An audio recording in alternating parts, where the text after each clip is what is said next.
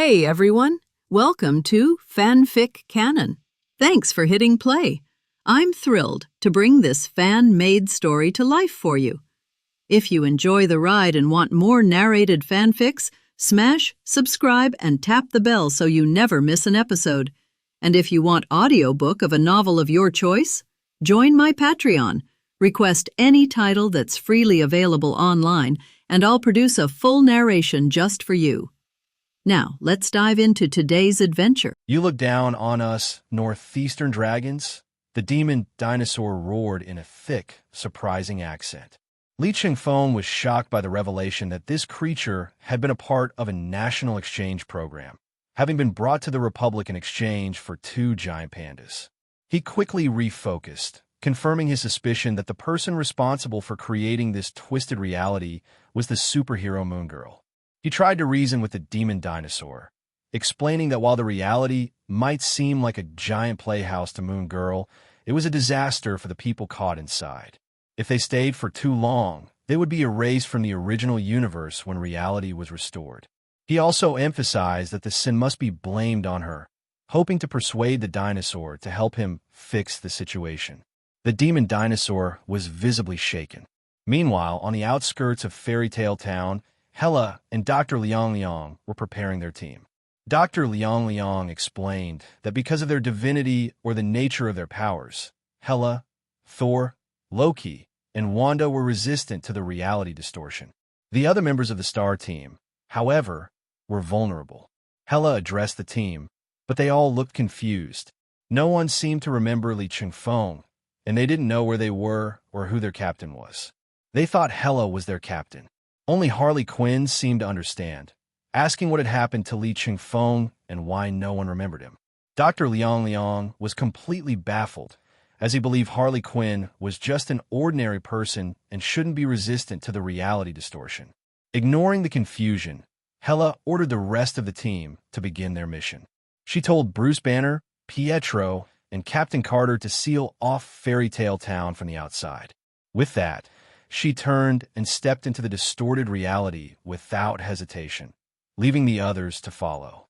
When Hella stepped into the distorted reality, she immediately regained her memories of Li Chengfeng. The power of her divinity had overridden the reality distortion. She was soon followed by Dr. Liang Liang, and after confirming the 2 of them were safe, she called for Thor and Loki. Loki was thrilled at the thought of Li Chengfeng being gone, and Thor realized the reality distortion was caused by TIE particles, which had the same magical origins as Wanda's power. Hella, who already knew this, gave the signal for the rest of the team to enter. As they did, they too regained their memories of Li Chengfeng. Everyone was ready to go on the mission to rescue him. Everyone, that is, except Harley Quinn, who saw a huge red light appear in the sky. She told the group that Li Chengfeng did not have much patience, and they should hurry. Meanwhile, Li Chengfeng had just struck a deal with the demon dinosaur. The dinosaur would get the Moon Girl to surrender and restore reality, and in return, Li Chengfeng would ensure her safety. Li Chengfeng then turned to Hal Jordan and Bruce Wayne, telling them that the demon dinosaur had confirmed that his friend, Moon Girl, was responsible for the distortion. He told them that the demon dinosaur and Moon Girl had found Hal Jordan after his plane crashed, and that was when the distortion started. As they walked, a young girl with 2 thick pigtails appeared. She seemed to be a teenager, but she had the voice of an old man. "You should bow down to your ancestors," she said. The demon dinosaur was shocked, but Li Chengfeng, in a very Loki-like way, asked the girl her name. "I am the great demon Shadow, the son of the creator and the elder brother of Gia, the earth goddess," the girl said. "I am the god of the underworld, Thon. Tools." Li Chengfeng and Bruce Wayne were immediately on edge. They knew the girl they were facing was not Moon Girl, but Thon, an ancient evil god. The demon dinosaur, sensing the immense evil, was terrified. The only one who didn't seem to get it was Hal Jordan. He joked about the girl's height and patted her on the head. Li Chengfeng, sensing his psychological state and knowing what was about to happen, pulled Hal away just in time. The spot where Hal had been was instantly hit by a black aura. Li Chengfeng berated Hal for his recklessness, but it was too late. The opportunity to get information out of Thawne was gone. Thawne, in Moon Girl's body, began to speak. She noticed Li Chengfeng's power and was surprised that a mortal could possess complete divinity. Li Chengfeng, realizing the ancient god was not all-powerful, questioned if she was really Thawne. He theorized that she was actually the Darkhold, an ancient evil book written by Thawne. When he accidentally said the name Darkhold, the entity in the girl's body freaked out. After some verbal back and forth, Li Chengfeng declared his intent to fight. He let his red and green lanterns flare to life. But before he could even attack, the Darkhold in Moon Girl's body slid across the ground and knelt before him, surrendering. She was quickly defeated after she attempted a surprise attack. Li Chengfeng, after toying with her for a moment, offered to teach her his fighting style. Outside Fairy Tale Town, Hela, Dr. Liang, Thor, Loki, Wanda, and Harley Quinn had arrived. A red light in the sky, a sign of Li Chengfeng's anger, told Harley Quinn that he was in a fight. Loki, on the other hand, saw that the tie particles that made up the reality distortion were being split. Hela explained that these split particles could be used to create cursed warriors. Thor scoffed at the idea of mass-produced cursed warriors. Then, the residents of Fairy Tale Town, who had been infected by the split particles, began to move like puppets and turned to face the Star Team. Thor, eager to prove himself, rushed in, but was easily knocked back by a cursed warrior who happened to be Little Red Riding Hood. Hela berated Thor for being so reckless and told him he had much to learn. Thor apologized and said he would follow her orders. She instructed Wanda and Harley Quinn to protect Dr. Liang, while she, Thor, and Loki would form a trinity to clear the way. With a final command, Hela led the Star Team to attack. So, what you're saying is that you just woke up and found yourself transformed from a book into a person? Yes, brother is right. Li Chengfeng stood in front of the Dark Book with his arms folded. Hal Jordan and Bruce Wayne stood beside the Darkhold, forming a triangle to surround the Darkhold. There was also a demon dinosaur looking over from overhead, looking anxious and curious. Not enough. Since Bruce Wayne knew that the girl in front of him was not her real self, but a Lolita book, no typo, that temporarily occupied the girl's body, he was too lazy to give it a good look. The sinister aura of the Dark Knight when he was interrogating the prisoner rose up all of a sudden, and even a thick-skinned man like Hal Jordan couldn't help but shudder, and there was a hint of suspicion in his eyes when he looked at Bruce Wayne. Hal Jordan leaned over to Li Chengfeng and asked in a low voice, "Bruce Wayne doesn't have any unknown hobbies, right? It's just that weird habits that rich people have. You found it."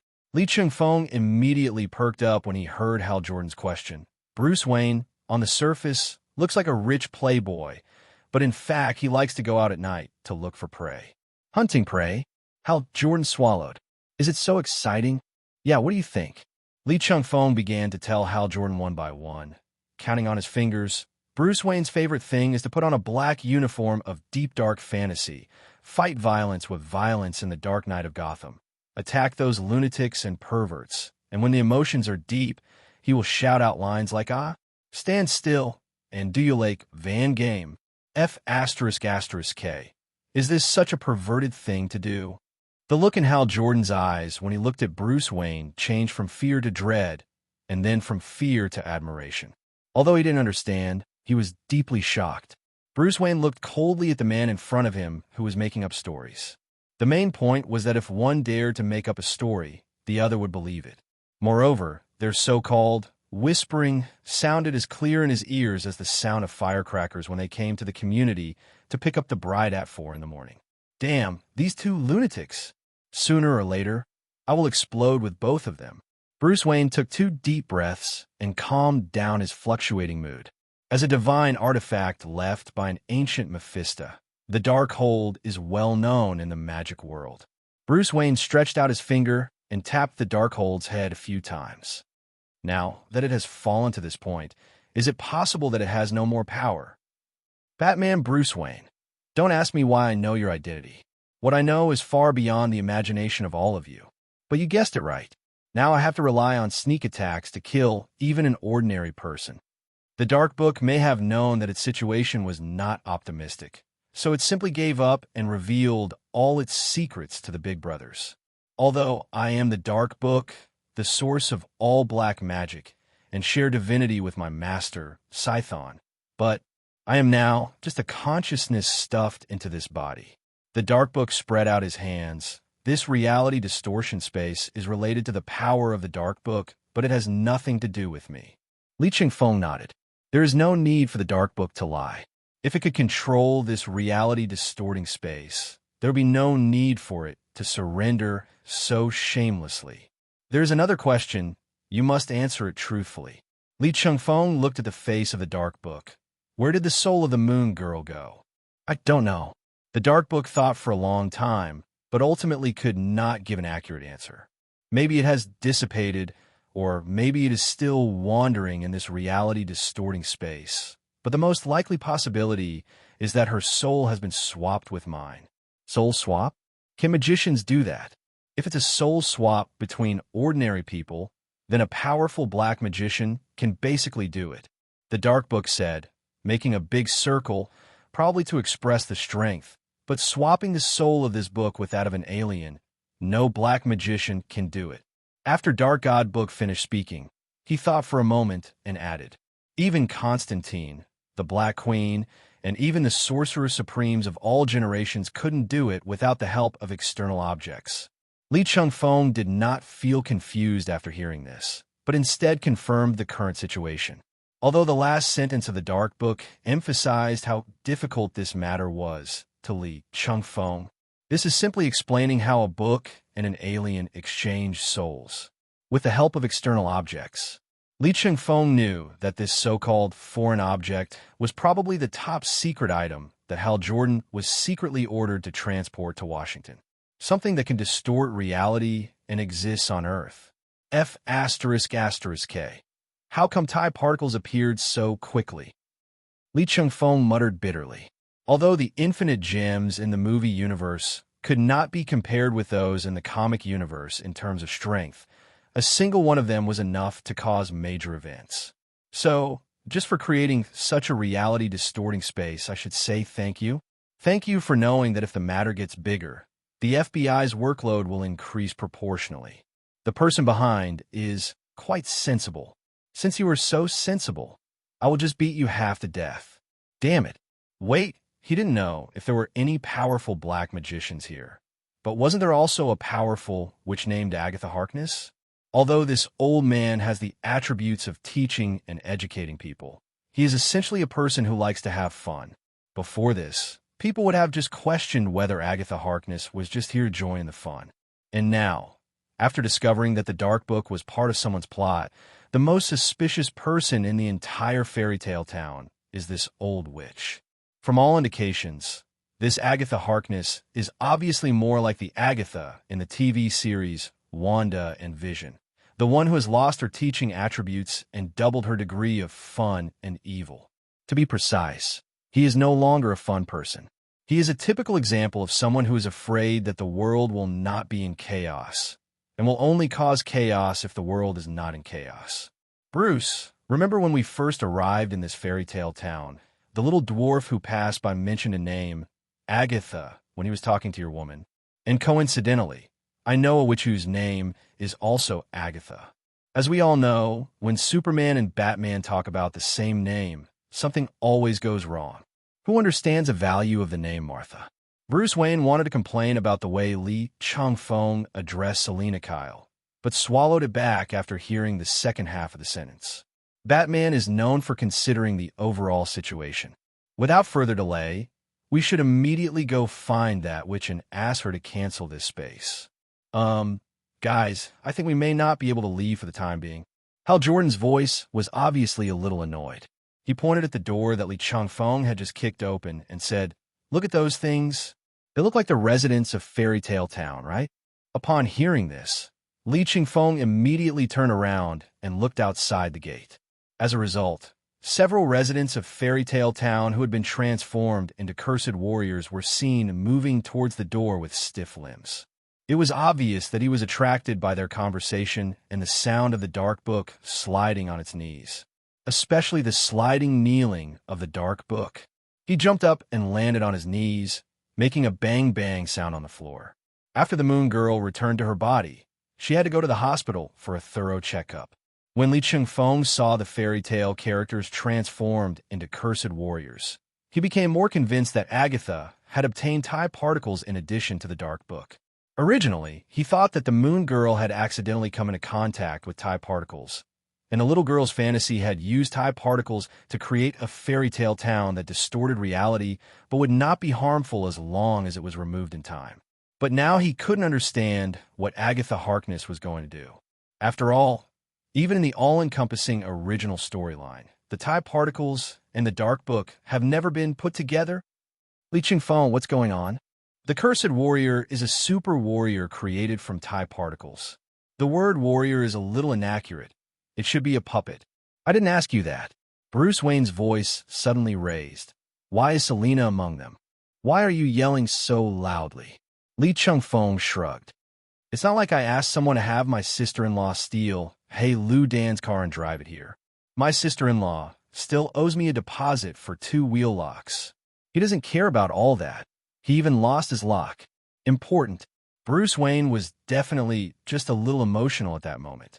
He definitely knew that Selina Kyle got involved in this matter purely because his fiancée was itching to get involved.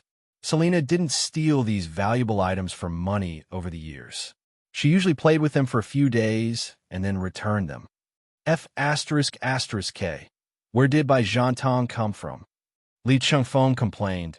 I don't care if that woman only played with it for a few days and then returned the things to the person. Anyway, you can go and explain this to Nick Fury with your fiancé after you get out. Wait, you mean Selina can recover? Did you think your fiancé couldn't recover? Li Chengfeng looked at Bruce Wayne, who was stunned for a moment, and gritted his teeth. Damn those stinky lovers. Even a guy like my grandpa can be given some symptoms of early love brain. Is this still Catwoman? Is this the reincarnation of Liu Bei? What's succubus? No. Do you still have time to sit here and whine about your girlfriends? Hal Jordan was so anxious that he wanted to do a split right there and then, and it would be best if he could trip these 2 people and make them fall flat on their faces. Although I don't know what a cursed warrior is from what you just said, it must be a very powerful thing. Li Chengfeng then remembered that MD was the only one with sufficient fighting power right now. This guy Bat is Encounter Brother, and Hal Jordan is just an ordinary person. At the moment, he is not the strongest Green Lantern in history. Yes, Li Chengfeng slapped his forehead suddenly. After quickly examining the 2 people and the dragon beside him, Li Chengfeng immediately summoned out the red and green light furnace. No, man. Why did you bring out 2 lamps at this critical moment?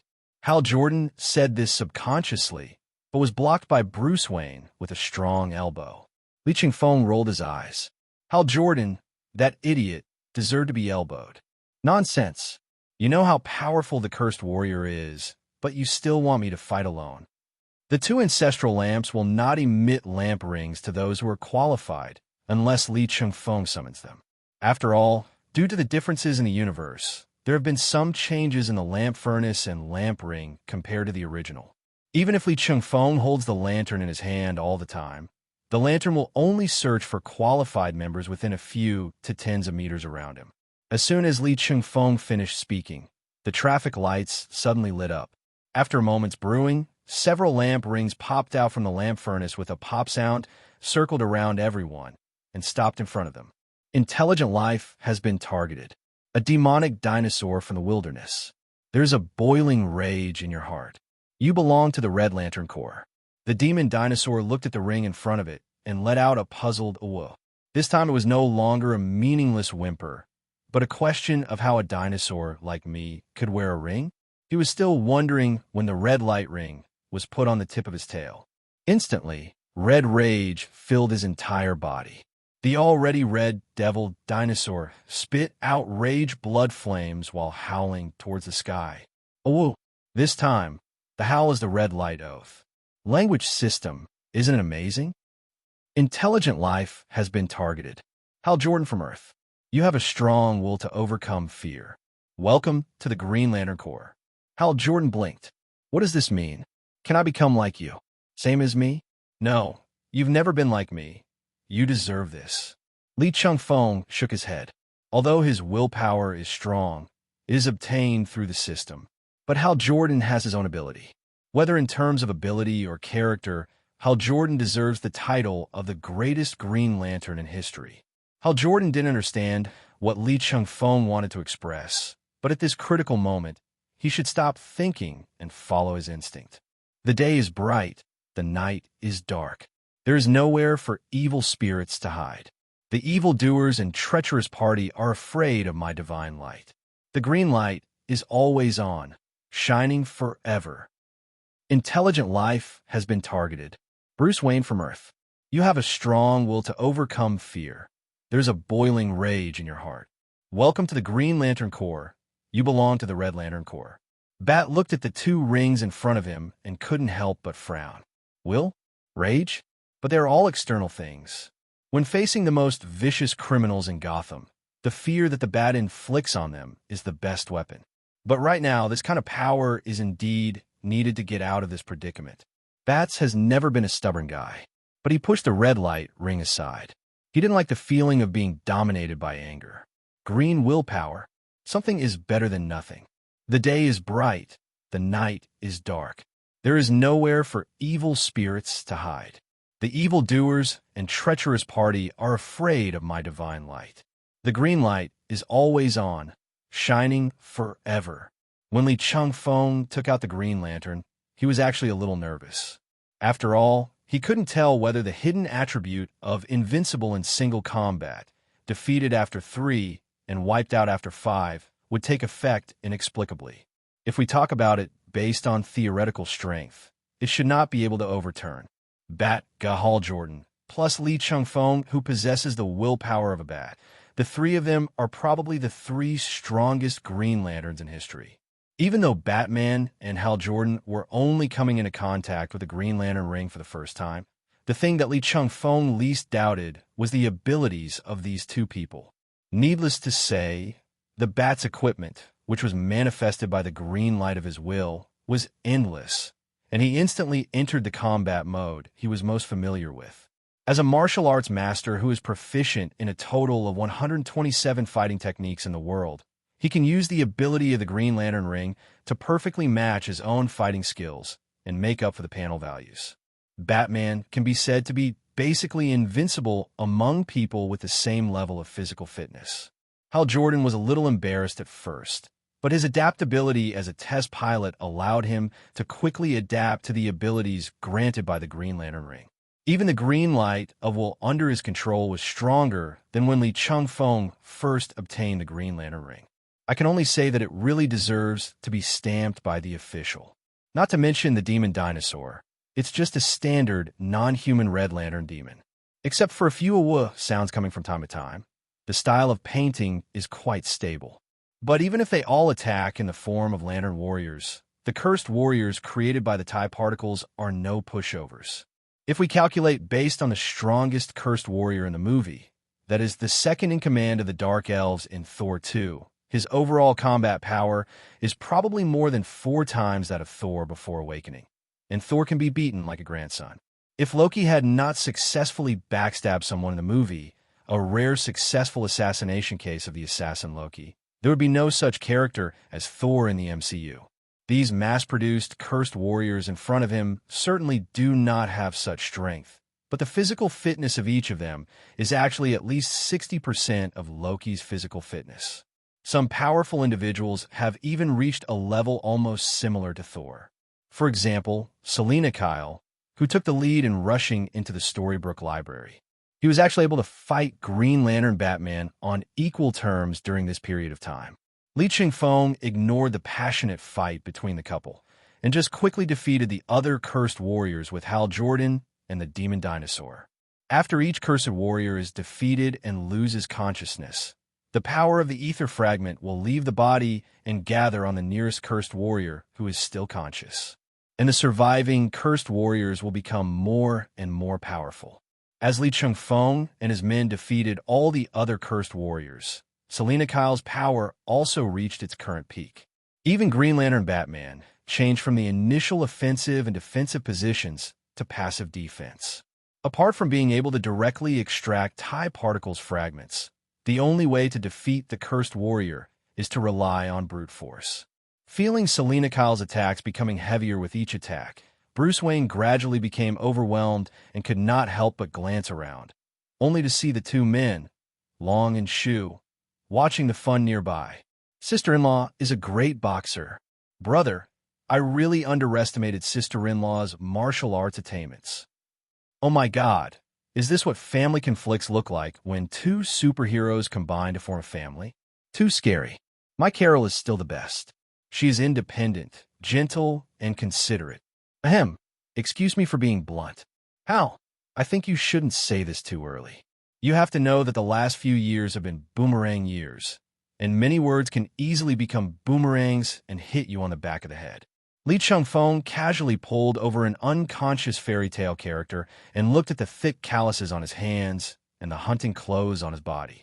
He should be the hunter who was sent by the evil queen to hunt down Snow White, but finally let her go because he couldn't bear it. There is definitely a darker version, where the hunter is attracted to Snow White and Snow White sleeps her way out. Li Chengfeng still remembers that the book was in... Oh, sorry, I remembered it wrong. That wasn't the dark version, it was the version that was a bit unplayable. In short, Li Chengfeng pulled this hunter who once aided the tyrant, but finally repented and made the right decision. Sat on his back. The domestic violence drama is worth sitting down and watching for a while. The mission can wait, but watching the fun cannot. This is another major attribute of the people of the Republic, to watch the fun. You bunch of bastards. How long are you going to stand by and watch? Bruce Wayne finally couldn't bear it anymore. He formed his hands into a shield shape and used the green light of his will to form a barrier. He took Selina Kyle's heavy whip kick carrying the power of TIE particles and quickly retreated with the help of this force. He also took advantage of this opportunity to give Li Chengfeng, who was watching the fun, a fierce middle finger. Li Chengfeng could only say that he was extremely satisfied to see the bat break through its defense. Who else in the world can receive such treatment? Cool. But after having fun, you have to take responsibility and solve the problem. Otherwise, you would be a complete scumbag. Li Chengfeng is definitely not a scumbag. So he flew up, and the power of red and green entangled and combined into the purest energy, carrying destructive force and shooting toward Selina Kyle. Sister-in-law, I'm a little fierce. Please bear with it. Although he is unreliable in words, he still knows how to handle things. She and Bruce Wayne are close friends, so she definitely cannot blow up Catwoman, who is transformed into a cursed warrior, like she did to Hulk, the pervert who is basically immortal. But some skin injuries are unavoidable. Just consider a lesson for her. The director of the America General Administration's car is not something that can be stolen casually. Definitely the most important thing is deposit for 2 parking lots. This time, we have to get some compensation from Bruce Wayne and his wife. Bruce Wayne rushed into the smoke and carried out Selina Kyle, who had completely lost consciousness. After checking her breath, he breathed a sigh of relief. Hey, am I such a frivolous person? Who knows? Anyway, when I saw you take action, you didn't show any hesitation at all. You were even very happy. Nonsense. Your fiancé can earn $8 million in deposits by stealing a car. Isn't it okay for me to hate the rich? Li Chengfeng waved his hand, then led everyone out of the fairy tale town library. I remember, that little dwarf said that Agatha's hotel is at the northernmost part of Storybrooke. Following the deserted street, Li Chengfeng looked in the direction of the Agatha Hotel. There, it seems a bit too lively. Boom! Loki was blown by an ice blast and flew into a house on the street. The body of the god of trickery smashed through the ordinary brick and stone house. Ahem! Damn it! Aren't these fairy tale characters too strong? Loki complained as he stood up from the collapsed house and spat out a cloud of dust that also filled the surroundings. By Odin, this just reminded me of my mother's strict teachings. Tisk, it's really chilling. Even though Loki complained, he did not delay the battle. Facing Princess Elsa with an ice storm lingering around her hands, His mission had just been completed. I saw a crimson magical energy climbing up from Elsa's ankle. It seemed as weak as daughter, but after quickly spreading throughout her body, Elsa completely lost control of her body. Harley Quinn, who had been waiting for a long time, swung the bat and hit a home run to Princess Elsa, who was controlled by Wanda. This is a real adamantium baseball bat. Not to mention Princess Elsa. Even Li Chengfeng would be restrained for a few seconds if he was hit on the head by such a club. Loki, you still have the mind to make double entendres on the battlefield? I think you really should come to my psychological clinic after this mission. Even a madman like me thinks you are crazy. Haha, it's better to be a little crazy.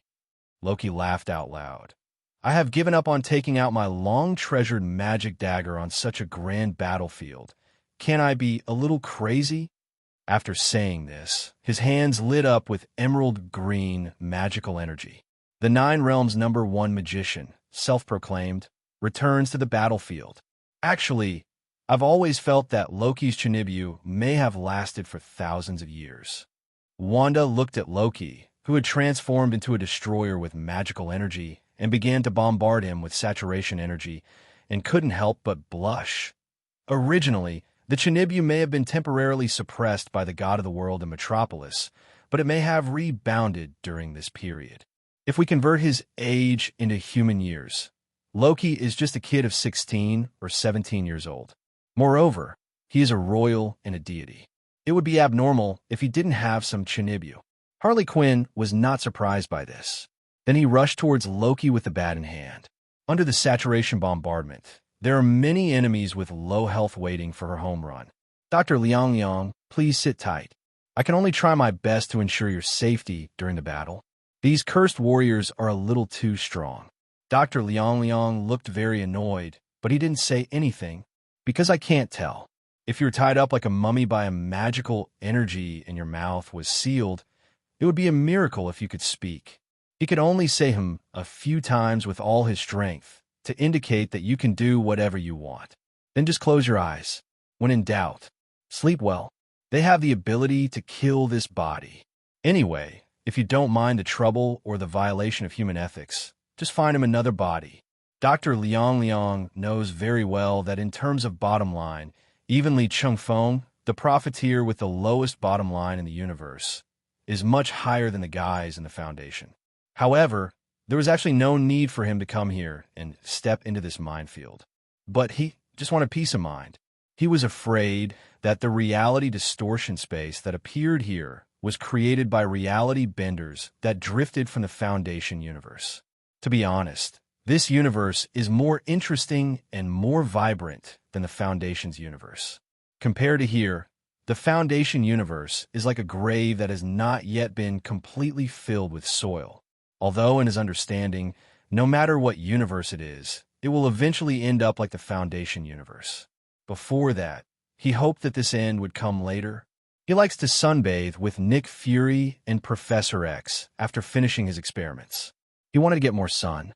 Just as Dr. Liang Liang closed his eyes and started to swing, an old man with golden eyes, yellow and white hair, and a smell of money all over his body, smashed down at Dr. Liang Liang with a huge and heavy treasure chest as a weapon. By the time Wanda realized what was happening, it was already too late. Brush! 2 night sky swords flew out of the air. One nailed the old man to the wall, and the other split the treasure chest he was trying to use to kill someone in 2. The yellow gold coins fell all over the floor. Mine! Mine! All mine! The old man ignored the damage caused by Night Sky's sword and forced Night Sky sword to leave a hole in his heart that was visible from front to back. Although he was on the verge of losing consciousness, his greed was stronger than ever. Even Hela, who shot the 2 Night Sky swords, couldn't help but frown and look at herself. The most greedy man she had ever seen, his blood spurting out from his heart, stained her arm. But as the goddess of death who has killed countless lives, how could Hela care about blood being added to her body? The enemy's blood is the soldier's metal. Hela lowered her head, her eyes neither sad nor happy, and said to Wanda, "You're falling behind. Hurry up and catch up." "Clear." Wanda nodded and chased after Harley Quinn, who had already run quite a distance. But he couldn't help but look back at the old man again. Can extreme greed make people give up even their own lives? Dr. Liang opened his eyes and hummed several times, finally attracting Wanda's attention and signaling her to remove the energy protection and restraint on his mouth. Wanda moved her fingers and partially released the restraints. I can finally talk. Who wants to sleep when they can talk? Chatting is always good. Dr. Liang had been holding back for a long time, so he started talking right away. Granddad, a typical miser. He symbolizes the modern man's god, the god of wealth with boundless power and a ruthless face. Money is everything, and naturally it is more important than life. Why does such a person exist in Storybrooke? Wanda's brows were full of questions. Agent Wanda, the so-called fairy tale is never all about the rosy side. Although Dr. Liang has the body of a muscular man in his 30s, his tone of voice sometimes sounds like that of an old pervert who has seen all kinds of human life. Just listening to the voice, it seems like a wise man is guiding lost people, if he wasn't trapped as a mummy. Okay, Agent Wanda, my advice to you now is just use your ultimate skill to jump into the enemy group in front of you and deal damage. If you don't grab some kills, you won't have enough DKP. Wanda thought about it. Although she didn't quite understand what Dr. Liang said, she listened to his advice. Then he mobilized all the chaos magic in his body, flew into the air, and then smashed into the front line like a meteor. That is in front of the Agatha Hotel. Boom! In an instant, sand and dust flew everywhere. This all-out outburst actually resulted in a small-scale clearing. Pa pa pa pa. A round of applause representing admiration came from inside the hotel door. Bravo! As expected of a girl who was given the origin magic power by the ancient Mephisto Scython himself. A curvy woman with purple hair, purple clothes, and purple lipstick walked out of the hotel, clapping her hands. It's hard to tell her real age, but she's definitely not as young as she looks. The so-called origin magic power is a form of magic that is the oldest and has nothing to do with any other magic. It is independent of other magic systems. It is the earliest primordial light in the universe's cognition and accidental events. Those strange, impossible fires of life burning up are origin magic power. She was holding a thick, gray-black book, not caring whether Wanda cared or not. She just kept chattering to herself. Ma'am, I am Wanda Maximoff, a first-class agent from the FBI. Regardless of whether you are the instigator of this incident or not, please remain silent and put down all the objects in your hands, and put your hands where I can see them. Wanda paused and continued. We are not affiliated with the American government, and we will not abide by the federal Constitution and Miranda warnings. Our law enforcement power is above all American agencies. So please do not resist unnecessarily. While she was warning the suspicious woman who suddenly appeared, her teammates had gathered around them. Thor steadily caught Mjolnir flying back from a distance, and touched his face where Little Red Riding Hood had kicked him, muttering, although they are all very strong, what I said at the beginning is still correct. After all, mass-produced goods cannot stop our progress. Come on, man, if I hadn't helped you just now, you would have been kicked in the same spot again. Loki patted his brother's chest muscles, seemingly comforting but actually mocking. Thor, you are not savoring the feeling of being kicked in the face, are you?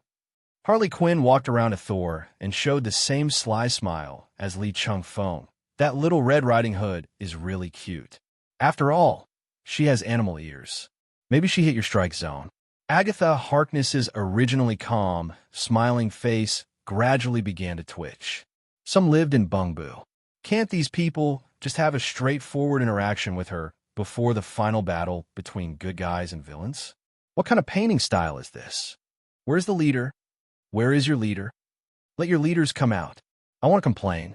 Although I didn't hear it myself, I always felt that someone was secretly complaining about our team's painting style. A clear male voice came from the other side of the street. The next moment, a blend of red and green light illuminated the earth. Bang! A perfect superhero landing. The star team didn't even need to look closely. Even without the energy glow of the red and green rings, They could recognize Li Chengfeng from his deliberately showy posture. Look at what she's holding. This old, which pretending to be young, is holding my true self. The dark book with the appearance of a moon girl jumped over and wanted to fight Agatha. As a result, halfway through the jump, the demon dinosaur bit the collar of his clothes. Well done, Xiaolong. I'll treat you to a pig-killing meal later. Li Chengfeng gave the demon dinosaur a thumbs up, and the demon dinosaur made an okay gesture with its short claws. Then Li Chengfeng turned around and looked at Agatha Harkness. You took great pains to lure the star team here. No, the star team is second.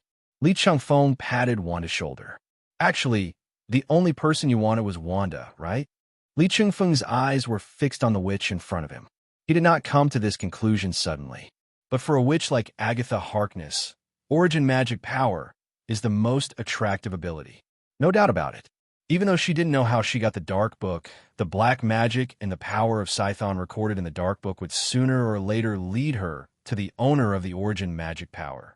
Either it's Sithorn himself or Wanda Maximoff. But what she ultimately wants to achieve is unknown. The most important thing is that Agatha Harkness is too much of a fun-loving person, and it is difficult to understand her temper and character. It is not certain whether she is pursuing power and conquest. By now, she has successfully met Wanda in this reality-distorted space and exchanged the soul of the Darkhold with the soul of the Moon Girl. It seems that she has completely controlled the Darkhold. The soul of an ignorant girl is easier to control than the shameless book of the Dark Lord. Wanda should have just read to you the law enforcement powers we have. By releasing the reality distortion space and freeing the ordinary people you trapped in it, we can end this before you cause great damage. Li Chengfeng said to Agatha Harkness. He really hoped that this matter would end here. Who the hell remembers that this whole thing started because Nick Fury's car was stolen and he came looking for it because he was in the wrong? What's the difference between this and going out for a walk and then encountering the end of the world?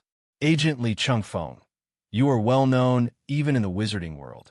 Agatha Harkness did not answer, but began to flirt with Li Chengfeng. You captured this scum Constantine alive and imprisoned him in an unknown secret location. We in the wizarding world held celebrations for several days in a row for this. Constantine, how hateful are you? It seems that it is a good choice to let him join the legends. Besides the fact that he is prone to causing trouble, Constantine's black magic level is also one of the best. Most importantly, if he continues to stay in this timeline, he will probably be attacked by the magic world in a short while.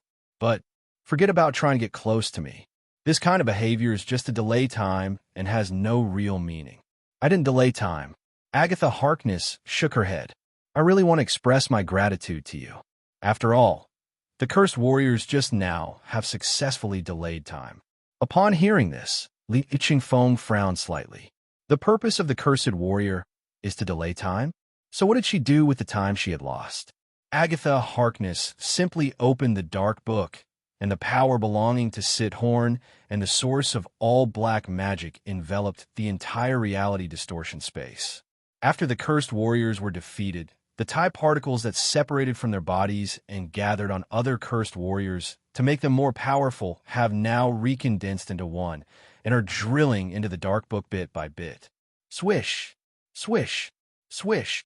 Hela unhesitatingly activated the power of Level Godfather and launched the Night Sky Sword. Her instinct told her that if she didn't interrupt what was happening, things will get bad later. Li Chengfeng had the same idea, but it was useless.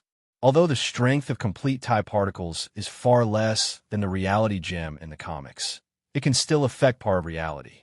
Just as the three Night Sky swords were about to pierce Agatha Harkness' body, the witch's body was suddenly covered with an untouchable film.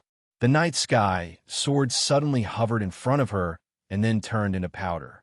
Everyone in Team Star took a deep breath. They know Hela's strength best. Except for Li Chengfeng, anyone who meets Hela will be beaten. The Night Sky sword is like a magical weapon. Even the real adamantium bat in Harley Quinn's hand cannot shake it in the slightest. Even when Li Chengfeng was practicing fighting with Hela, the green light of will and the red light of rage attacked together, but they could only knock away the night sky sword. Turning it into powder like this is simply unheard of and unseen. Agatha Harkness. Even Li Chengfeng's expression gradually became serious at this moment. What on earth did you do?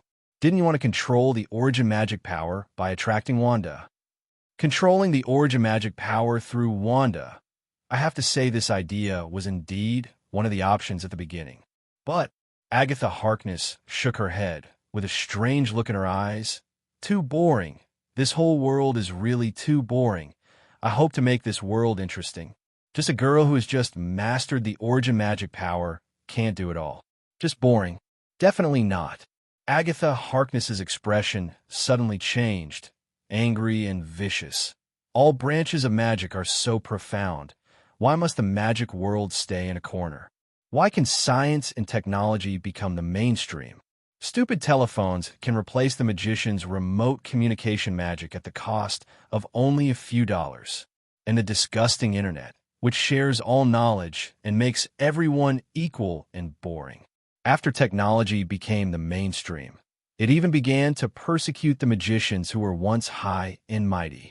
As Agatha Harkness spoke, black magic began to emerge from her body, and even her eyes were completely dyed pure black. Dark God Book rubbed his eyes in disbelief and cursed. That damn B***************************************************************************************************************************************************************************************************************************************************************** original Original power isn't't't isn't it that the little devil called Moon Girl, her soul, took control of my body so quickly? Where the hell did this genius child come from? Li Chengfeng curled his lips and said, "Isn't he a child prodigy? Although it has a bit of ZZQ touch, it is officially approved after all, and its ability is beyond doubt. It's just that its reputation is much better than that of another ZZQ product, Heart of Steel. After all, who doesn't like northeastern dinosaurs? Rather than whether the girl was a genius, Li Chengfeng was more concerned about what Agatha Harkness had just said. He went from being a super fun person to an extremist in an instant. I didn't expect this woman to have such a side, but it is understandable. In the era when Agatha Harkness was born, she was a real aristocrat, high above everyone else, and in control of the fate of others. It's understandable that she can't adapt to this era. Bullshit. Tim, Hela, the former crown prince of Asgard, can adapt to the world, so why can't she, a mere noble, adapt to the world? Ugh, disgusting. What this extremist pursues is nothing more than the elimination of technology and returning the world to the era ruled by magic and supernatural forces. For this purpose, she also possessed the Dark Book and Tie Particles. F***K. This old B******ch. Li Chengfeng slapped the Dark God Book's head hard. She really intends to create a dimensional channel by hand. Rub the dimensional channel with your hands. This is really easy to do. But this easy solution is only for the Mephistas in that dimension. For example, those crimson gems rubbed out by Ceterak can be regarded as small dimensional channels, which can usually only be used to transmit crimson energy from the crimson universe. But under special circumstances, Ceterak can also use the crimson ruby to temporarily project anyone who touches the crimson ruby into the crimson universe. If the projection cannot be severed immediately, Ceterak can transform it into his true form, leaving the person in the crimson universe. Last time, Li Chengfeng almost fell into the trap of that red otaku. If he hadn't been in ion form for that 1 minute, he would have become the star rage of Ceterak by now. And now Agatha Harkness wants to create a reverse dimensional channel so that Scython, who was beaten to a pulp by his nephew Adam, the God Eater, and eventually fled to other dimensions, can return completely. As the only owner of the origin magic power, Wanda is definitely the best candidate for host. Li Chengfeng looked at Agatha's current state and couldn't help but give the Dark Book another big fight. F***K. Li, why are you hitting me? Don't think you can touch me just because I'm originally a book. I now have the body of a black underage girl. Be careful, or I'll make you pay for it. Even if you say, but there's no basement in my house, it won't help. You've read a lot of books and watched a lot of movies. Li Chengfeng rolled his eyes. You deserve it if I hit you. Have you forgotten what abilities you have? What ability? I have a hard time killing someone now. I'm talking about your ability as the Dark Divine Book. Li Chengfeng grabbed the two black and hard hairs that were sticking up like two spikes. You won't forget that your book, in addition to being the source of black magic and forbidden knowledge, also has the side effect of tempting people to depravity and making them extreme, right? Is that a side effect? If it's not extreme, who would have the heart to mess around with those inexplicable black magic and forbidden knowledge? Those things make my hair stand on end after I read a book. You are quite sober. Nonsense, I'm just a carrier. What's evil is always the magic and knowledge recorded in the books, not the books themselves. Can the soul in the dark book stop this summoning that belongs exclusively to Scython? Li Chengfeng finally revealed his purpose at the end. As expected, the soul of the dark book had no loyalty to Zithorn. In other words, he didn't think it was a good thing for Scython to return to Earth. So who is this soul? It seems that interesting things are happening one after another. However, the most urgent task now is to interrupt Agatha Harkness's hand-rubbing dimensional channel and the subsequent summoning ceremony. And Hela has just proved that even the attack of Level God Father cannot affect Agatha Harkness now, with the combined effect of the Dark Book and Type Particles. At the moment, Wanda, who had been silent since being called, seemed to sense something. Captain, I seem to understand what Agatha Harkness is planning to do. Wanda's entire body was surrounded by the light of origin magic power. She is not planning to create a dimensional channel large enough for Sithorn to pass through. Instead, she is planning to use Sithorn's divinity contained in the Dark Book as a coordinate to assimilate the reality distortion space where the entire Storybook is located with the dimension where Sithorn is located.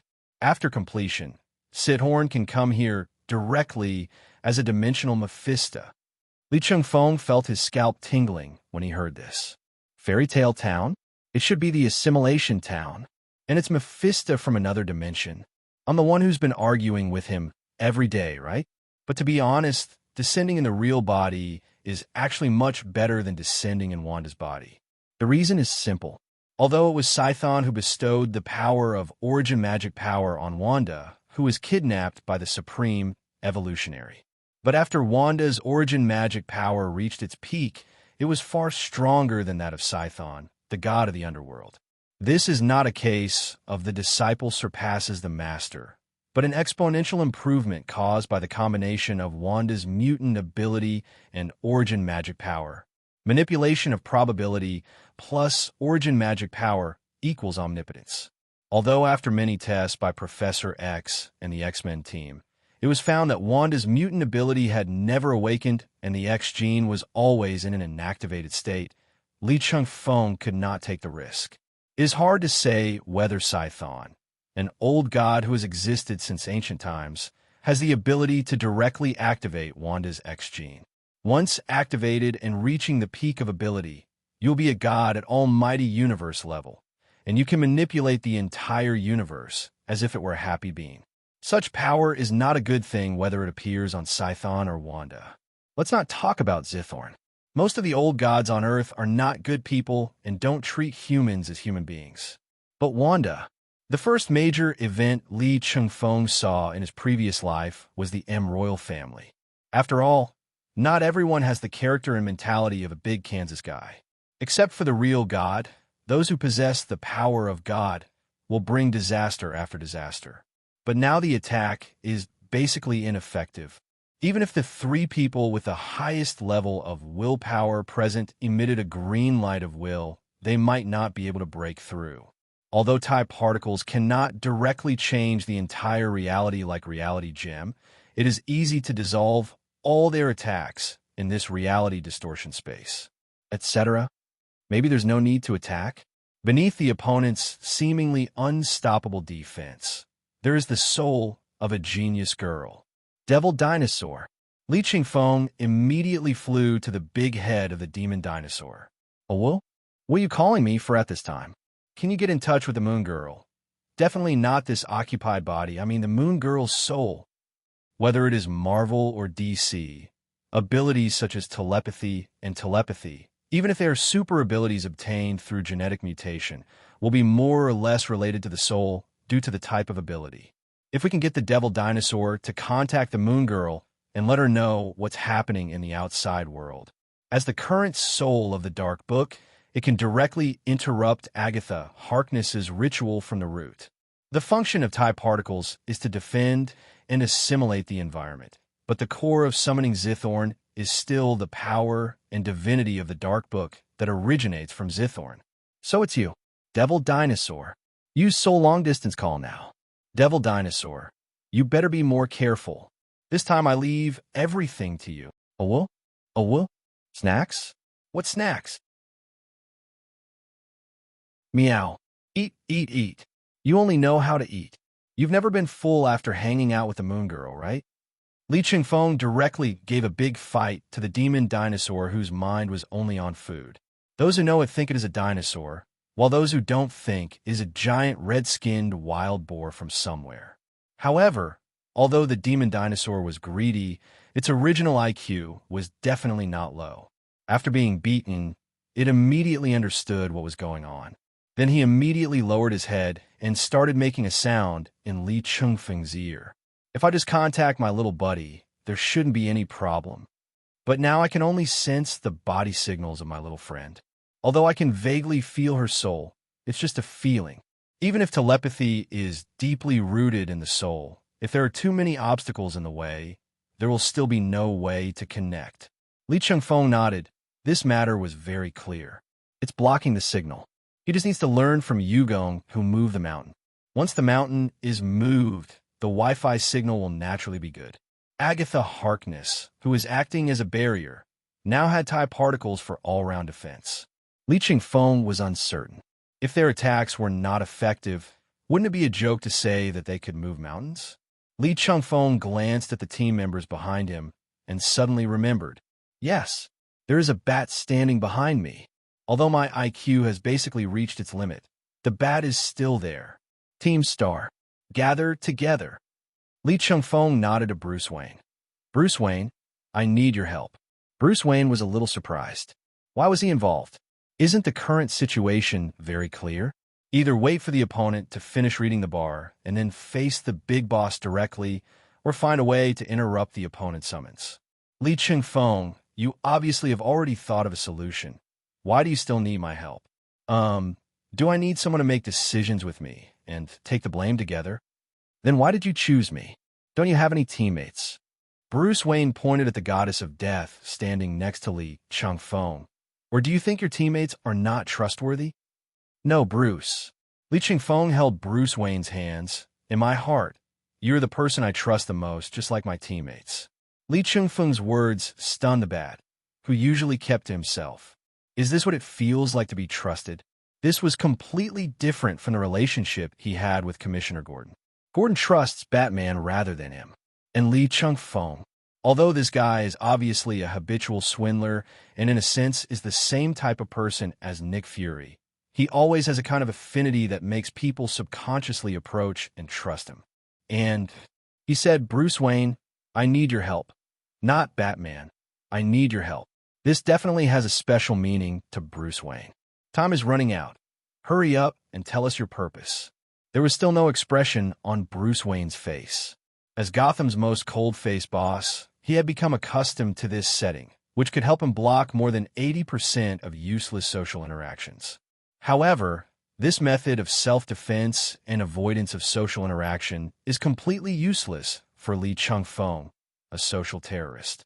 Li Chengfeng put his hand on Bruce Wayne's shoulder, and his servile look didn't show that he was facing a powerful enemy at the moment. It's like this. Then Li Chengfeng informed everyone of a series of problems. The demon dinosaur could contact the moon girl's soul in the Dark Book and interrupt the spell from the inside. But now the barrier of TIE particles was too strong to locate the moon girl's soul.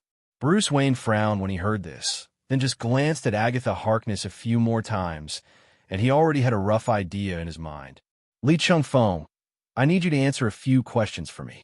You said, as long as you don't ask me for my bank card password, I can even tell you all my XP. I don't understand the so-called type particles, but are their energy and power infinite? Definitely not. If type particles were what you just said, we would have turned into yellow soil on the ground long ago. Look, when this witch casts a spell, although type particles are used for defense, at the same time, type particles are also pouring into the dark book bit by bit. This shows that type particles are also a necessary medium for casting spells, to assimilate this distorted real space into another dimension. It is naturally necessary for type particles to distort part of reality.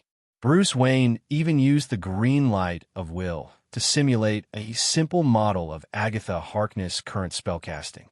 In other words, as the casting progresses, the defense of type particles is getting weaker and weaker, and what we have to do is to continue to attack the type particles and accelerate the energy consumption of the type particles.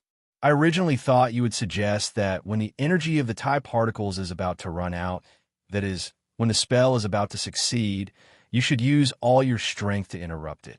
Li Chengfeng shrugged. If you really do this, the risk is too great. If I were alone, I would definitely choose to do this, because I have no choice. Bruce Wayne said as if it was a matter of course. But now we have 3 gods and 3 Green Lanterns, so we don't need such extreme methods. The demon dinosaur also nodded repeatedly after listening. Whoa, he's right. I can locate the coordinates of the little guy's soul by simply making the type particles produce a relatively large fluctuation. After hearing what Bruce Wayne and the devil dinosaur said, Li Chengfeng breathed a sigh of relief. From this perspective, what needs to be done is much simpler. After all, the difficulty of penetrating the real protective layer of type particles and causing them to produce large fluctuations is too different. Very good. In that case, everyone listen up. Focus your fire on one spot. The demon dinosaurs should not participate in the battle for the time being, and always pay attention to the soul coordinates of the Moon Girl. Li Chengfeng gave an order, and the next moment, everyone began to attack Agatha Harkness. Stop wasting time. The reality protection layer of type particles is simply not something that human power can penetrate. All attacks, whether thunder or spells, whether night sky sword or green light of will, turned into ashes and nothingness before they could touch Agatha Harkness. So she could still fully understand the basic concepts. However, compared to the night sky swords that Hela fired at the beginning, the ash fell closer to Agatha Harkness. So, you're saying that this fairy tale town is now a space where reality has been distorted? Maria Hill, the 9th-level agent of the FBI and the commander-in-chief, was standing on the outskirts of Fairy Tale Town at this moment, her face full of disbelief. Although I have also been affected by reality distortion, so I don't know what part has been affected, but according to the descriptions of those members of the STAR team who have divinity and reality distortion resistance, it is because the captain of the STAR team entered this reality distortion space, and then his existence was temporarily erased from our reality. Captain Carter stood beside Maria Hill and talked. Although she has no divinity and no resistance to reality distortion, she has experienced too many things in various timelines over the years. Although reality distortion events are not commonplace, she has experienced them quite a few times. The captain of the STAR team? Does the STAR team have a captain? Hasn't it always been led by the goddess of death, Hela? Although she has always refused to become the real captain of the team. This should be the part of reality that has been distorted. We have forgotten the true captain of the STAR Squad that was supposed to exist. Wait, so we in the FBI have someone who can command those 3 Asgard gods? Maria Hill grasped the point. This is a little too unreal. Indeed, but according to the information from insiders, this person really exists. Captain Carter pointed in the direction of Fairy Tale Town. Once the events there are completely resolved, we should be able to regain the distorted part of reality. Well, hopefully it'll be worth it. Maria Hill nodded, turned on the communicator, and continued to command. Everyone, keep an eye on it. If there is any unusual movement in any direction of Fairy Tale Town, report directly to me immediately. This is a serious and important mission. Please take it seriously. Captain Carter did not continue to disturb Maria Hill, but walked a few steps away. After the reality-bending resistant members of Team Stellar went in, she, Pietro, and Dr. Bruce Banner contacted America Central. Although this reality distortion space, called Fairy Tale Town, is not big, this not big is only for a small town. It was obvious that the three of them were still unable to fully monitor such a large space. So they simply called for reinforcements. Nick Fury and Professor X immediately sent Maria Hill to lead hundreds of agents and a large number of energy detection equipment to provide support. Professor X also sent White Queen Emma Frost, who was relatively free today, to come over to support the team. To be honest, modifying memories is a common thing for me, but distorting reality? With all due respect, I find it a little incomprehensible. White Queen muttered as she looked at Captain Carter, who was walking toward her. You can use telepathy ability to detect whether your own memory has been modified. As one of the leaders of Mutant, you must have known the so-called captain of the Star Team before the reality was distorted. Captain Carter shrugged. To be honest, I still can't understand the principle of reality distortion, but unfortunately, it does exist.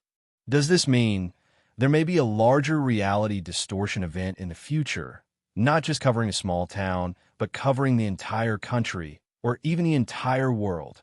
Emma, I don't know. Captain Carter shook his head. All we can do is to do everything we can to protect our reality. What are you working hard for? Is it for your sad reality? Or are you just unwilling to die in this town? Agatha watched as wave after wave of attacks came at her, then turned into ash and nothingness. There was an unmistakable hint of sarcasm in his tone. Team Star seemed to not hear her at all and launched powerful but fruitless attacks over and over again. At this moment, because of the corrupting and blackened nature of the Darkhold, Agatha, Harkness's brain, was completely unable to think normally, and she completely turned to darkness and extremes. She used black magic to transform into a sharp blade and cut her skin. The blood gushed out but was gathered into a river, flowing towards the dark book hanging in front of her. As we all know, this kind of dark items will increase their power after drinking blood. The dark book is no exception. The speed of constructing dimensional channels and assimilating reality-distorted space suddenly increased by 30%. But it is this act of increasing power, coupled with the next wave of attack that follows.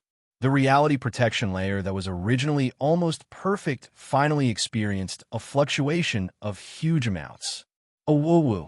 I succeeded in locating. After the demon dinosaur roared loudly, it immediately closed its eyes and began to struggle to cram the information to the other side of the reality protection layer. The reality protection layer is indeed almost invincible, but it cannot block the connection that is rooted deep in the soul. The bond of the soul cannot be affected by TIE particles. After hearing the roar of the demon dinosaur, Li Chengfeng immediately stopped attacking and came to the side of the demon dinosaur. Moon Girl, did you answer? Oh, whoa, don't worry. I've already connected with my friend, but without the support of alien blood, the transmission speed is not fast. You have to wait a while. When Li Chengfeng heard it, he understood instantly. Originally, the two were connected by a data cable. Now it's just Bluetooth. Li Chengfeng, is it still not enough? Bruce Wayne turned around and shouted to Li Chengfeng while emitting green light of will. Just now, the witch sacrificed her blood to the dark book. The progress is obviously much faster. Now, it is very close to completion. Damn it, Bat, why are you so anxious? The signal is bad. We too have to read the bar. Li Chengfeng responded to Bruce Wayne. Thank you so much. Now everyone here knows my identity.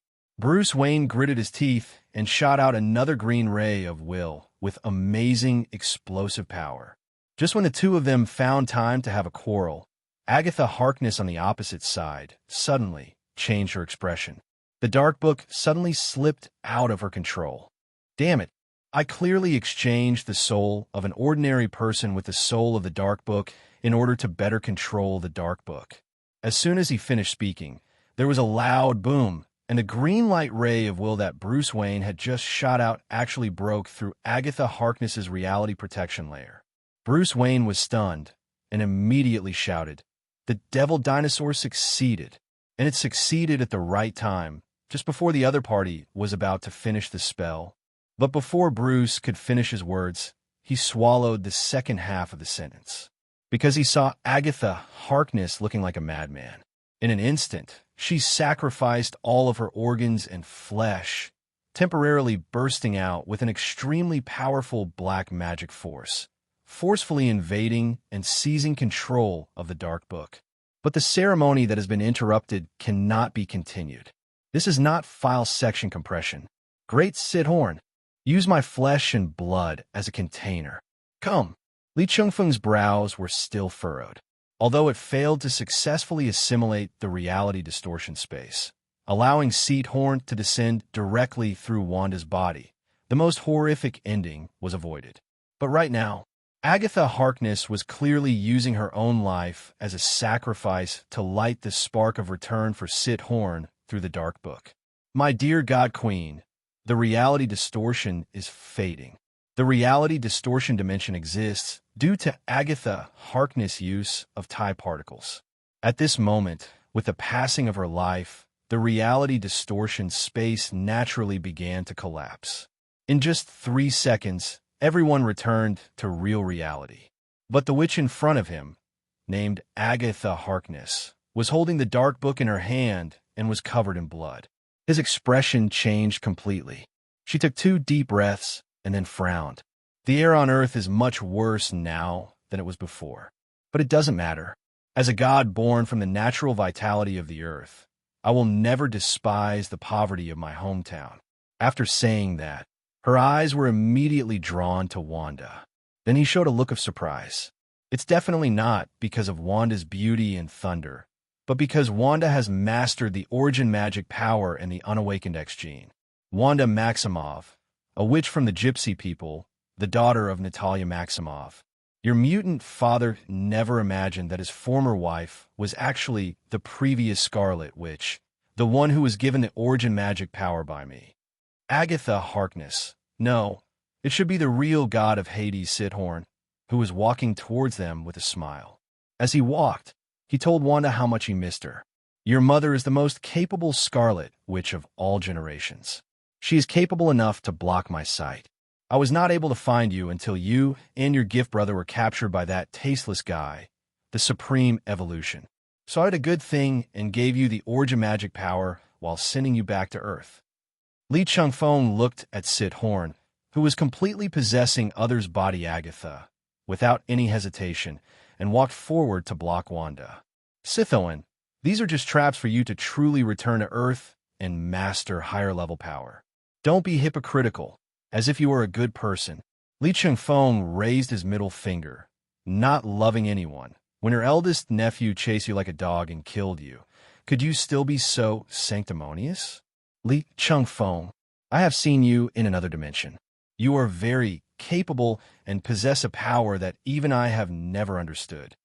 But you are not worthy to stand in front of me. After saying that, the terrifying force formed by the interweaving of origin magic power and black magic, mixed with the power of Zithorn's ancient Mephisto, swept towards Li Chengfeng. Li Chengfeng stretched out his hand to stop Hela, who was about to stand in front of him. Mount Tai collapses in front of you, but you remain calm. The crimson translucent lamp had appeared in his hand. Little Nyo-Nyo, are you feeling pent up? As soon as Li Chengfeng finished speaking, the voice of a proud little lowly came out from the lamp, along with the fluctuation of the red light of rage. Li Chengfeng from Earth, there's a boiling rage in your heart, and I'm hungry. The lamp beasts of the Seven Lantern Corps have different abilities. Ion Shark possessed Ion Man, a Green Lantern who gained the ability to manipulate time and space. After the blood-slaughtering bull possessed Li Chengfeng, this form was called Blood Butcher. What special abilities does the Blood Butcher have? Not really. They're numbers, ruthless numbers. Possess an ordinary man who is a father, and then beat up Ghost. Ghost, God's spirit of vengeance, is theoretically one of the most powerful beings in the DC universe. Although it's hard to describe this guy, he is a fellow sufferer of the planet Devourer in the Marvel Universe. He is invincible according to the setting, but his battle record makes him look like he's invincible. The Planet Eater is in a state of being hungry, while the Ghost is in a state of being affected by all kinds of troubles caused by the host. Ghost has many abilities, which can be summed up in one sentence. Ghost can do almost anything he wants to do. He can even cross the wall of origin at will. But even such a god was stunned by the Blood Butcher's sudden attack. Although he finally cooperated with Atrocitus to capture the Blood Bowl and stuff it into the Red Lantern furnace, from then on Ghost could no longer get the title of the biggest victim of the Lamp Beast possession. As Li Chengfeng felt the Blood Slaughter Bowl combining with himself, his strength and anger surged. But thanks to the fact that the red light of this world was created by him, even under the rage that could burn the entire world, Li Chengfeng was still like Wu Zetian taking off his clothes and was very rational. But the appearance has indeed changed. After all, the name Bloody Butcher doesn't sound like a good person. Li Chengfeng's height suddenly increased, and then the angry red light condensed into a solid armor that was put on his body, and a huge bright red axe condensed out of thin air in his hand. Even someone like Harley Quinn, who has no supernatural powers, can clearly perceive the terrifying power of anger and hatred. Not to mention Sidhorn, who is standing opposite. Rage? Hatred? What kind of power is this? I was born billions of years ago. Why have I never seen this strange power? Sidhorn's somewhat broken voice sounded particularly distorted and even more weird coming from Agatha Harkness's already tattered body. It's not like he hasn't faced more powerful beings before, such as Adam the God Eater, who almost wiped out all the old gods and demons on the entire earth, and the true god of the universe named Death and Eternity, whom he encountered when he was exiled between dimensions. But that is the god who controls laws and concepts. Why does this man named Li Chengfeng have the power to materialize emotions? Why was he so weak just now, but after merging with some energy creature in an instant, his strength increased exponentially? Zithorn didn't understand. As the god of the underworld, the source of black magic, and the most knowledgeable among the old gods, he still didn't understand. Have you really never seen this kind of power? Do you really not understand it? Li Chengfeng shook his head. Oh, this is the bad nature of the old gods. They will always regard humans as insignificant ants. It seems that your so-called god of Hades is not that great after all. Li Chengfeng said one more sentence, then bent his knees slightly. The terrifying force held Rage's blood flame and chopped him down with one axe. The skin that originally belonged to Agatha Harkness was completely torn and burnt. Ultimately, it returns to nothingness. However, Li Chengfeng's perception of everything in the world in the Blood Butcher state is much stronger than before. He can clearly perceive that Agatha Harkness's final black magic sacrifice was really at the cost of herself, and she pulled Sidhorn back through type particles. It's just pulling it back in a state of soul. This does no harm to Scython. It just amounts to a permanent astral projection. Anyway, his powers can be used perfectly with or without a body. Even for him now, his body is a burden. If he returns in his complete form, perhaps the aura that originally belonged to the ancient gods will allow his great-nephew Adam to reappear on Earth, and maybe he will once again perform the drama of devouring the gods. So he contaminated Agatha Harkness with the Darkhold book and let her set up the whole plan, which was actually to make Scythian return as a soul and then occupy Wanda Maximoff's body. This was a plan that had already started 20 years ago when Scythian gave Wanda the origin magic power. There was nothing wrong with the original plan, but someone like Li Chengfeng happened to appear. A person who theoretically shouldn't exist in this universe, carrying a power that theoretically shouldn't appeared in a place that theoretically shouldn't be there. Everything seemed to be huge amounts of coincidences, and each coincidence happened to make Sithorn's plan go off track a little. He could obviously occupy Wanda's body, forcibly catalyze the X-gene awakening, and then gain the power of the almighty universe level. By then, not to mention his nephew Adam, even the death and eternity he had encountered before would be nothing more than toys that could be easily flattened and rounded in front of the power of the almighty universe level. But ideals are full, but reality is skinny. Given Li Chengfeng's current condition, Sidhorn had almost no chance of occupying Wanda's body under his protection. After all, it was just one axe, and he was injured. That's right, the power of rage and revenge can actually directly hurt the soul. If Li Chengfeng could hear what Sidhorn was thinking at this moment, he would probably laugh his pants off. Nonsense. The power of the emotional spectrum is originally related to the soul. After all, your emotions are born from your soul, not from some hormones produced from your body. It can definitely hurt the soul, and even killing the soul is the area where the emotional spectrum is best at. Otherwise, why would the all-powerful ghost always get beaten by the Seven Lanterns? Zithorn, I'll give you a choice. Enter the dark book and replace the soul inside to set it free. I can consider letting you live in the book. Li Chengfeng, you are greedy. I am one of the ancestors of mankind and an ancient god. How can I become a book created by myself? How can a broken book be worthy of being my carrier? Sithorn's soul turned into a ball of red light that was no different from Wanda's origin magic power. After being hit by 2 axes from Li Chengfeng, the light of his soul dimmed a lot. But they also created some distance and found a direction to escape. But the words that were just said broke one person's defense. Zithorn, I'm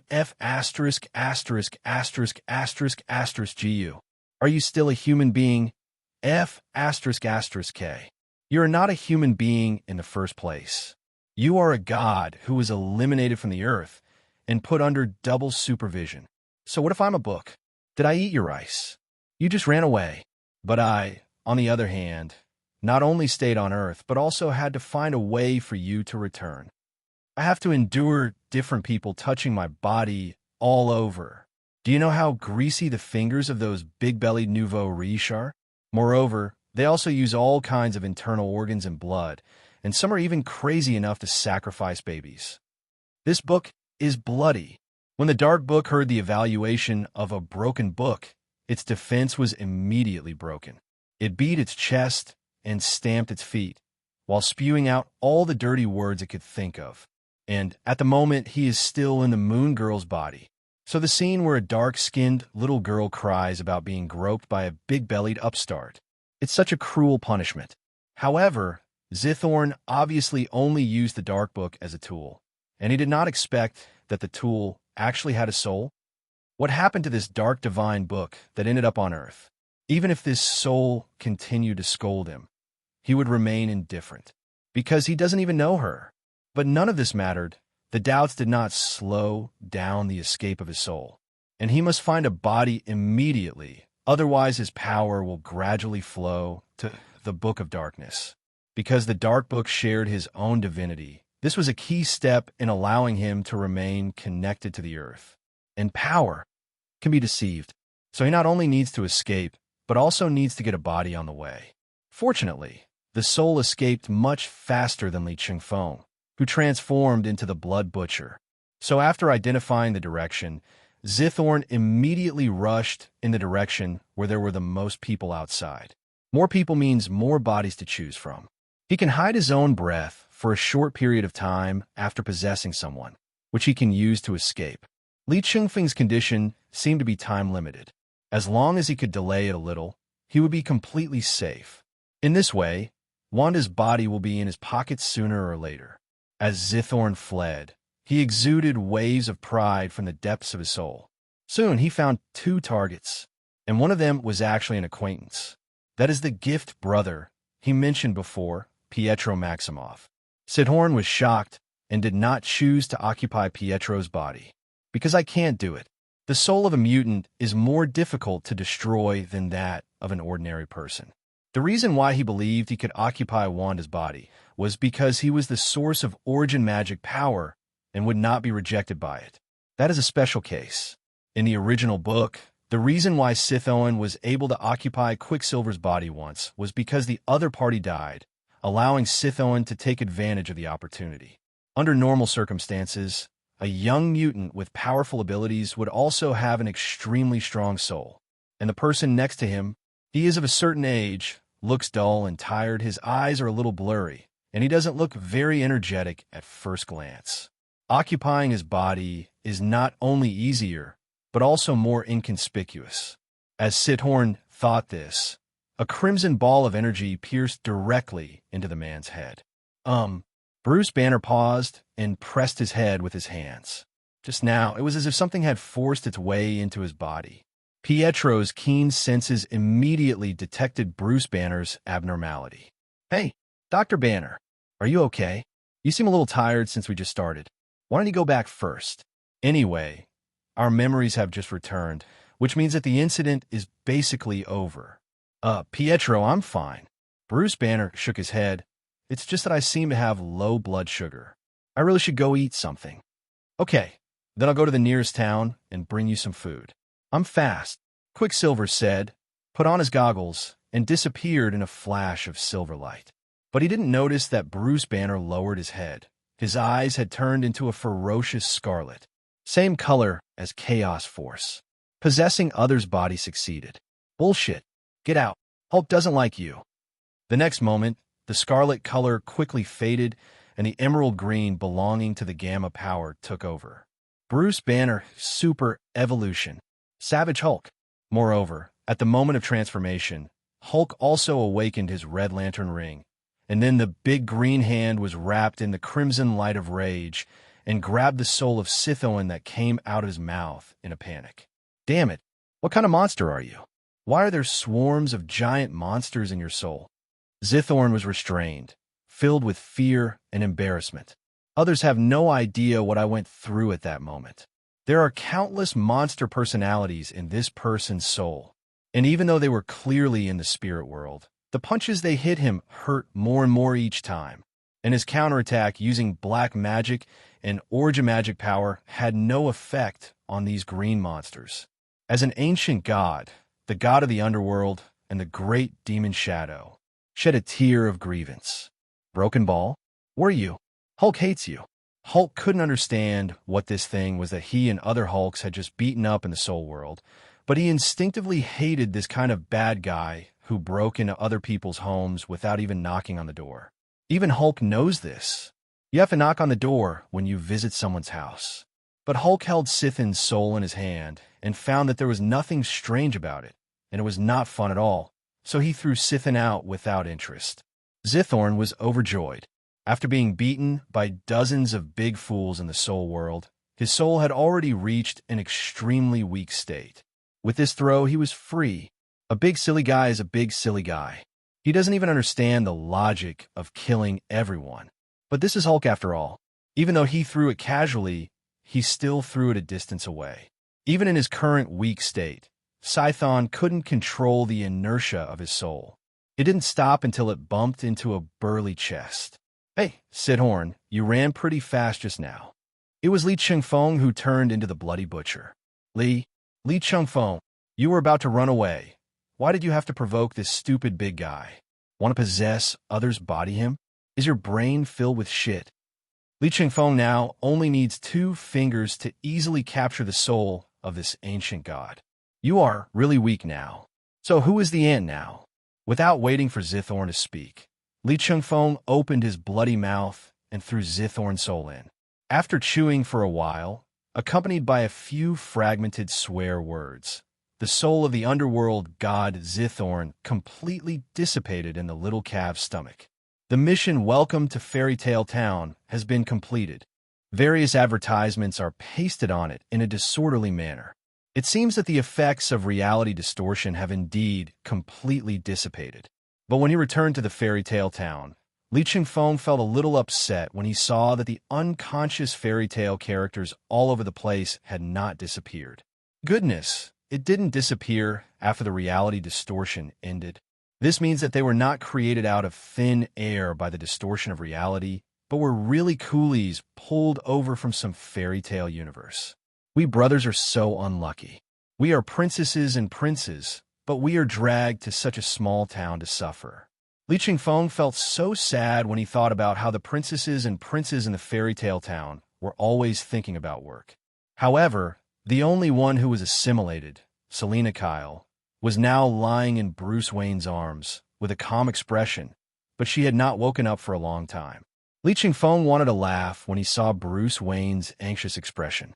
Not only him, but everyone around him, including Hal Jordan, had an expression on their faces where they were trying to hold back their laughter.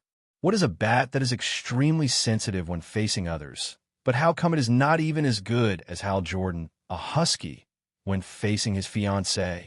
Even he could see that Catwoman was obviously pretending to be faint.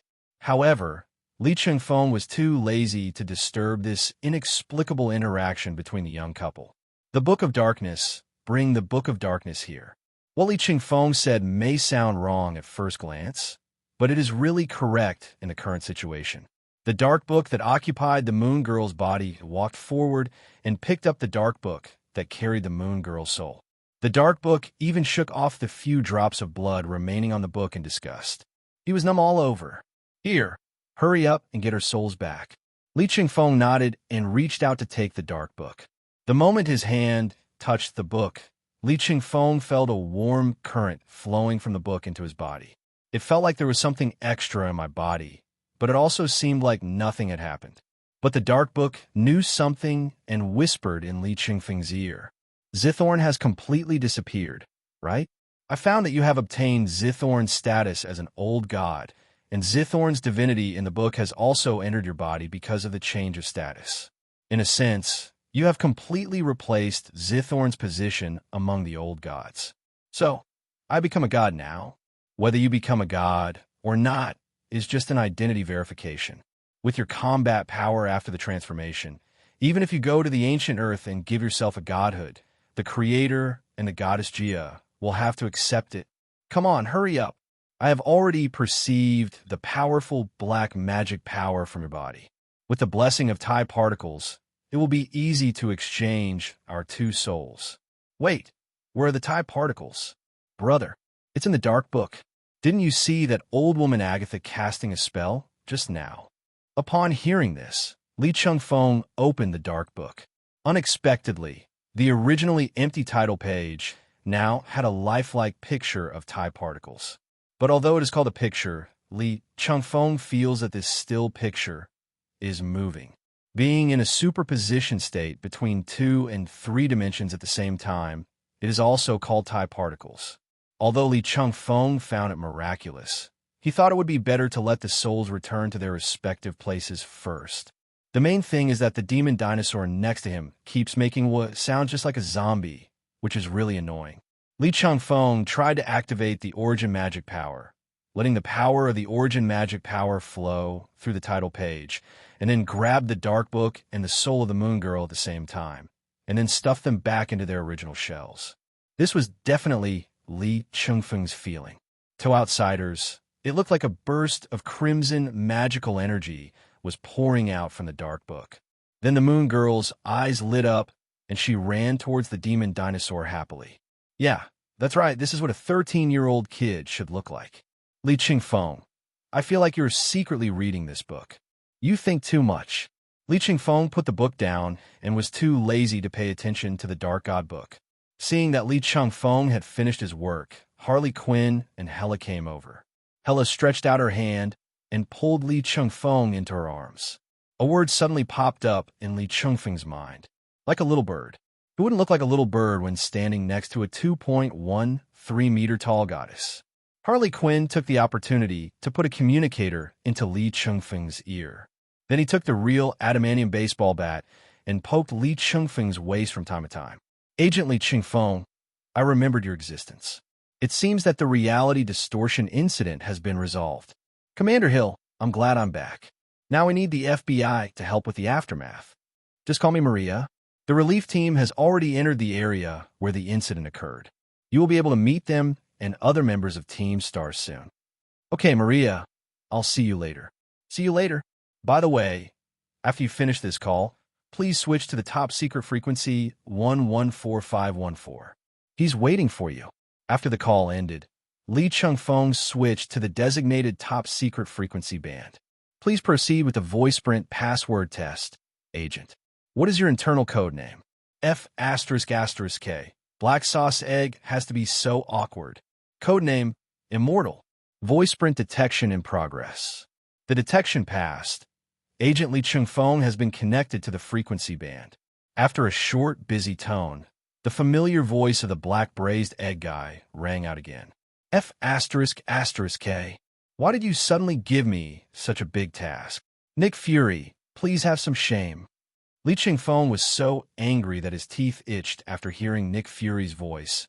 If it wasn't for your car being lost, would I have run so far to find your car? Then who was driving my car before it was lost? It's me. What's the matter? Putting aside the facts, even if I'm 99% wrong, you're not 1% wrong? Seeing you shirking responsibility makes me tremble with anger. You're sweating all over and your hands and feet are cold in the hot summer. Hell is empty and the devil is on earth. Can this society still be good? No, you suddenly gave me this set of old punches, and I'm a little overwhelmed. No? Then think more, read more, and learn more. And don't forget to reimburse me for the deposit for the wheel lock. After saying that, Li Chengfeng hung up the phone. On the other side, in Nick Fury's office, Ida Wong and Hannigan heard the conversation between the two, looked at each other, and then left a subtitle on the file. A murder caused by two wheel locks. As the large army set out and poured into the fairy tale town from all directions, Li Chengfeng also arranged a place for the Moon Girl. As a high school student at Midtown Middle School, she actually hid the demon dinosaur in a lake in the suburbs of Midtown. That's right, high school student, 13-year-old high school student. She and Peter Parker are classmates in the same grade, but different classes. I can only say that, as a genius, it's really amazing for him to skip a few levels. No, how could the devil dinosaur be so large and hidden in such a public area without being discovered? No, it has been discovered many times. But even if those witnesses said there were dinosaurs in the lake, most people would not believe it. However, there are quite a few UMA fans who go on a pilgrimage, and the devil dinosaur deliberately leaves some clues for them to make them more fanatical. But for ordinary people, the more fanatical the fans are, the more nonsense they think it is. The Moon Girl smiled slyly and spread her hand, pretending to be helpless. Man, what can I say? Isn't it a bit too hellish for a 13-year-old kid to play this joke? Li Chengfeng's mouth twitched slightly. This Moon Girl herself is less troublesome than that sinister guy in the Dark God book. Since you have awakened the inhuman ability, why didn't you join the reorganized F.B.I. Academy? What F.B.I. Academy? The Moon Girl looked even more innocent than Li Chengfeng. I'm just an ordinary person. Why would the F.B.I. Academy recruit me? Li Chengfeng understood instantly that this meant rejection. However, Li Chengfeng was just asking casually. Although the new F.B.I. Academy has absorbed many future superheroes and even supervillains, there are still many people who are not interested in joining the official organization, especially those geniuses who claim to have extremely high intelligence. Moon Girl is apparently one of them. Moreover, the Moon Girl deliberately ignored the fact that Li Chengfeng said the word Inhumans. It is obvious that she may have already contacted the afterlife, headed by Jiaying or the Inhuman royal family, and even become a member of it. If it was the Inhuman royal family, it would be fine. After all, they have developed a complete and independent technology tree and social system. Although it is a quasi-feudal country, it is not dominated by the royal family alone. Except for that crazy guy, Maximus, everyone else has close relations with major countries and superhero groups on Earth. Black Bolt has been a member of the Avengers and the Illuminati. Queen Medusa once temporarily joined the Fantastic Four and created conditions for the Inhumans and humans to coexist peacefully. Even Marvel's famous scumbag Crystal is considered a pretty good hero except for her messy private life. But the crappy place called Afterlife is different. Compared with the Inhuman country Adelan, Afterlife is simply a refugee camp. They don't know why their race exists, nor do they know the history of their race.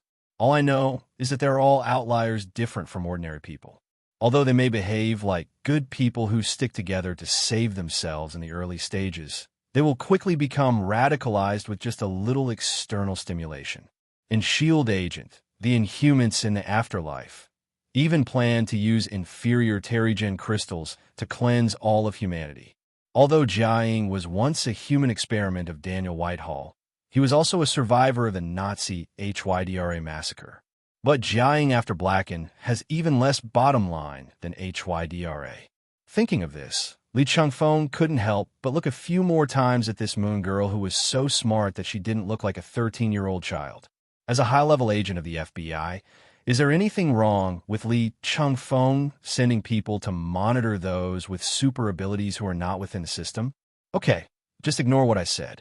Li Chengfeng imitated the moon girl's posture and spread his hands, but you have to keep an eye on the devil dinosaur and don't let his wildness shock Asia. Don't worry, those UMA enthusiasts don't have the ability to search out the devil dinosaur. Moon Girl is quite confident. Although the devil dinosaur's cry is purely for cuteness, its IQ is actually very high. Li Chengfeng nodded to her, but told her that she could not leave until the FBI completed its finishing work. So he could only sit on the head of the devil dinosaur and fiddle with his mobile phone. Children are really hard to deal with. Maria Hill was wearing a neat FBI combat uniform, and her tall figure was clearly revealed. No matter how high her IQ is, she is just a child. Li Chengfeng stretched out his hand and shook hands with Maria Hill. Maria, thank you for leading the team to reinforce us. To be honest, before the reality distortion effect just disappeared, I had reservations about bringing hundreds of people and countless equipment to support. Maria Hill looked around, but now, I think we should bring more people. These people are quite troublesome. They're all poor people who were dragged here from another universe by the instigator. I can understand every word, but why am I confused when they are put together? Maria Hill suddenly felt a headache. In other words, all these people lying on the ground are illegal residents with no information about them? You can't say they're illegal. If you look through fairy tale books, you should be able to find all their information. It's just that most of them are just ordinary people in fairy tales, but some of them can be considered to have special skills. Then do you have any way to send all these troublesome guys back to their own homes? I can send them, but I don't have their coordinates in the universe, so who knows where I'll send them to. Li Chengfeng had no choice. To pull someone in, you just need to pick one from the vast dimensions and universe. It's like a scumbag flirting with a girl, checking into a hotel, sleeping with her, and then breaking up. But the difficulty of sending it to someone has increased exponentially. Not only do we need the detailed coordinates of that universe, but we also have to align the timeline.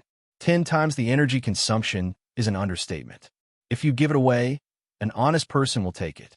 If the house, car, or money is small, there is no room for negotiation. So instead of wasting time and energy sending people back, it is better to think about the best way to resettle them. Li Chengfeng looked at the ruins around him. This was not caused by the battle between the Star Squad and the Cursed Warriors and Agatha Harkness, but the fact that this place was originally the ruins of a small town, a well-known ghost town nearby, and there were several high-quality camping sites next to it. With the FBI's whitewashing methods, all the ruins here will definitely be razed to the ground. Even the ground has to be dug clean. If this place was not too far from other cities, they would probably choose to launch a missile directly after evacuating all personnel. Then they claimed to the outside world that it was a test explosion. It is a traditional art form of America. But instead of forcing these residents from the fairy tale universe to adapt to modern American society, how about simply turning the place where this reality distortion incident occurred into a so-called fairy tale town? Li Chengfeng didn't do this on a whim. Rather than letting these fairy tale characters from another universe scatter all over the world, it is better to gather them together for easier management and monitoring. However, Li Chengfeng had a hunch that these fairy tale characters would probably be too happy to leave. After all, the backgrounds of fairy tales are mostly medieval, ignorant, and backward. If you put it that way, it's not impossible. Maria Hill's eyes lit up. This was a good idea. It costs money to whitewash and cover up information. Compared with this, the cost of building such a small town is really not high. After all, the small town in America is essentially no different from the village in the Republic. Moreover, the labor cost of subsequent management can be greatly reduced. Although she is the commander-in-chief, she also serves as the head of the Ministry of Internal Affairs. After Sitwell's true identity was exposed, she also served as the head of the personnel department for a period of time. Half of the American Bureau of Investigation is on her shoulders, and she can be called the weightlifting champion of the FBI. It was not until Martian Manhunter joined the FBI as a member of the STAR team and took over the leadership of the personnel department that she was able to escape from the high-intensity work. Uncle, it can be used on the battlefield or in the office, and is a must-have item for home and travel. After the FBI agents came in, the processing speed increased. For now, bring all the fairy tale characters back to the FBI. Their identities are still needed. After all, they're not going to isolate these fairy tale characters from the world in a brand new fairy tale town. After the reality distortion space disappears, they can enter and exit freely. Li Chengfeng also took this opportunity to bring back other members of the STAR team. Bruce Banner, who was possessed by Seat Horned but failed. Quicksilver relied on his fast legs to go to the next city to buy food for Bruce Banner, but got lost. It was too boring to just hang out on the periphery, so Captain Carter started to remove the 18X advertisement on the Scenic Spots billboard. Hela touched the head of the wolf-eared girl Little Red Riding Hood because she thought of her dog Fenris, whom she hadn't seen for 1,000 years. Thor and Loki, these two young men, are relatively honest, but Loki has been secretly trying to tempt Thor to challenge Hulk. God have mercy. Dr. Banner finally managed to eat a hot dog with 2 sausages in it. He was already beginning to regret recruiting these idiots into the team. One is more out of tune than the other, especially Captain Carter. I originally thought I had picked up a very experienced Dinghe Shenzhen. It turns out that he's a super health-conscious expert in slacking off. Instead, the crazy little Harley Quinn with abnormal brain circuits was taking Wanda and cooperating with other FBI agents to check the injuries of the fairy tale characters. Some fairy tale characters with stronger physical fitness and willpower have woken up from their coma, and Harley Quinn also confirmed whether their mental state was normal as soon as possible. Several agents who also majored in psychology followed Harley Quinn and took notes. Shit, this guy doesn't look like a lunatic at all. If you don't know him, you might think he's a doctoral supervisor in some psychology school. Well, in a sense, Quinzel behaves too normally, which is actually abnormal. Bruce Wayne came to Li Chengfeng at some point without knowing it. Gone. Can you teach me your skill of appearing and disappearing without a sound? It's good to scare people for fun whenever you want. I'll take that as a compliment.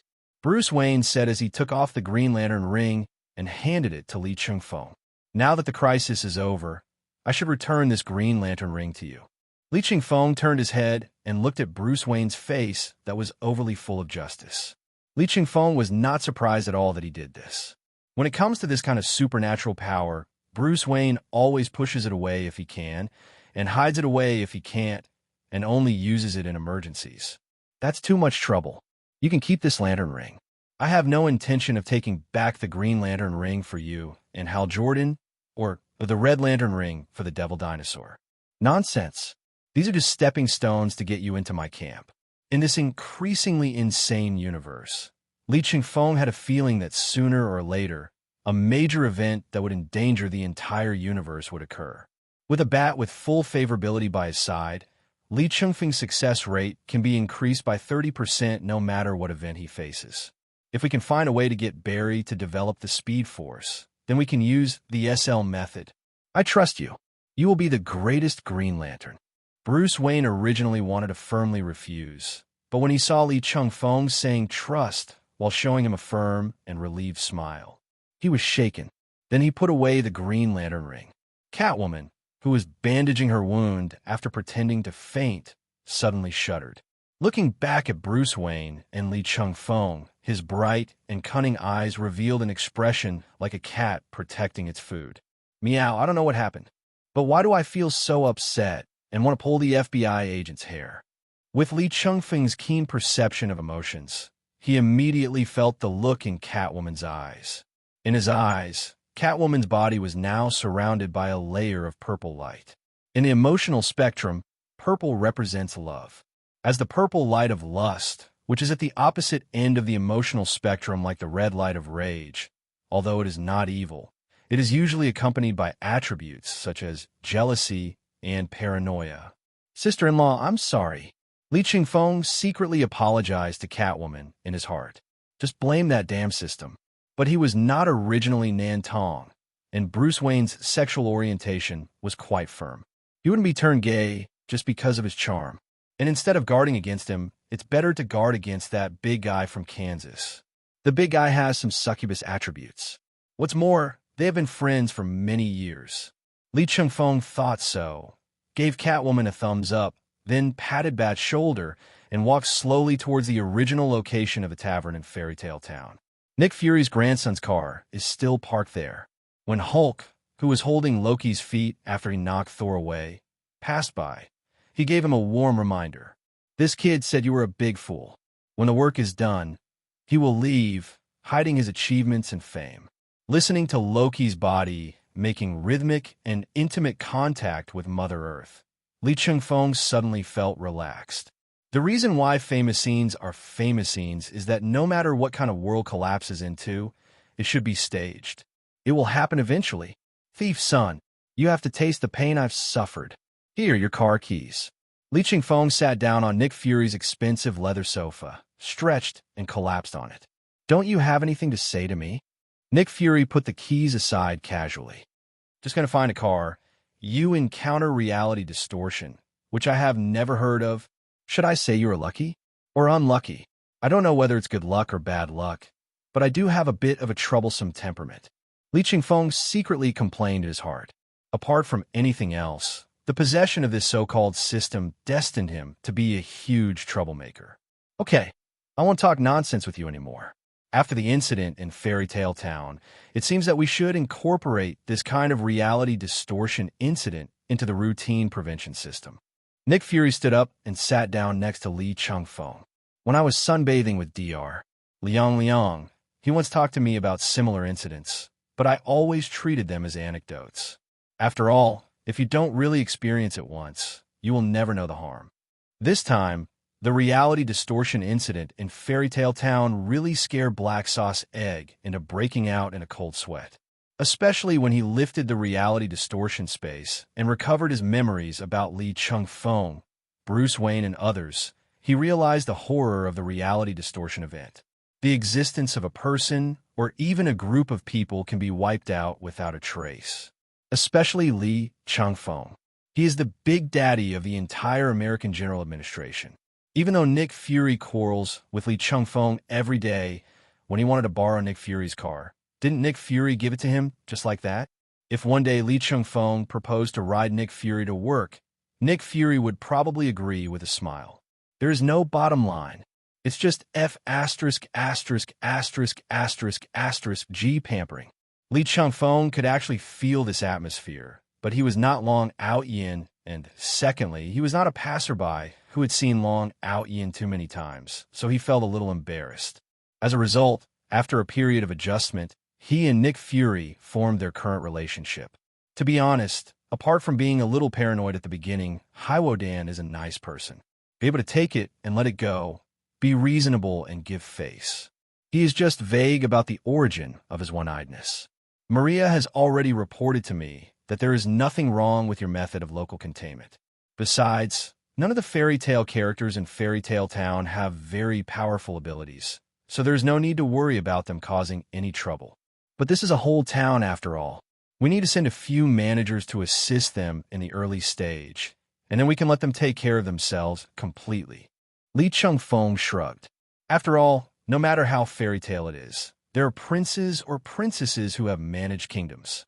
Their basic management abilities are beyond doubt, as long as they don't fall in love. By the way, how should the American government explain the creation of such a town? I've already informed the American government about this matter in advance. Nick Fury half lay on the sofa, looking up at the ceiling. They have experience in dealing with such requests. Although you are a republic, you should have heard of Indian reservations, right? I've heard that you Americans are quite evil. I don't deny that. Nick Fury didn't want to waste time on historical issues. This fairy tale town can use measures similar to those of a reserve, but only allow them to come and go freely and govern themselves. After all, they're still occupying state land, so we have to give them some face. Although Nick Fury is a Native American, as the director of the FBI for so many years, he has long been able to judge national issues from a third-party perspective. After all, the FBI is an agency of the World Federation. It is precisely because of this characteristic of the FBI that it has always had some conflicts with the American government, military, FBI, CIA, and other agencies. The American military sent Hal Jordan to deliver the TIE particles to the FBI. It was obvious that they had run out of options and had no choice but to ask the FBI for help. Whatever you say, as long as we can deal with the government, I believe a new fairy tale town will be built soon. Li Chengfeng stood up and walked to the desk next to him. Ada Wong and Ingrid Hannigan's hands were so busy that they were smoking, constantly receiving and recording information. The amount of information in this reality distortion event is a bit terrifying, especially the hundreds of fairy tale characters from another universe that need to be recorded. The hands-off attitude of Li Chengfeng and Nick Fury just now had already caused Ada Wong and Ingrid Hannigan to frequently cast razor-sharp glances at them. Li Chengfeng glanced at the two ladies who were obviously a little irritable and chuckled. Ingrid Hannigan does have a bit of a bad temper, and Ada Wong is a beautiful witch with a kind face but a dark heart. Li Chengfeng felt that if he took out the Red Lantern furnace at that moment, there would probably be 2 more Red Lantern demons. Hey Ada, long time no see. We just met the day before yesterday. One day without seeing you feels like 3 years. While Li Chengfeng was talking nonsense, he definitely closed the FBI terminal in front of Ada Wong. Then, in the shocked eyes of Ada Wong and Ingrid Hannigan, Li Chengfeng opened a portal behind Ada Wong and pushed her office chair back. After doing all this, Li Chengfeng waved at Nick Fury and Ingrid Hannigan. If I can't see you again, I wish you good morning, good afternoon, and good night. After saying that, he walked into the portal, and the portal closed. Ingrid Hannigan froze in place, even stopping the work in her hands. After a long while, Ingrid Hannigan turned her head stiffly and looked at Nick Fury with his one eye wide open. Chief, they're pushing all the work onto me, right? Probably perhaps it seems yes. Nick Fury wiped the cold sweat from his bald head. Calm down. Agent Hannigan, you have to stay calm.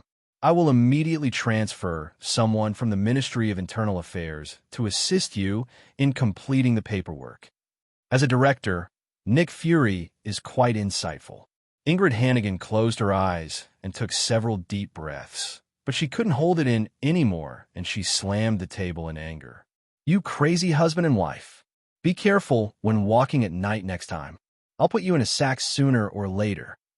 Nick Fury tried his best to blend in with the sofa with his skin color. The resentment of office workers when they explode is very terrifying. Li Chengfeng and Ada Wong definitely could not feel Ingrid Hannigan's resentment. At the moment, they were thousands of miles away in Finland. Lake Inari, one of the best places to observe the aurora. As Li Chengfeng spoke, he wrapped Ida in his coat. Although it is not winter yet, it is located in northern Europe after all, so the temperature at night is not too high. After a brief shock, Ada simply put her work behind her, tightened her coat with both hands, and sank into her office chair. I should be thankful that I didn't wear a skirt or cheongsam today. Otherwise, the romance would have turned into a sneeze. Li Chengfeng did not answer, but just stood beside Ada, feeling the slight warmth coming from his side. The two men were silent for a long time by the lake Inari, and then Li Chengfeng finally spoke. Actually, I've always had some doubts. Questions. Ada looked at the peaceful night sky. As the leader of the most important team of the American General Administration and an outstanding agent of the Republic General Administration, dear Li, what questions could stump you? Such an outstanding person. That's just asking a question you already know the answer to, Ada. Li Chengfeng shook his head. In fact, that strange feeling had been lingering in his mind since the very beginning. King Ada seemed a little too familiar with him. If this is her original personality, then it's fine. But when facing other people, even facing several gods in Asgard, Ada is always warm on the outside but cold on the inside. In her eyes, Li Chengfeng could clearly feel that he was a special existence. Ada is never reluctant to send such signals. Li Chengfeng had doubts because he couldn't understand. He had no doubts about his closeness to the crazy little Harley Quinn, because he led the treatment of Harley Quinn's breakdown and the reconstruction of her worldview. Although it was unexpected that her empathy was transferred to him, at least he could understand it. And Li Chengfeng can also understand his dear goddess of death, Hela. He broke into Odin's seal, freed her, and stayed by Hela's side. Although it was not a deliberate influence, in fact, he did make Hela more and more like a mortal on Earth rather than a goddess of Asgard. Although the so-called God King and God Queen were a misunderstanding at first, Li Chengfeng did not deny it later and even seemed to enjoy it. But King Ada, Li Chengfeng really didn't understand. He knew that he had a handsome appearance, but he was not long out yin, and he did not have the ability to make a beautiful woman fall in love with him with just one move of his body. But every time he thought about the first time they met, when Ada Wong deliberately stroked the back of his hand with her little finger when handing him the information, a tingling sensation would arise from deep in his heart. And when I deliberately called her Sister Wong, she would always secretly reveal a slightly resentful look. Li, I understand all the questions that are bothering you. Ada looked at Li Chengfeng's slightly distressed expression and was actually a little happy. But I just want to be a Riddler this time. After saying that, Ada ran to the side with a charming but not greasy smile. Hey, being a riddle teller is not a good habit. Li Chengfeng caught up with Ada in 2 or 3 steps, grabbed her hand, and brought her back to his arms. You bad woman, did you know something from the beginning? Or have you seen me before? Li Chengfeng did not deliberately confine Ida in his arms, but Ida did not struggle. Instead, she found a more comfortable position to lean against.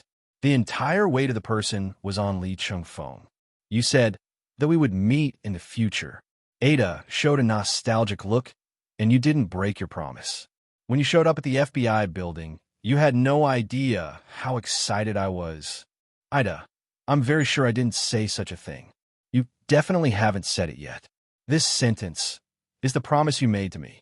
After Ada said this, Li Chengfeng hadn't reacted yet when he heard Ada's exclamation. Aurora! It's Aurora! Ada rushed to the lake excitedly like a little girl. Li Chengfeng subconsciously looked up into the air. The green aurora, which originally required the help of equipment to be observed, is now hanging high in the sky, flowing like a river into the unknown distance. Before Li Chengfeng asked again, a long-lost sound of Shota appeared in his mind, but the original smell of kidney deficiency was much less, which seemed to indicate that he had almost recovered. How about this gift? Do you like it? Ion Shark, I didn't expect you to be so nosy. Li Chengfeng understood. No wonder those auroras in the sky exude a breath of will. Hey, love is a color on the emotional spectrum. Even though I am a Lantermon, I can also feel other emotions.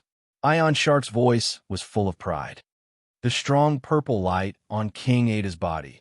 As long as you're not blind, you can see it, right? Li Chengfeng's mouth twitched. That little brat Ion Shark said some bullshit. He definitely can see it. But because I can see it, I become more and more confused. Because the rich purple color on Ada's body is enough to make her the queen of Star Sapphire. Even if he was possessed by Purple Lantern's lamp beast, the plunder beast, and became a plunderer, he wouldn't be surprised. Ada, what did you just say? What exactly do you mean? Li Chengfeng calmed down.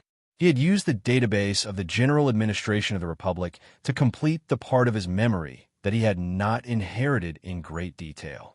He was very sure that he had never had any intersection with King Ada in the past. The only possible connection between the two of them in the database is that Ada is suspected to have Republican ancestry. Ada swore that it was the promise she made to her, but she wasn't surprised at all that she didn't know about it. Li Chengfeng's expression suddenly changed. Combining all the known information, Li Chengfeng seemed to be able to come to only one conclusion. Ada, when was the first time you saw me? Don't you know it yourself? Ada turned around and tilted her head. Her poor acting, as if she was questioning, actually seemed a little cute. Ada, listen to my question carefully. Li Chengfeng held Ada's shoulders with both hands, lowered his head, and said again, I asked, when was the first time you saw me, not the first time I saw you. Li Chengfeng was not being pedantic when he asked this question. In the first chapter of The Sign of Four, Sherlock Holmes said to Watson, "When you eliminate the impossible, whatever remains, no matter how implausible, must be the truth." Li Chengfeng was sure that Ida did not lie and that there was nothing wrong with his investigation experience. That leaves only that one explanation. My future self, at some point in the past, has met Ada. Ada looked at Li Chengfeng's face for a long time. Finally, under the illumination of the aurora dyed by the ion shark, Ada tiptoed gently and placed a kiss on Li Chengfeng's lips. I've been looking forward to this kiss for 10 years. The next day, Nick Fury's office. Li Chengfeng had been sitting on the sofa, waiting for a while before Nick Fury walked in humming a West Coast tune. "Oh, you're here pretty early, Agent Li Chengfeng. I heard you went on a date yesterday." Nick Fury saw the somewhat lazy Li Chengfeng at a glance. "You're really dedicated. You were watching the Northern Lights in Finland last night, and you came here early this morning to work the morning shift." Li Chengfeng really wanted to stuff the black salted eggs blindfold into his anus. If Nick Fury hadn't asked him to come, he wouldn't have bothered to go to the morning office. Now you are still making sarcastic remarks here. When Nick Fury saw that Li Chengfeng looked ready to kill him, a few beads of sweat immediately ran down his big black head, and he quickly changed the subject. "So you spent last night by Lake Inari in Finland?" You changed the subject. You have to find out something, right? I can only say that Nick Fury is truly worthy of being the king of agents. He has to collect all the intelligence, right? Nonsense, definitely not. Li Chengfeng looked at the black marinated egg in front of him, and the gossipy look in the other's one. I was about to burst out. "I haven't said anything yet. Are you getting too much, old dang? I just solved a reality distortion incident, and you can't wait to call me back to work overtime?" Ahem. I don't look like the kind of person who exploits his own agents. Nick Fury coughed a few times and finally began to speak seriously. This time it's not about any mission, but about the official collective charity event of our FBI Academy. I know every word you said. Why can't I understand you when you put them together? Li Chengfeng straightened his hair, which was made a little messy by Ida, and the look in his eyes when he looked at Nick Fury began to change subtly. Is this the overly paranoid and slightly inhuman Nick Fury? And the FBI Academy also has charity activities? Is he crazy? Or is this world crazy? It just so happened that Gus, the elemental beast in the cat's nest in the corner, woke up and crawled out, shaking his fat body. After seeing Nick Fury and Li Chengfeng, he thought for a moment and walked towards Li Chengfeng decisively. Meow. The yuan-devouring beast Gus jumped onto the sofa, held his throat, and called out to Li Chengfeng in the most flattering voice. Li Chengfeng picked up the yuan-devouring beast. "Good morning, Stinky Gus. Why are you unhappy? The energy and spirit must be radiant early in the morning." After a brutal cat-sucking session, Gus began to doubt his life as a cat while sitting in Li Chengfeng's arms. Suddenly, Gus felt something approaching his drum.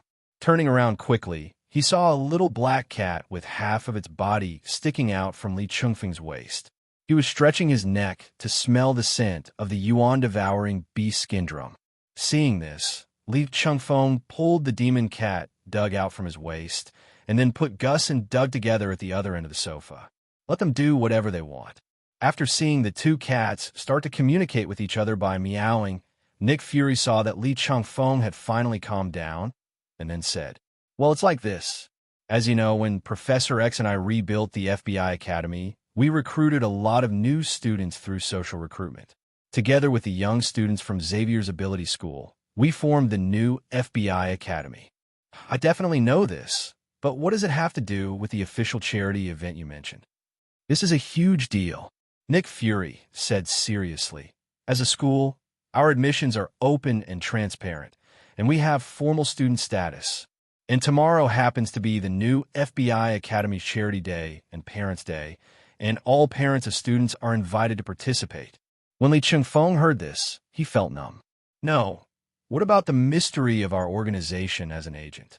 How can we recruit a few future superheroes and tell our parents about it? Nonsense. Even though we are all agents, a school is a school, and we must provide everything we need. And you also know that we are an agency of agents. Why don't we tell the parents clearly before we kidnap the children to the FBI? If they really go to the World Federation to file a complaint, they will definitely win. Nick Fury definitely understood what Li Chengfeng meant, but the reality is this reality, and the situation is this situation. This Charity Parents' Day has been prepared under the leadership of Professor X, and all the manpower of the entire FBI Academy has been invested in it. When Nick Fury was checking the work with Professor X, Black and White Eggs, two people who were always planning everything, actually made a rare mistake. Li Chengfeng's star team and Phil Coulson's special emergency team were not informed of this matter. I thought you would notify me. Black-boiled egg suddenly felt some pain in his little black-boiled egg. I've always been in charge of the FBI Academy. I thought you had told Phil Coulson and Li Chengfeng a long time ago. Bayadin was also a little confused, and his brain became even whiter. As the closest thing to a superhero in the American General Administration, the two teams, especially the All-Stars team, are definitely the most suitable role models to be put in front of parents. At the same time, the star team also gave parents reassurance. Under the protection of such a powerful team, their children will surely be able to grow up smoothly. Hence the current scene. That means Team All-Star and Team Phil Coulson will both be there tomorrow, right?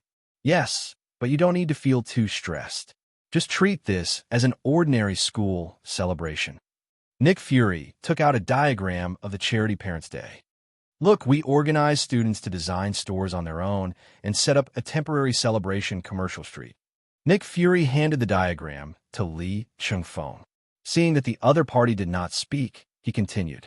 After the Hydra invasion, the entire FBI, especially the FBI Academy, was a little depressed, especially the students in the academy.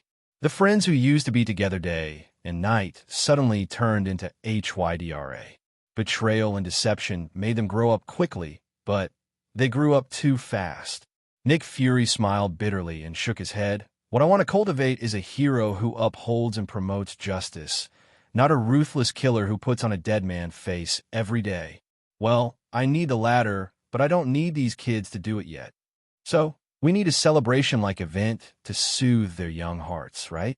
Li Chengfeng looked at the diagram of the Charity Parents' Day, then looked up and said, "That's no problem. I agree.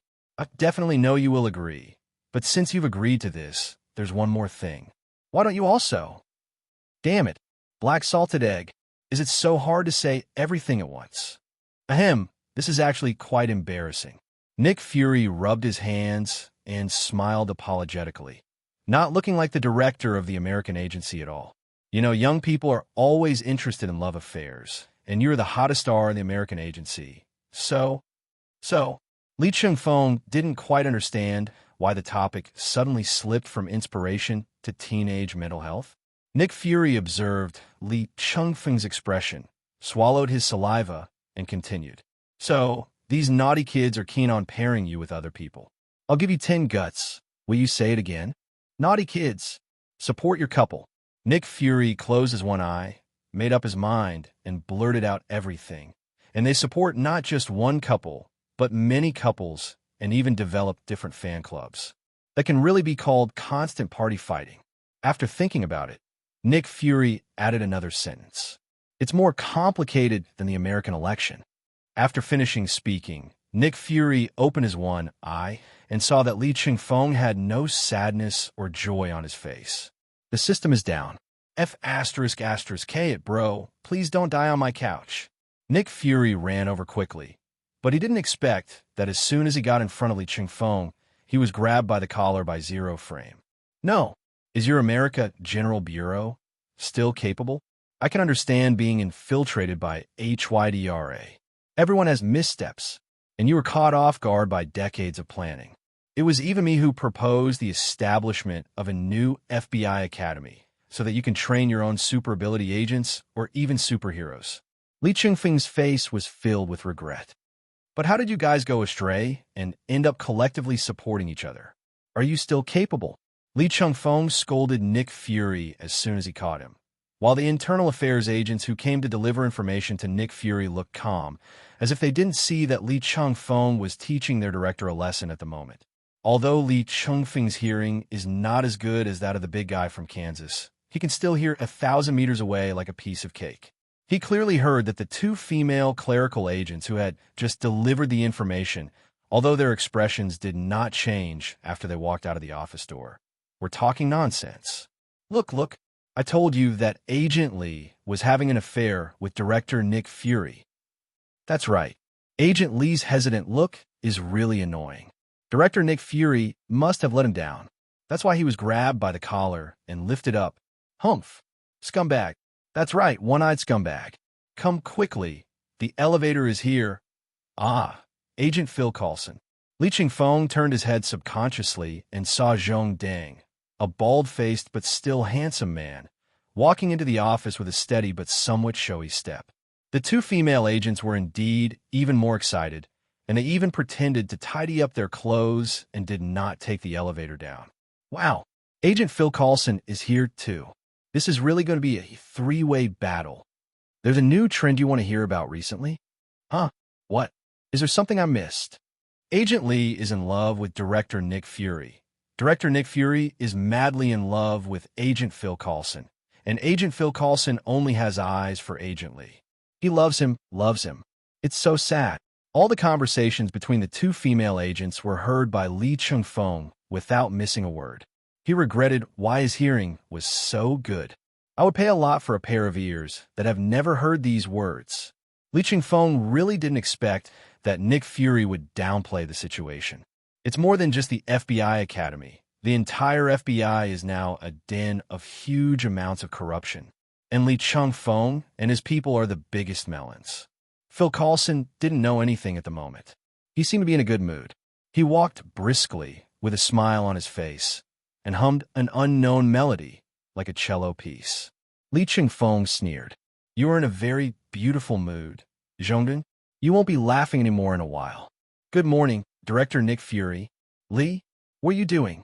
Phil Coulson walked into the office and looked up to find Li Chengfeng grabbing Nick Fury's collar. Wait a minute, don't move. After saying that, Phil Coulson immediately took out his mobile phone, turned on the camera, and framed Li Chengfeng, Nick Fury, and himself. Then a clicking sound came from the high volume, unique to the mobile phones of middle-aged and elderly people. Okay, so what are you doing? Exchanging feelings or skills? Emotions? You're still exchanging emotions. Li Chengfeng looked at Zhong Deng and Lao Deng in front of him with a look of disappointment. Now, the FBI is collectively supporting the three of us. Do you understand? CP. Phil Coulson was stunned for a moment. What is CP? Li Chengfeng and Nick Fury rolled their eyes at the same time. Where the hell did this middle-aged naivete come from? Don't worry about what the CP is. You just need to know that in the eyes of some female comrades, the three of us are now in a messy and inappropriate love triangle between the old, the middle-aged, and the young. Li Chengfeng gritted his teeth and told the conversation between the two female agents outside the door. Phil Coulson's originally refreshed expression suddenly fell. Me? You? Nick Fury. Phil Coulson sat on the sofa, covering his head. Let me calm down. My mind is a little confused. No, are they sick? Li Chengfeng ignored Phil Coulson, but turned and looked at the two female agents who were outside pretending to enjoy the scenery. You two, stop pretending and get in here. After hearing Li Chengfeng's voice, the two female agents outside the door were shocked and immediately ran to the elevator and pressed the elevator button frantically. But unfortunately, the elevator happened to stop on the first floor at the moment and could not come up for a while. I've memorized your faces. I suggest you come in right now, or you won't get your bonus this month. Upon hearing this, the two female agents could only turn around resigned to their fate and return to Director Nick Fury's office with their heads down, which was in stark contrast to their high-spirited appearance just now. Li Chengfeng took a look and found that the two female agents also had outstanding appearances. One is tall and slender with blonde hair, while the other is curvy with black hair. They are obviously two beauties, but he just doesn't do anything. In fact, Li Chengfeng thinks that it's okay to ship him as a couple. After all, he's a B****ch. But wouldn't it be good to ship him off to Ada Wong, Harley Quinn, and Hella? At worst, you could also try out the brother-sister relationship between him and Sky, and the father-daughter relationship between him and White Canary, right? What the F***K is this love triangle with Nick Fury and Phil Coulson? Could you please introduce yourselves? I don't know two such excellent agents yet. At this moment, Li Chengfeng made a magical expression of gritting his teeth and smiling at the same time. The two female detectives looked at each other, and seeing that they were caught, they had no choice but to accept their fate. Stand with hands behind your back. Internal Affairs Agent 2 Carolyn Channing reports to you. Max Black, Agent 2 of Internal Affairs. This. No wonder Li Chengfeng felt that these two looked so familiar. Aren't these the two poorest people in the American TV industry? Li Chengfeng tightened his grip and let Nick Fury go. Nick Fury, tell me the truth. Is the American agency going bankrupt? Li Chengfeng pressed Black Sauce Egg's shoulder, his expression more serious than ever before. If they really can't even pay salaries, I will take the Star team and the Phil Coulson team back to the Republic. I believe that Mr. Tao will be happy to accept such a large number of elite agents. What the hell are you talking about? Nick Fury was a little confused by Li Chengfeng's arrest and release, and asked such a strange question. The American General Administration is so poor that it is bankrupt? Don't be ridiculous. Even if the American government goes bankrupt, it won't be our turn. When Li Chengfeng heard this, he was still skeptical, but he could barely accept it. That's right. The FBI relies on the World Federation. As long as there are no problems with the World Federation, there will be no problems with the 5 headquarters located in the 5 rogue countries. We at the FBI are certainly not facing bankruptcy risk, but recently many of our outsourcing partners have run into problems. Max is carefree and bold, and with a unique if you want to die temperament of a funny character, he smoothly fits into this high-level FBI conversation. Some of the companies under the Wayne Group have not been doing well recently. The Wayne Group has begun preparing to launch a round of industrial integration. Stark Industries is in a similar situation, but instead of consolidating its industry, it tried to sell off. Quinn Group is relatively better, and its industries have not encountered any problems.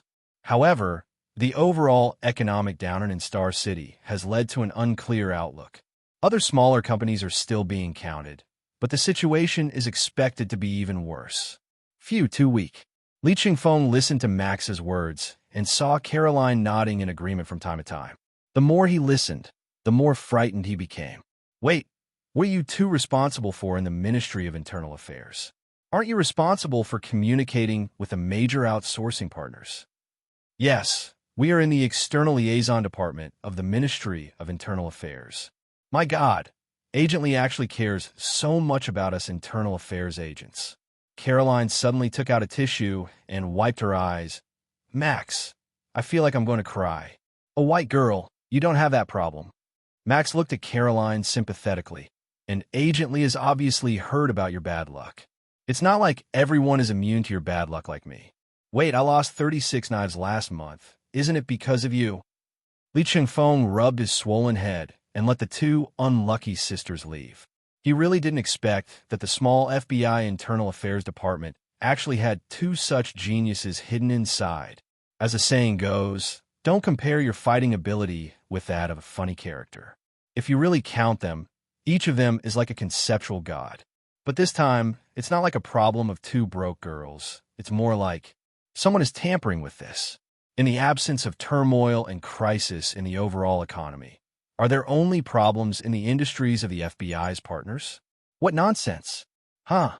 That agent named Max was so funny. His mouth is almost as good as Li Chengfeng's. That Caroline next to her, I don't know why, but when I see her I can't help but want to hold my wallet. It's as if my wallet could grow legs and run away.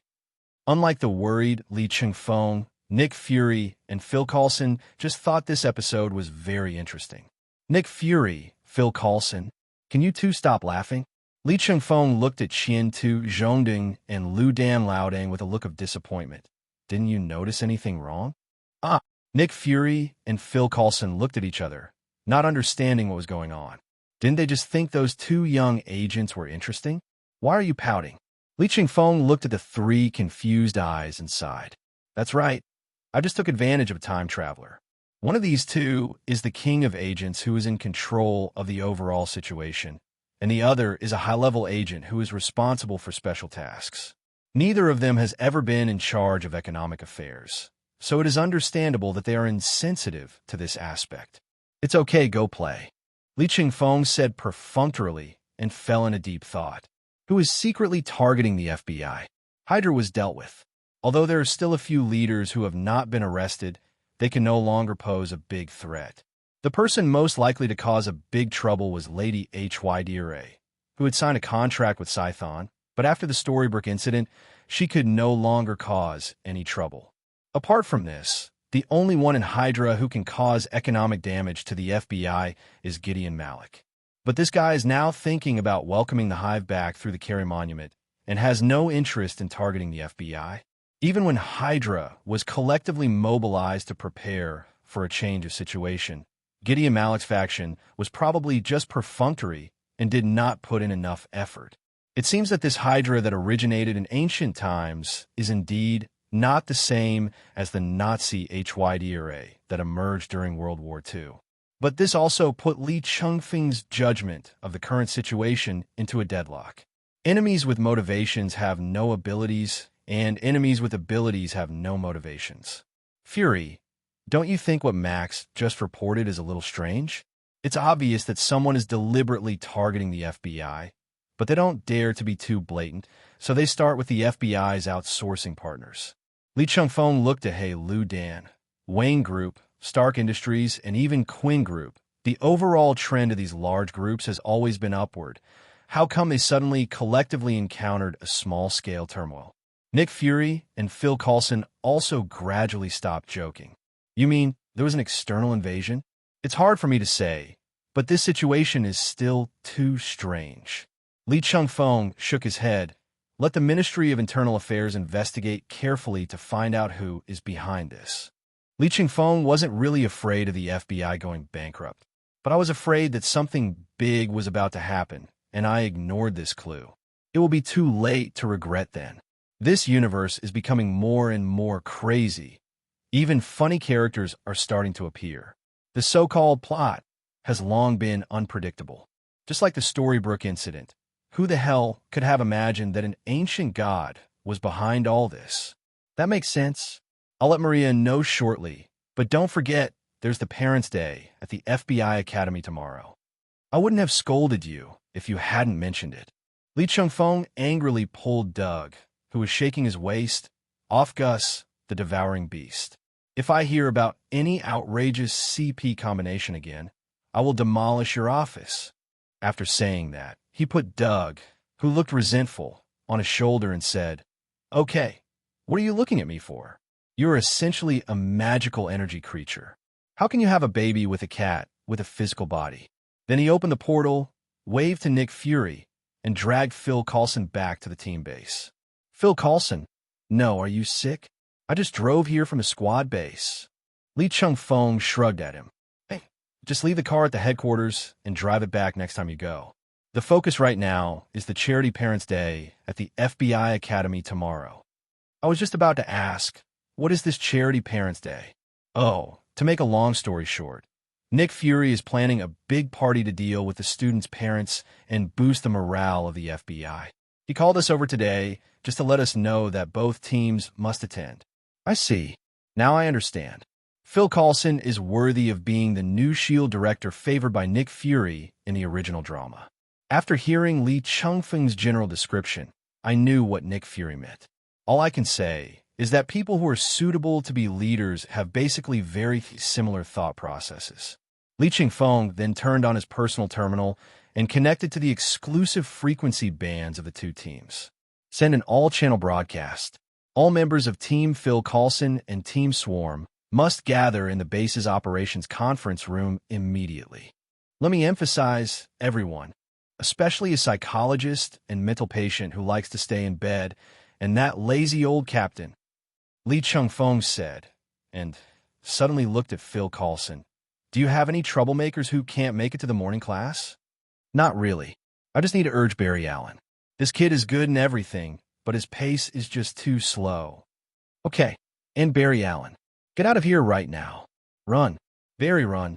After Li Chengfeng finished sending out the full band broadcast like a vicious military training instructor, he and Phil Coulson came to the combat meeting room, waiting for the resentful team members who were forced to work early on their day off. The first to arrive was Hulk. Hulk, why doesn't Bruce Banner come out? Banner, you stayed up all night in the lab and said you would never go to the morning office. So here comes Hulk. Ever since Hulk was defeated by Li Chengfeng with the red and green rings, he's been obedient to Li Chengfeng. But boss, what does it mean to go to the morning office? Hulk's eyes were so clear and stupid. How should he explain these sinful words? Finally, thousands of words turned into one sentence. It's okay, go and have your fun. After Hulk arrived, other members walked into the door of the combat meeting room one after another. First up are the three Asgard siblings. Given their physical fitness, sleeping or not sleeping doesn't matter. But what was unexpected was that Hela, who usually didn't care about anything, actually walked over to Li Chengfeng and sat down today. Her golden retriever brother and husky brother were following her like little dogs, but were driven away by Hela's eyes. At the same time, Phil Coulson swallowed and moved to a seat far away. He clearly felt that the aura emanating from the goddess of death, Hela, something was wrong. It's better to stay away from both of them. Next came the members of Phil Coulson's team, led by Captain America. They arrived as a group. Even Barry Allen, who Phil Coulson had highlighted, was present. Li Chengfeng looked at the coordination of Phil Coulson's team with envy and almost cried. Damn, look at them. This is what it feels like to be in an elite squad. Look at our own team again. The first person to arrive was Bruce Banner, who had stayed up late to do experiments and couldn't bear the early morning rush hour. So he asked Hulk to do it for him. And three gods who can basically say goodbye to sleep. Woo-woo. He also wants such good subordinates who obey orders. But this thought only lasted for a moment. A son does not dislike his mother's ugliness. A dog does not dislike his family's poverty. And Li Chengfeng does not dislike his teammates' absurdity.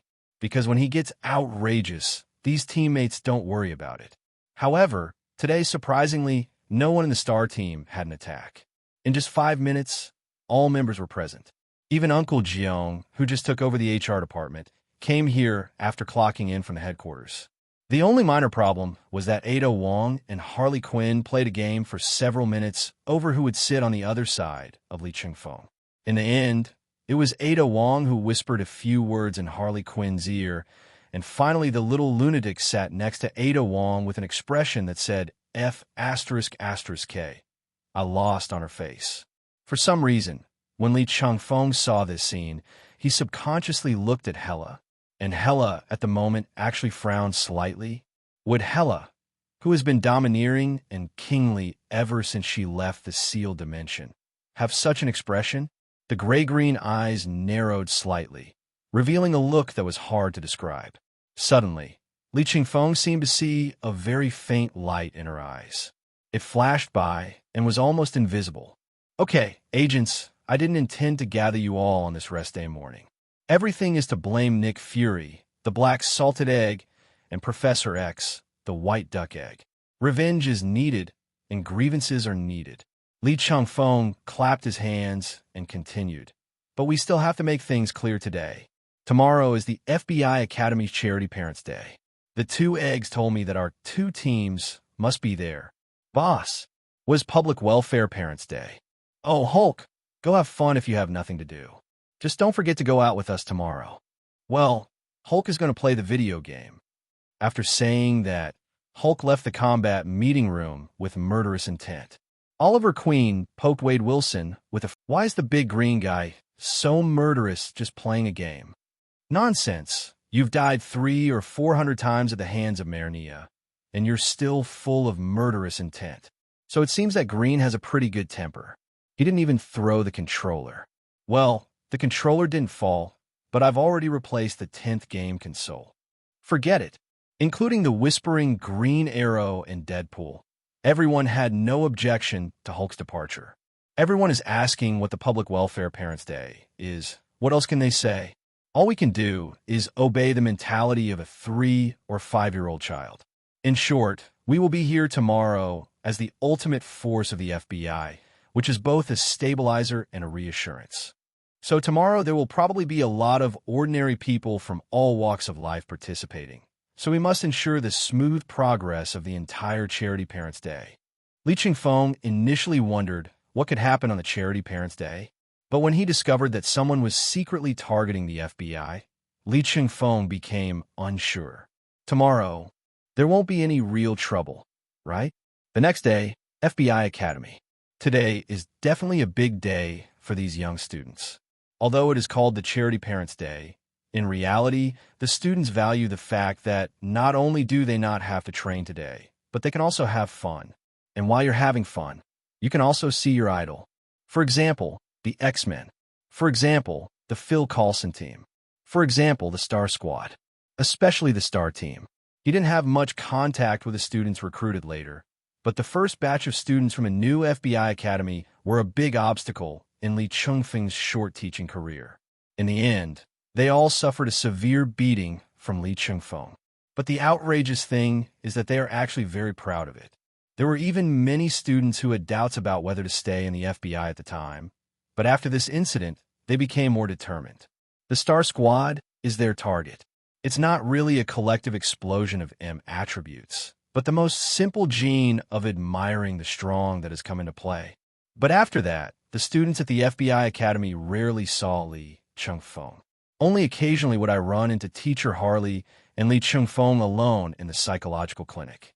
There is no other way. Even during Hydra's massive attack, Li Chengfeng was on the main battlefield. After all, the new Joint Commissioning Academy is the one that can resolve the attack the fastest and easiest among the institutions that are targeted by HYDRA. In the end, it even became a temporary assessment site for teachers, and the scores were directly added to the final exam scores. Thousands of words finally come down to one sentence. These naughty kids miss Li Chengfeng. I really don't understand why you all like that be D teachers so much. Jessica Jones folded her arms as she walked along the designated patrol route in the new FBI Academy with Peter Parker and Daniel Rand.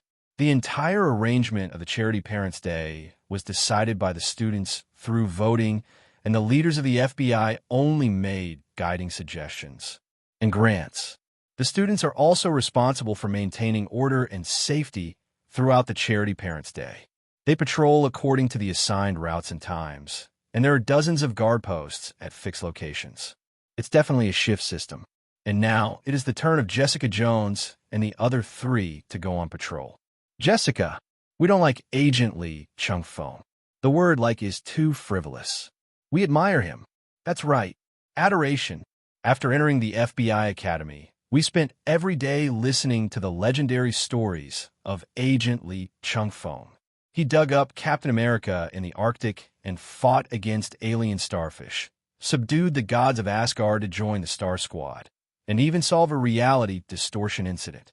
Although I don't know what reality distortion feels like, it sounds like a very dangerous and exciting adventure. Jessica Jones and Daniel Rand rolled their eyes. Peter Parker is a good guy in every way. He is kind to others and would go to great lengths to help his friends. He can even become friends with a loner, weird, and stubborn Jessica Jones. But there are only 2 points that are extremely annoying. First, he's such a chatterbox. Second, when it comes to Li Chengfeng, his gossip level increases tenfold. Now, under Peter Parker's chatter, the 2 of them suddenly felt their brains starting to bubble. Stop. I know you admire Agent Li very much, but could you please restrain yourself and stop acting like a crazy fan? Daniel Rand said as he pointed at Tony Stark and Pepper Potts, who were socializing together at a lawn buffet not far away. Look, Tony Stark is pretty good too. Mr. Stark is now only 3rd among my favorite superheroes. I know the first one must be Li Chengfeng. Jessica Jones was a little confused. Then who is the second one? Definitely is the goddess of Asgard, a member of the Star Team, and Agent Hela, codenamed Death. She and Agent Li Chengfeng are definitely a perfect match. Jessica Jones's eyes suddenly fixed. That is to say, Peter, you were actually sent by Hella X Li Chengfeng. Don't run away. You heretic. Teacher Harley is obviously the most suitable one. Peter Parker's spider telepathy vibrated wildly at this moment, and he instantly realized that he had talked too much and blurted out things that he shouldn't have said. So when Jessica Jones just roared, Peter Parker shot the cobweb directly at the building next to him, and it swung away into the distance in a few hits and disappeared. Damn it! If I could really master the flight ability, I would definitely catch this guy Peter and give him a good electric shock. He actually helped the goddess of death. Jessica Jones waved her fist in her place, showing a sense of impotent rage. Some time ago, when she was developing an ability, she accidentally took a short flight for a few minutes. Not gliding or hovering, but real flying. But it has never been successfully reproduced since then. She had always felt sorry for it, but after seeing Peter Parker escape easily from her hands today, she made up her mind. She will never skip Mr. Beast's ability development class again. Daniel Rand wiped a cold sweat. Those who develop abilities to become stronger at least have a serious goal, either to become an excellent agent or to have a target that they must defeat. How come it comes to you? Becoming stronger is for beating up friends who have different weaknesses. Peter Parker hid behind a store for a while, and when he found that Jessica Jones did not explode in anger and chase him directly, he couldn't help but breathe a sigh of relief. Call, huh? Including his own breathing, there were actually 2 exhalation sounds. Peter Parker turned his head sharply and saw a man with a similar expression to him, who was hiding after escaping. Agent Li Chengfeng. Hey, Peter Parker, good afternoon. Why are you here? Are you hiding here from women? Li Chengfeng looked around vigilantly, then teased Peter Parker. You look so embarrassed that I have to doubt it. Agent Li Chengfeng, aren't you hiding here like me? According to what you said, you are hiding here to avoid women as well. Hee hee, how can I say I'm hiding from a woman? Li Chengfeng wiped the sweat off his forehead.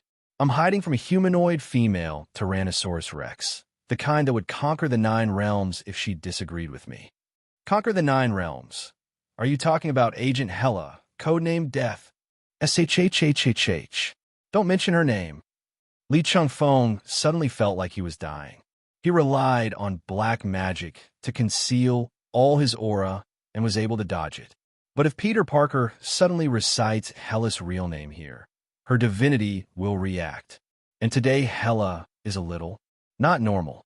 Li, my queen of gods, you're hiding here? You are mine. Everything about you is mine. Mine. Hella suddenly appeared in midair, looking down at Li Chengfeng, her eyes. Greed is evident. Li Chengfeng didn't notice anything strange about Hella at first. I just think that Hella just needs me as the queen of God out of habit. Ugh, executive deputy king of God. That's why he chose to sit next to me in the operations meeting room. Li Chengfeng did not doubt the strange light in her eyes. But the next day, when he actually arrived at the Charity Parents' Day, Li Chengfeng discovered Hella's problem. TM is a bit big. Whatever it was, she had to get it. Balloons on the roadside, food on the stalls, Phil Coulson's sunglasses, Nick Fury's mask. God have mercy. Nick Fury didn't even have time to say mahjong before he covered his eyes and ran away in embarrassment. But Hella didn't really like these things. She just wanted to satisfy herself. Greedy. And the most important thing is that she held Li Chengfeng tightly to her side and did not allow Li Chengfeng to move even a step. If Li Chengfeng makes any abnormal movements, he will be warned directly with Night Sky Sword. If Li Chengfeng couldn't see anything weird at this moment, then he should just stop hanging around in the emotional spectrum circle and just P***S and drown himself. Originally, it was just an imperceptible light, but now Li Chengfeng could already see the thick orange mist in Hella's eyes. That is the unique color of greedy orange light. However, unlike King Ada, whose body was condensed into a ball of rich purple light, although the orange light had already appeared in Hella's body, As a level godfather, she was still subconsciously fighting against this somewhat ominous emotional spectrum energy and suppressing it in her body. So her current behavior is just wanting instead of grabbing everything. However, this also has disadvantages for Hella Original. If greed is suppressed in the body, then greed must be transformed into other emotions to vent. And Li Chengfeng is this outlet. In other words, at the moment Hella, as the God King, self-proclaimed, has an unprecedented desire to possess the God Queen. So when Li Chengfeng used black magic to become invisible and erase his own breath, Hella was extremely angry. The person who was most important to her and whom she wanted to possess most disappeared. If Peter Parker hadn't recited her real name and let her know her location, Li Chengfeng would probably have been able to hide for a while longer.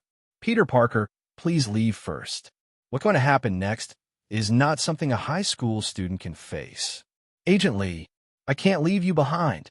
Peter Parker instantly got into the role, as if he was about to part with Li Chengfeng on the battlefield. Get out of here. Li Chengfeng pulled Peter Parker's collar and threw him out. You left just because I told you to. How come you're more evil than Barry Allen? Throwing Peter Parker out, Hella just glanced at him and paid no more attention. All her attention was on Li Chengfeng. Possess, claim, take as one's own, tear apart, and eat.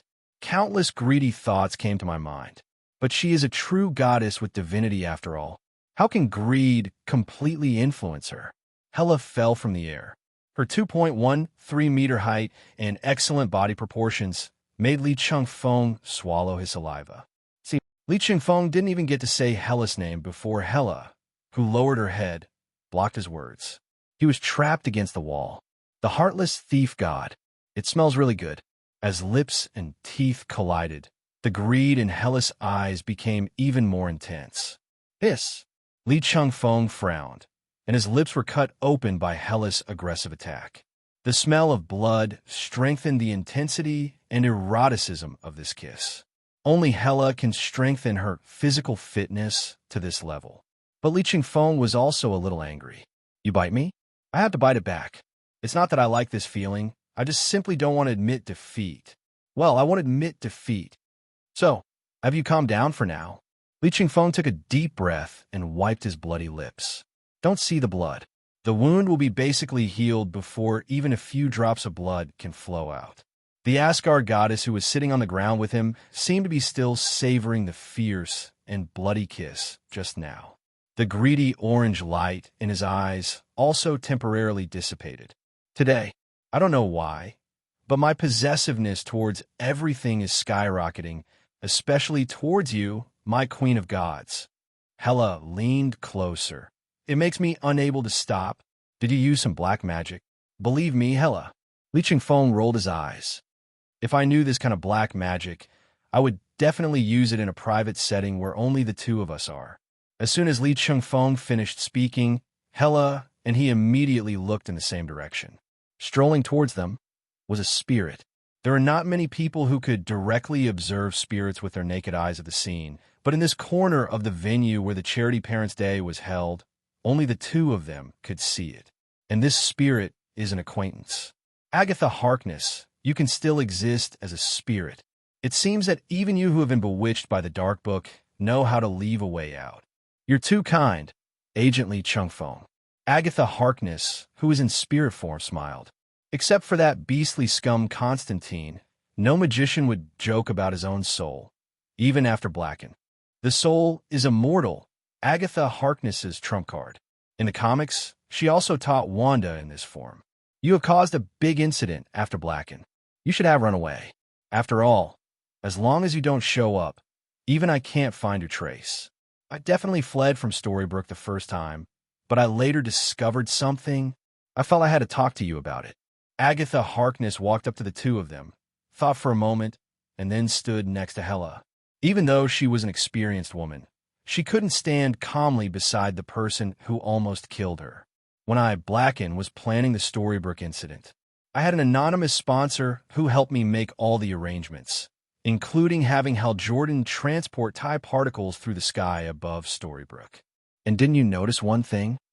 Agatha Harkness said solemnly, The so-called granddad was the only dead person in Storybrooke, but no body was found in the end. Li Chengfeng was stunned. Yamaria Hill was fully responsible for the aftermath of Fairy Tale Town, and he did not continue to intervene. So, what do you mean?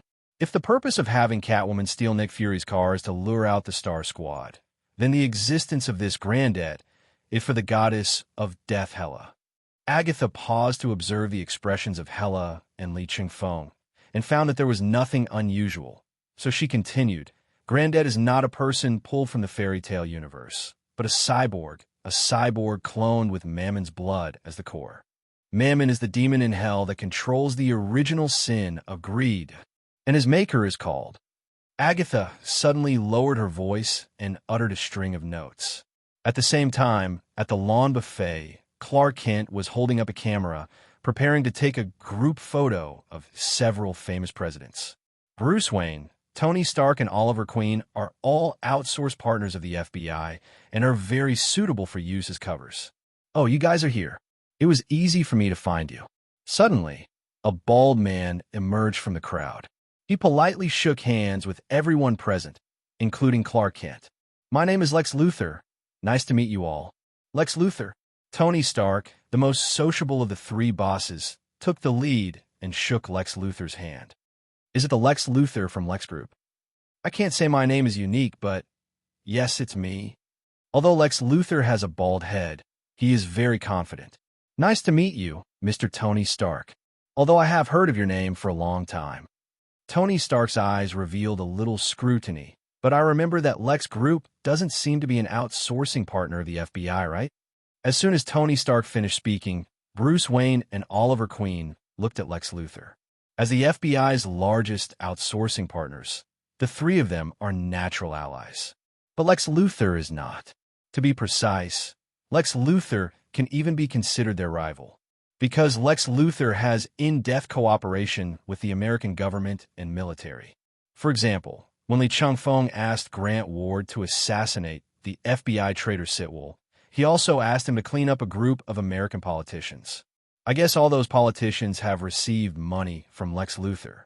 With this kind of relationship and the natural conflicts between the FBI and the American government and military, Lex Luthor probably often puts obstacles in their way. The three of them had all suffered a bit of damage recently, and they hadn't been able to find any clues to the culprit, but then Lex Luthor suddenly appeared before them. The three bosses exchanged glances. No way. This guy is the one who did this. An outsourcing partner of the FBI? I'm definitely not. I'm just an ordinary businessman. I came here mainly to see the world. After all, the FBI just went through a big event like the Battle of Washington. Lex Luthor picked up a glass of champagne from the cold table next to him. But the three of you don't look very friendly. I don't understand why you are so hostile to me. When Lex Luthor said this, the three tyrants present were all stunned, and even a fan-shaped diagram did not appear in time. The reporter-type Kansas guy who had been observing the situation silently was now full of complaints about Lex Luthor in his heart. The three of them have little contact with you, so it's normal that they don't understand you. But Clark Kent is a reporter from Metropolis. How many times has he reported news and events about Lex Group? How many events suspected to be related to Lex Group has he investigated? But the technique was indeed superb, and the follow-up work was perfect. Lex Group and Lex Luthor have always been pure and innocent. He is so pure and innocent that even Clark Kent can't switch to deal with Lex Luthor. Just like this time, the foundations of the three tyrants were targeted in a not serious but quite disgusting way. The only one who has such financial resources and ability and can act secretly without being discovered is Lex Luthor. But the three presidents were just guessing and couldn't do anything openly to Lex Luthor. The most they could do was to retaliate in the same way. While Bruce Wayne, Oliver Queen, and Tony Stark were still staring at Lex Luthor, they heard a somewhat sloppy young voice coming from behind them. You guys, you haven't eaten yet, right?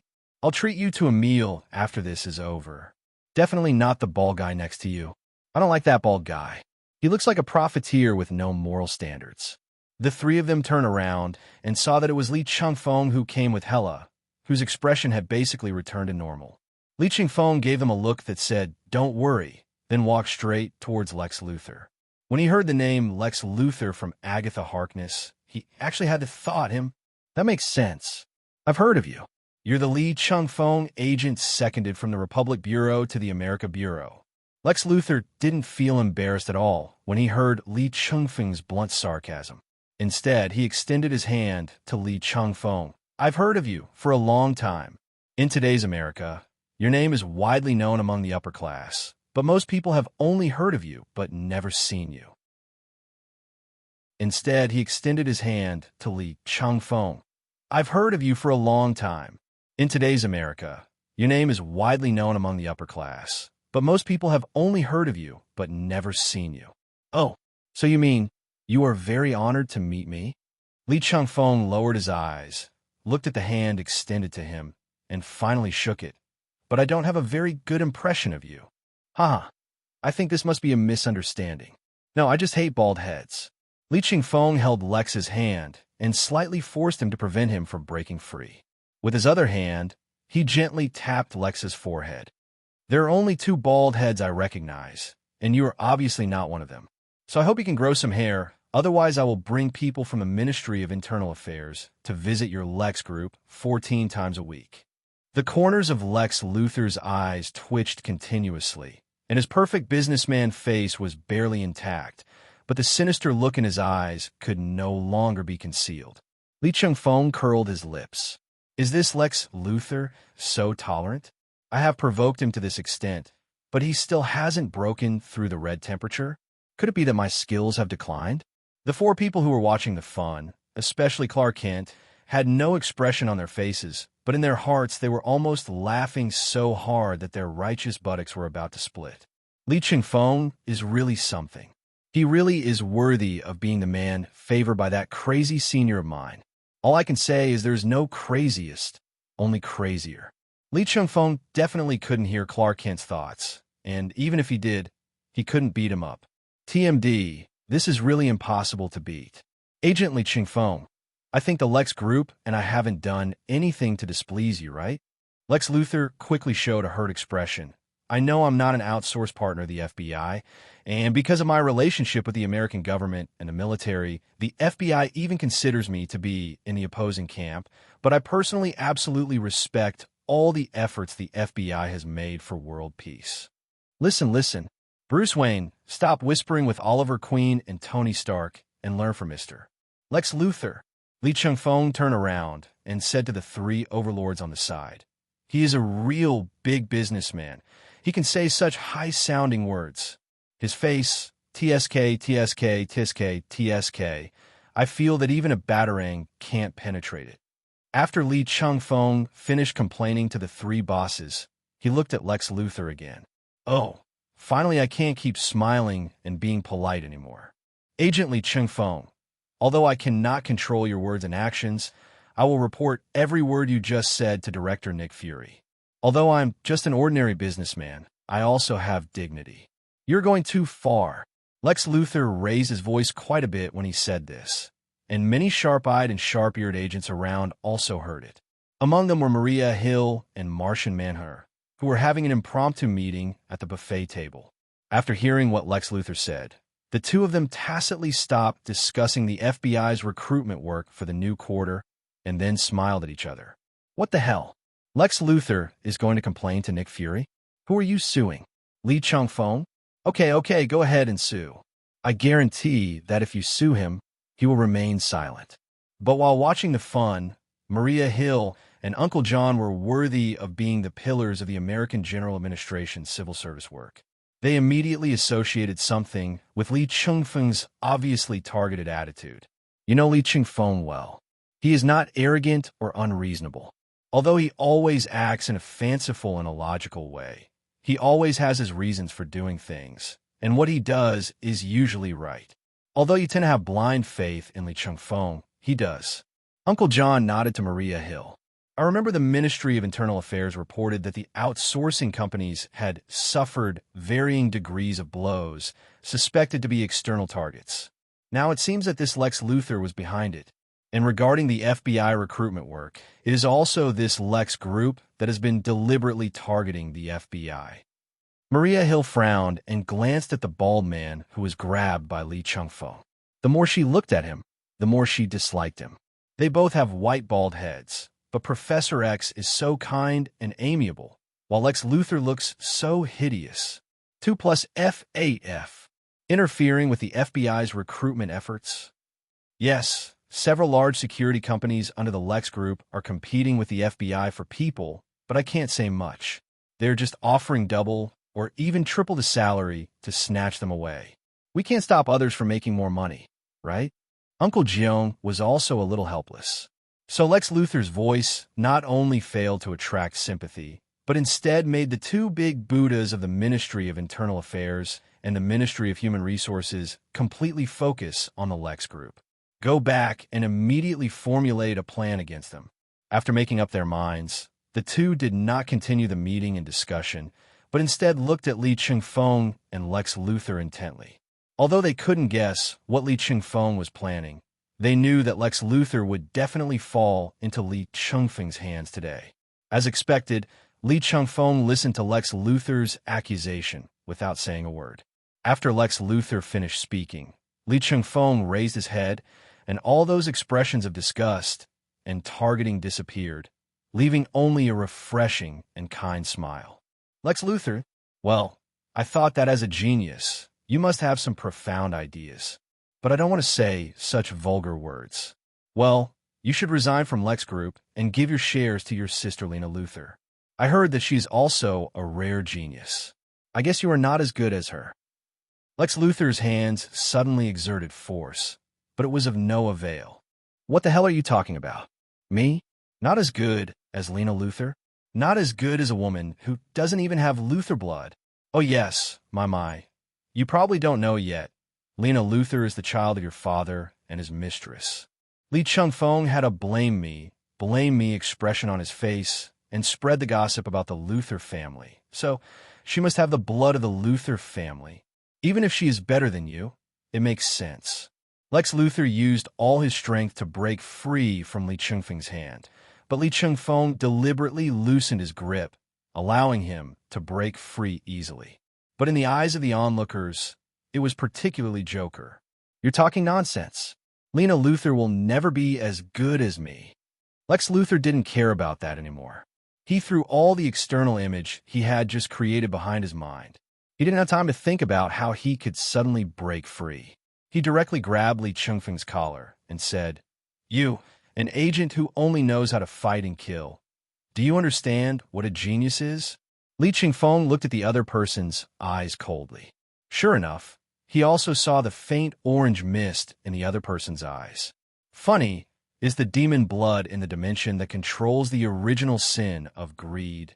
So fun? If you dare to play with the devil's blood, you will inevitably suffer the devil's backlash. Lex Luthor was also contaminated by the so-called blood of Grandet, that is, the blood of Mammon. But he is not an Asgard like Hela. He does not possess either physical fitness or divinity. Although the impact on Hela was only superficial, for Lex Luthor, it was already deep in his bones. Otherwise, with the brain of a genius businessman like Lex Luthor, how could he do something against the three major groups alone? Li Chengfeng looked at Lex Luthor, who was clearly on the verge of losing control, lowered his head, whispered softly in his ear, and placed the last straw that broke the camel's back on his shoulder. What a useless guy. Superman is 100 times stronger than you. No, 1,000 times stronger. You, a scumbag, can only chase after that red cape in your life, and the gap will get bigger and bigger, and eventually. Li Chengfeng deliberately waved his hand towards Clark Kent. You won't even be able to catch up with his back. Lena Luthor was just a bait to lure the enemy. Superman was the real damage that broke Lex Luthor's defense. As expected, upon hearing the word Superman, Lex Luthor became completely manic. It seems like I have that supermale syndrome. I am the most talented human being, Superman, and the so-called goddess beside you and her brothers. They are just a group of aliens. The orange in Lex Luthor's eyes instantly solidified. Mine. All mine. Lex Group is mine. The glory of the Luthor family is also mine. Everything that Superman has is also mine. Lois. It's also mine. Under the dual effects of Mammon's blood and the greedy orange light, Lex Luthor revealed all the greedy desires in his heart without any hesitation. Especially the last sentence. Although Li Chengfeng knew that Lex Luthor had always had an inexplicable love for Lois, but the big guy from Kansas is standing right next to us. Don't you know Superman's true identity yet? Li Chengfeng looked at Lex Luthor, who was pretending to be crazy, and then looked at the big guy from Kansas who was about to take off his glasses. Clark, don't listen to this lunatic's nonsense. Louise is here today too, right? Take me with you to say hello. Bruce Wayne put his arm around the big guy from Kansas's shoulders, then gave Li Chengfeng a look that said, "Don't worry," and then pulled the big guy from Kansas away. Li Chengfeng burst into tears immediately. Brothers are the best to use at critical moments. Hela, who was standing aside, looked at Bruce Wayne, then at Li Chengfeng. It seems she should ask Catwoman for contact information. There's something wrong with these two men. Both families need to be on guard. The noise made by Li Chengfeng and Lex Luthor was quite loud, and even alarmed most of the students' secret sentries. However, after reporting the situation, I received a unified response from Professor X. Li Chengfeng, whatever he said, just ignore it and pretend you didn't see it. Others may not know Li Chengfeng very well, but Bayadan knows him very well. Li Chengfeng is actually a very easygoing person, as long as you don't put your hands on the people around him. The ultimate shield, and he had heard a little about Lex Luthor. The reputation is so good that there is no stain at all. It's not normal to be single originally. There would be no problem if this happened to an ordinary person, but Lex Luthor was the owner of a large group and the first heir of the Lex family. Is there no spot on him? Are you kidding me? So Professor X simply left the power of independent processing in Li Chengfeng's hands. It seems that Li Chengfeng took the initiative to approach Lex and deliberately anger him, because he must have found some leverage or other evidence against him. Thinking of this, Professor X sent a video call request to Nick Fury.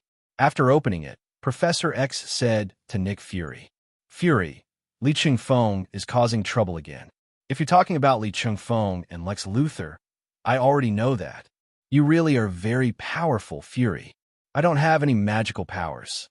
Nick Fury gritted his teeth and said, "My car is near the buffet, and the goddess of death from Li Chengfeng's family just took my mask away by force, so I just hid in the car. You want her eye patch? What kind of fetish is this? Who knows?" Nick Fury muttered while sitting in the car, "But if a serious goddess needs my stuff, then it must be very useful, right? It can't be that she came here on purpose to torment me, right?" After saying that, Nick Fury hung up the call and turned on another frequency band. Nick Fury calling Phil Coulson. Nick Fury calling Phil Coulson. Please reply. Phil Coulson copy. Director Nick Fury, what can I do for you? Don't let Li Chengfeng do anything extreme to Lex Luthor in public. Let him take Lex Luthor to the interrogation room on your team's Airbus. Yes. After listening to Nick Fury's words, Phil Coulson nodded in agreement.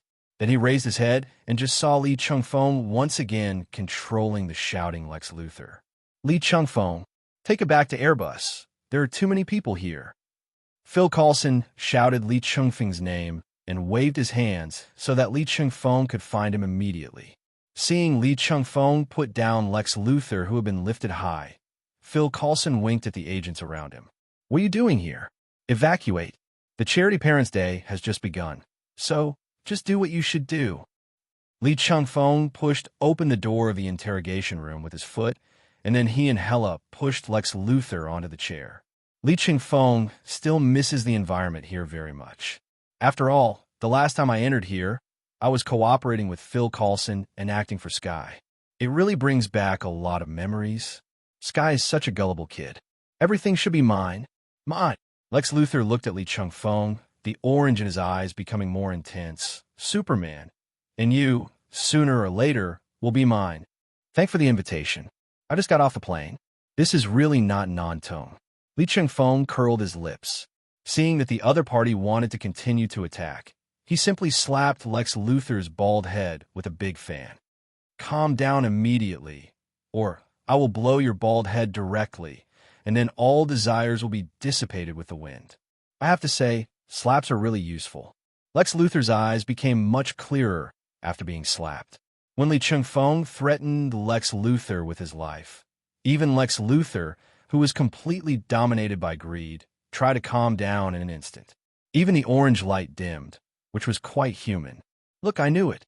Greed makes you jealous of anyone who is better than you, and it also makes you cherish your life more than ever. Li Chengfeng looked at Lex Luthor, who dared not speak, in the interrogation chair with a mocking look, and then began to ask. The commercial targeting of Stark Industries, Wayne Group and Quinn Group was the work of Lex Group, right? That's right. Lex Luthor looked at Li Chengfeng with a little surprise. As an FBI agent on the front line, you are much smarter than those idiots. Are you trying to flatter me? Li Chengfeng's mouth twitched. I just noticed a little action of yours, and I received such a positive evaluation from you, an arrogant person. What should I say? Am I flattered? I sincerely praise you. This time, I did not initiate the economic war directly through Lex Group. Instead, I commissioned the 3 largest outsourcing partners of the FBI, the biggest rivals, to invest in them and let them do it. Lex Luthor shook his head. Although in the eyes of businessmen, this is just a simple trick, but it is extremely effective. Moreover, it is actually difficult for you non-business agents to see through it. Li Chengfeng looked at Lex Luthor and couldn't help but think of those simple business wars. What about snatching the official seal? What about watering the other party's fortune tree? It doesn't seem so outrageous after all. Well, even if you don't like the 3 of them and want to target them. Li Chengfeng crossed his legs, his expression gradually becoming indifferent. Then why did you secretly support Agatha Harkness? Li Chengfeng waved his hand as he spoke. Agatha Harkness's immortal soul passed through the metal wall of the interrogation room and came in front of Lex Luthor. If it was the original Lex Luthor, he would definitely not be able to observe Agatha Harkness's spirit. But now he has been contaminated and eroded by Mammon's blood and the greedy orange light born from it. The power of the devil and the power of the emotional spectrum have made him different from ordinary people. So he could see the spirit coming through the wall. Even though Lex Luthor was knowledgeable, he couldn't help rubbing his eyes, his face full of shock. After all, Lex Luthor is still a scientist, and a top scientist at that. It doesn't seem particularly easy to get them to accept these supernatural things. Lex Luthor, you probably didn't expect that we would meet again, right? Agatha Harkness's spirit just sat in midair, staring straight at Lex Luthor. No, it's impossible. Since the plan to summon Zithorn in the distorted reality failed, you shouldn't be able to survive, right? To be precise, my body is indeed dead now. It was chopped into powder by Agent Li Chengfeng's axe, but my immortal soul is preserved. Agatha Harkness nodded in agreement. So in your original plan, after being corrupted by the Dark Book, I would definitely fight the FBI for Seedhorn, right? Agatha Harkness smiled. In Lex Luthor's original plan, summoning Seedhorn was just one of the parts. Allowing Grandet, cloned with Mammon's blood, to pollute the gods of Asgard is another link. To be precise, polluting the 3 Asgard siblings was a backup plan in case the original plan failed. If the plan to summon Scython had been carried out perfectly, the 3 Asgard siblings would probably not have survived. Li Chengfeng looked at Lex Luthor, whose expression kept changing, and asked, I won't pursue the matter of you funding Agatha Harkness. It must be a boring and evil plan of the villains anyway. I'm more interested in, you're willing to pay such a high price just to target our 3 Asgard siblings? Whether it's obtaining Mammon's blood or getting information about TIE particles from the military, it must have cost a lot, right? But what is this all about? No one in the entire Star team even knows you. Why are you targeting them so much? Li Chengfeng was also wondering, was Lex Luthor possessed by evil spirits, or was he in trouble? Why did he have to fight with them? Even the big guy from Kansas whom he loved and hated was abandoned? However, Lex's emotions that had been suppressed by the big fight began to surge up again. The orange light in his eyes disappeared and returned. You definitely don't know me. If possible, I don't want to know you. Lex Luthor raised his head, his expression sinister and terrifying, but HYDRA came out in full force and fought a decisive battle with the FBI in Washington. Then the whole of America, no, The whole world witnessed the ability of the FBI's star team. The most dazzling among them are the god siblings from the so-called Asgard. Although Lex Luthor is now a prisoner of Li Chengfeng, it has to be admitted that after the Battle of Washington, Hela, Thor, and Loki have become famous, at least in America. In addition to its powerful abilities, its appearance as a god is also almost perfect. In a short period of time, his popularity surpassed that of Iron Man, Tony Stark, who revealed his identity in Gotham City's eternal urban legend Batman. It was quite normal for Lex to notice them. You're right, but they won't interfere with you, whether it's your business or your life. They have nothing to do with you. Why target them? Oh, not even remotely related? Lex Luthor sneered. These so-called gods from Asgard are just nice words. They are essentially three extremely powerful aliens. And how can aliens live in peace with the people of Earth? This is just their disguise. Just like that Metropolitan Scout who looks omnipotent and has a noble character. In the long run, humans will sooner or later be replaced by alien species. So I am protecting my own home. When Li Chengfeng heard this, he couldn't help but clap his hands. No wonder he always felt like he had forgotten something. Yes, Lex Luthor's grandson is an extreme racist, but in his eyes, the Earthlings are one race, and he does not hesitate to speculate on the actions of all races other than the Earthlings with the darkest thoughts. Li Chengfeng smacked his lips. This kind of people just don't learn their lessons. The deaths of Red Skull and Nazi Hydra are still fresh in our memory, and now Lex Luthor is doing it again? I don't quite understand. You mean, as a native of the Earth, you firmly resist the existence of aliens and are even willing to kill them? Those who are not of my race must have different hearts. Unexpectedly, Lex Luthor actually said 8 words in fairly standard Wuxia. According to Lex Luthor's wisdom, learning a few words of Wuxia is really no different from playing. Looking at Lex Luthor's determined eyes, Li Chengfeng wanted to laugh for a moment. As a time traveler, his vision is no longer limited to the Earth. Why do the people on Earth firmly resist aliens? If we don't unite all the forces in the universe, what if a world of all things pops up? What if a Perpetua pops up? What if some weird supreme deities even pop out from the Foundation universe? When the vision is broadened to include the entire universe and countless timelines, the Earth is at best just a village. The so-called global village means that the entire Earth is like a small village in the vast universe. This is the theory proposed by McLuhan in his 1964 book Understanding Media, The Extensions of Man. People in the 1960s could figure out, but Lex Luthor, a genius who could be called a level universe scientist, is still stuck in a rut? As expected, even a super genius can't escape the common problem of white men. Right? Then why don't Tony Stark and Bruce Wayne have this idea? It seems that there's indeed a big problem with the Luthor family's education. The population decline is what they deserve. Apart from Lena Luthor, there is no good person in the family in the usual sense. Hell understood, too. All the abnormalities in my body were the work of the bald B*********** D in front of me. Thinking of this, a night sky sword appeared out of thin air. When the sword was about to pierce Lex Luthor's head, Li Chengfeng grabbed the hilt of the sword. Although Lex Luthor did not die, his forehead was pierced and blood was flowing all over his face. Li Chengfeng put down the night sky sword and walked in front of Lex Luthor. Don't forget to flatter yourself. Li Chengfeng curled his lips. Why don't you Americans return America to the Indians first? To the Indians, what's the difference between your Luthor family's ancestors and those aliens you imagine wanting to take over the Earth?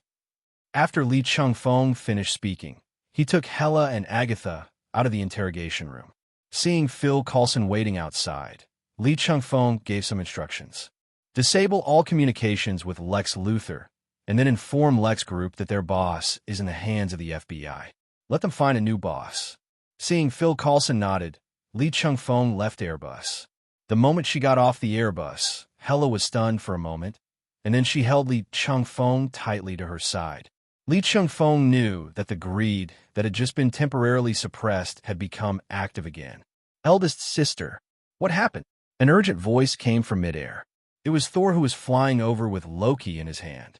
After landing, Thor and Loki looked at Hela with great concern.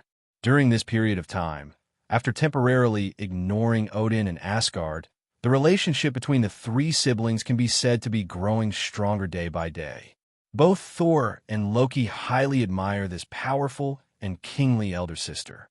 So when they sensed that something was wrong with Hela's aura, they rushed over immediately. It's just the devil's blood and the greedy orange light. It can't have much impact on me. Still holding on, Li Chengfeng patted Hela's hand gently, and then the green light transformed. When the thread composed of the green light wrapped around the two people's clasped hands, Hela was obviously a lot more relaxed. Faced with this situation, the best way is to create an orange lantern ring to transform suppression into control. But there is no suitable material now, so Li Chengfeng could only temporarily use the green light of his will to help suppress Hela. Compared to the anxious Asgard golden retriever, the Asgard husky glanced among the crowd and put forward his suggestion. Well, if I remember correctly, we should have a home, right? And in that family, there was a father called the King of God. What we're saying is a proper level godfather at the peak of his powers should be able to solve the problem facing the eldest sister, right? Loki said as he faced Hela and spread his hands. Father and daughter, king and crown prince, will meet again eventually. Let's go back to Asgard. So, do you really want to go to that alien planet called Asgard? Agatha Harkness stood behind Li Chengfeng. Although she was an immortal spirit, she had only seen the legendary Asgard in some records. What else? Li Chengfeng is quite a bachelor. Isn't it just to meet his father-in-law? Could Odin really kill his daughter and son-in-law? Then Li Chengfeng is really going to help Hela and Loki to seize power and usurp the throne. I thought you would try other methods first, and if none of them worked, you would choose to go to the unknown divine realm. To you, it is an unknown divine realm, but to these three siblings, it is called returning home. Li Chengfeng curled his lips. It was obvious that these mysterious magicians had a filter when it came to Asgard. Logically speaking, since they traveled back and forth between various dimensions, they should have touched Asgard at least once, right? Agatha Harkness saw Li Chengfeng's expression as a rare wise man. After getting rid of the blackened and corruption of the Dark Book, his wisdom had long since regained the high ground. You can tell what Li Chengfeng is thinking at a glance. They were really wronged. There is a big difference between dimensional travel and interstellar travel, okay? Without looking at the conflicted Agatha, Li Chengfeng walked towards where Nick Fury was. Fury, are you busy? No. Sir, if you have something to say, just say it. You suddenly asked me if I was busy, and I was a little flustered. Nick Fury had a new mask on at the moment and was bragging to each other with Professor X and several parent representatives. As the director of the American General Bureau, he was acting with both dignity and friendliness. But Li Chengfeng suddenly came up to him stealthily. I also asked myself for no apparent reason whether I was busy or not. He was almost scared to death. What's going on? What's going on? It sounds like since you're not busy, you're planning to find something to keep yourself busy? Nick Fury smiled apologetically at several parent representatives, then followed Li Chengfeng to the side, smiling but lowering his voice. What's wrong? I heard a lot of big things happen today, right? Nick Fury asked as he brought the champagne glass to his lips and took a sip. It's okay, not a big deal. Li Chengfeng nodded. Just detain that guy Lex Luthor. Puff! The champagne that had just entered his mouth sprayed out as Li Chengfeng's calm words entered his ears. Ahem, what the hell? Did you take down Lex Luthor directly? Nick Fury was not surprised at all that Lex Luthor was arrested, and he even looked forward to it. But he didn't expect it to be so easy. So, is there any evidence? Evidence? What is that? Is it edible? Li Chengfeng looked at the black marinated egg with contempt. Have you been living a wealthy life for too long? Have you hidden the ruthless Nick Fury? If it were a few months ago, you would only ask me how I plan to deal with Lex Luthor. Evidence? The FBI is the biggest evidence of TND. No, just get to the point. Why are you always scolding me in a roundabout way? Nick Fury said awkwardly, since the X-Men were merged into the FBI, I have been working with Xavier and have picked up some of his habits. Li Chengfeng looked at the black old man in his 60s in front of him with a look of disappointment. It seems that the days of comfort cannot last too long. Even people like Nick Fury have lost some of their edge. Anyway, let me make it short. He was the one who funded the Storybrooke incident and provided all the conveniences for Agatha Harkness. This shows that he has deep interests and even power for money transactions with the American government and military. Li Chengfeng pointed at Tony Stark and others beside him, and the economic incident against the FBI's outsourced partners was also his handiwork. I guess there were many similar unsolved old cases in the past that were also more or less the work of the Lex Group. Li Chengfeng's words were actually not ambiguous. Nick Fury has also been in the political arena for decades, so he naturally understood Li Chengfeng's subtext. Just do it with all your might. Nick Fury thought about this and reflected deeply on himself. He used to be a ruthless and calculating person, so why has he become more kind-hearted recently? Can I forget the method of making a living just because I have Li Chengfeng? So he decided to start with Lex Luthor. He wanted to make those people with bad intentions remember the reputation of the F***K-man. Wait, I can handle this, so what are you going to do? You've seen Hela's condition today. She fell for Lex Luthor's trick. Li Chengfeng shrugged. Mammon's blood contaminated her and caused her to be possessed by the greedy orange light. I don't have any good solution for now, so I plan to take her back to Asgard to see if her father has any good solution. The father of the goddess of death, Hela? Isn't that? Nick Fury's one eye widened, and he looked around before lowering his voice again and saying, Isn't that the king of God, Odin? Yes, a son-in-law has to meet his father-in-law, right? Li Chengfeng nodded. I'm going to take the star team away. I'm telling you. You don't need to say that. Nick Fury laughed. Even if you want to go to Asgard alone with Hela, I won't agree. Joke. Now you're the #1 dad in the American General Administration. Can I let you go to another planet to meet your father-in-law by yourself?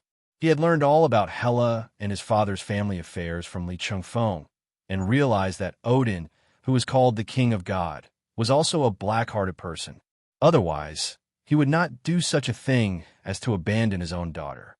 She was once promised the position of crown prince, but because Hela was too obsessed with war and could not bring peace to the 9 realms, she simply sealed her own daughter on Earth. You didn't say it during the war, but instead did this after the war.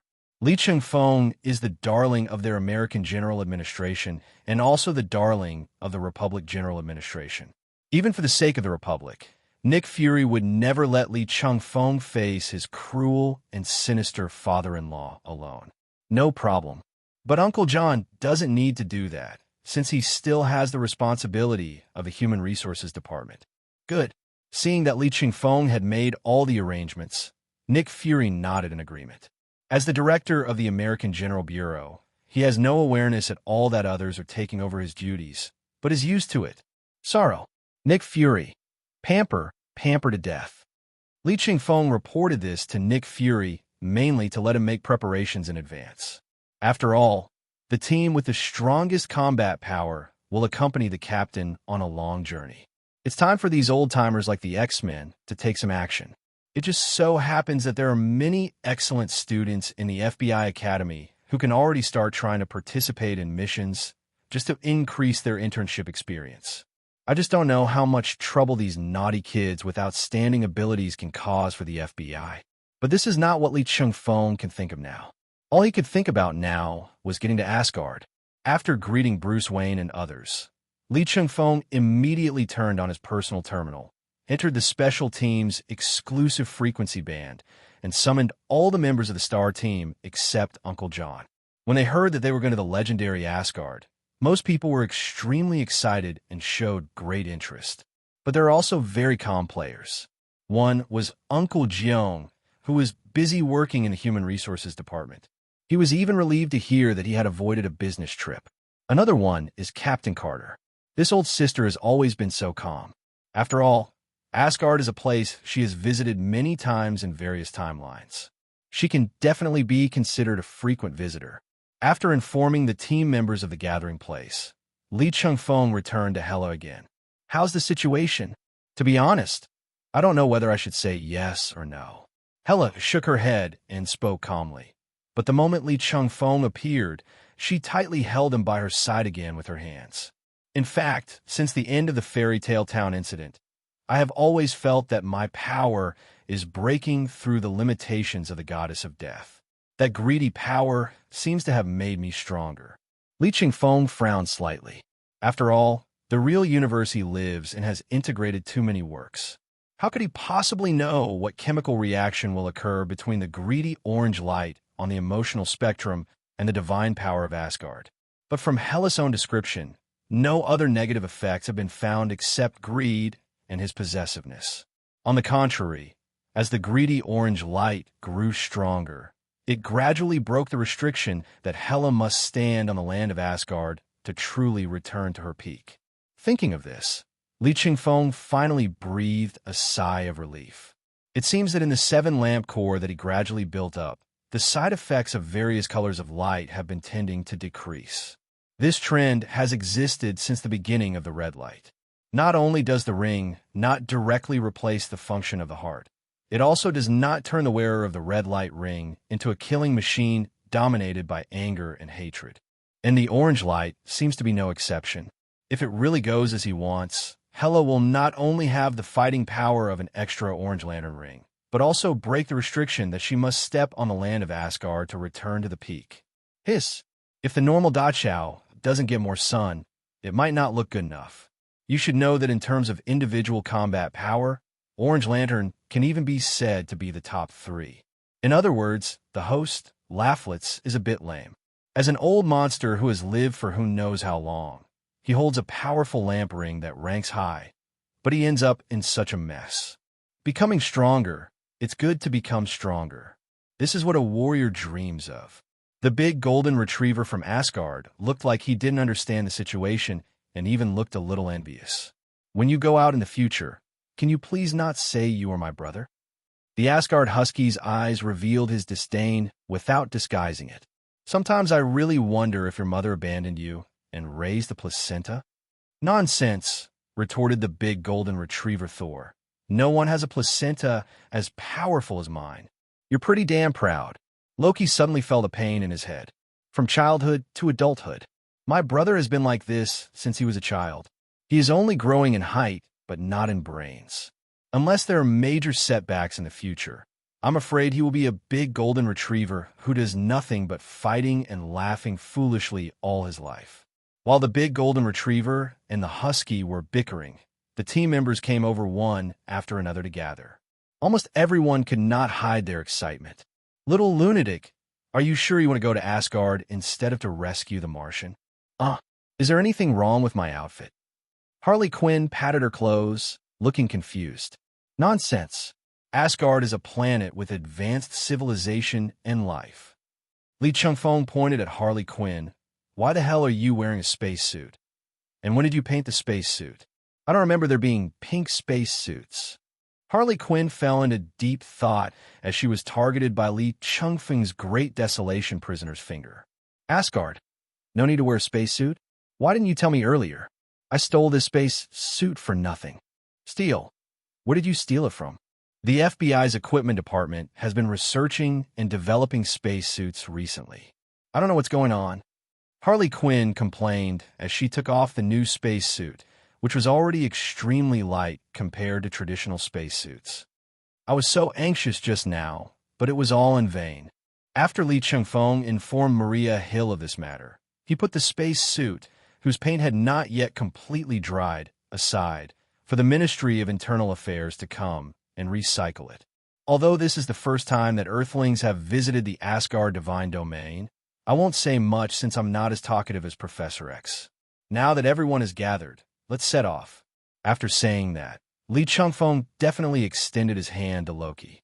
The Asgard Husky didn't expect that he would have his own business to attend to. He was stunned for a moment and started staring at Li Chengfeng. Coordinates. If you don't give me the space-time and dimension coordinates of Asgard, how can I open the portal to pull people in? Do you really think of me as a tool for eating, drinking, and handing out candy? No. Do you really not understand, or are you pretending not to understand? If you just give me the coordinates of the Republic border, and I walk there, do you think I'll be arrested for illegal entry? The same goes for Asgard.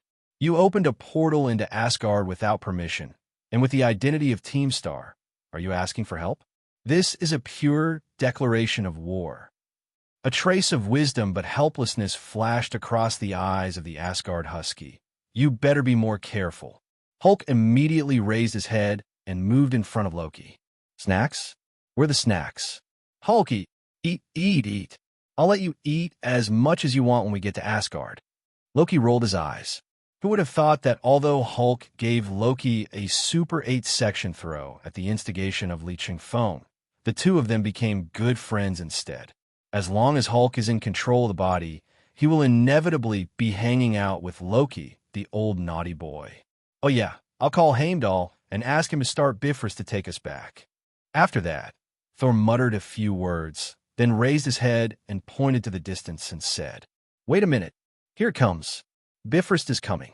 Everyone looked in the direction of Thor's finger and saw a rainbow appearing from the sky, heading straight towards them. "Damn it, Peter, I will never let you go today. Jessica, I've already apologized. Let me go. Don't even think about it. How dare you matchmake for Lord Hela? I'll beat the shit out of you today, and it will be a clean one." Dirty words. Jessica, watch out for the dirty words. Be careful that the dean will drag you to a small ideological education meeting again. Jessica Jones shuddered, the horrific memories flooding back to her mind again. TM, the ideological and moral education starts at 8 hours. Professor X obviously doesn't nag at other times. So why does he nag like that when it comes to occasions like when leaders are giving speeches? Stop meddling in the affairs of beautiful girls. Just grit your teeth and take this punch from me. Because of the different twists and turns, Jessica Jones's relentless pursuit of Peter Parker finally paid off. While Tony Stark was chatting with Peter Parker, he took advantage of Peter's politeness and successfully captured him. Then, in Tony Stark's shocked and ambiguous eyes, he watched Jessica Jones carrying Peter Parker away. Ah, it's great to be young. Tony Stark, who's been a playboy since his youth, sighed. The other two notorious presidents also agreed deeply. Then there was the scene where Jessica Jones tortured Peter Parker. And Jessica Jones was absolutely right in making him grit his teeth. That punch was absolutely free of any personal emotions or water. Just like the punch he gave Li Chengfeng. But Peter Parker suddenly had an idea and used the reaction force of the punch to instantly increase the distance between the two of them. Jessica Jones gritted her teeth and immediately exerted force on her feet, trying to find the feeling of successfully flying. Success. This time she finally succeeded again. So she changed direction in midair, accelerated, and caught up with Peter Parker, who was escaping. Ha ha ha. Peter, don't even think about escaping from my grasp. Jessica, you're flying again. Peter Parker's slightly trembling voice came, feeling both happy and annoyed. I'm glad that my friend's ability development is on the right track. The sad thing is that he can't escape this severe beating today. Jessica Jones showed a sly smile on her face. She pressed Peter Parker's shoulders with both hands and used her own forward inertia to push him directly from midair to the ground. Ahem, it hurts. Why are you pretending? The intensity just now was not even 1/3 of the actual combat class. Although Jessica Jones chased Peter Parker and beat him up when they had a disagreement, she would never do anything to really hurt her friend. These actions would at most be considered a warm-up activity in a practical class. Considering the physical fitness of the two people, they would not be hurt if they fell from a height of 10 meters. If the place where they landed was not exactly in the center of the Star Squad's gathering point. The current actions of the two people are very indecent. Peter Parker is lying on the ground, and Jessica Jones is sitting on his waist at this moment. Everyone in Team Star, what the hell? Jessica Jones, what the F***CK? Peter Parker, pointing at Bifrost falling from the sky, what the hell? So, Mr. Parker, Ms. Jones, what the hell are you doing? Lee, what are you talking about? I promise that Jessica Jones and I are just pure friends. Who the hell asked about your private lives? The FBI Academy doesn't care about that, and you're not kids anymore. Li Chengfeng turned around and looked at Peter Parker and Jessica Jones. I'm asking why you two suddenly showed up here. Ahem, if I say I'm just being beaten, would you believe me? Li Chengfeng rolled his eyes. These two naughty kids were more troublesome than the other. But just bring them along. The two of them will have no problem protecting themselves with their abilities. In the FBI Academy, their combat power is among the best. What's more, this trip to Asgard is not to carry out a mission or engage in military operations, so it is estimated that there is no danger. After all, the three Asgard siblings are under his control. But this turn gave Li Chengfeng a fright. How come even the Airbus was teleported up here? Because they were currently traveling in the Bifrost hyperspace tunnel. The huge Airbus was also included in the Bifrost transmission range. This hyperspace teleportation technology is truly astonishing. It can put everyone in Bifrost in a superliminal environment, but it will not have any impact on various physical indicators.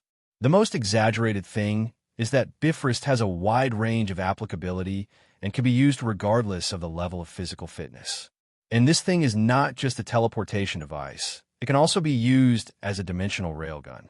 So how did they get Bifrost to switch modes between weapons and channels at will? Lee, when you arrive in Asgard, you must meet my brother Heimdall. Heimdall is the bridge keeper of Asgard. He has eyes that can see through the boundaries of space and can observe the flapping of the wings of the tiniest insects in the most hidden corners of the 9 realms. Thor has great respect for Heimdall. As for Heimdall, it is completely possible to understand him as Captain America of Asgard. In addition to possessing extremely powerful strength among all the gods of Asgard, he also possesses the morals and conduct of a saint, and the latter is the fundamental reason why the Asgardians respect and love him, even if his last name isn't Odinson. Thor, how do you request teleportation from Heimdall? Well, I just asked Heimdall to teleport all the people around me up there, but I didn't expect Heimdall to bring Airbus up there as well. It seems that this Heimdall can manipulate the coverage of Bifrost at will. He better cover it accurately. If there are parts missing from the Airbus, I will make him compensate for it. Well, if you can find a lawyer to sue across the planet. Stop talking nonsense. Li Chengfeng looked at the Asgard golden retriever.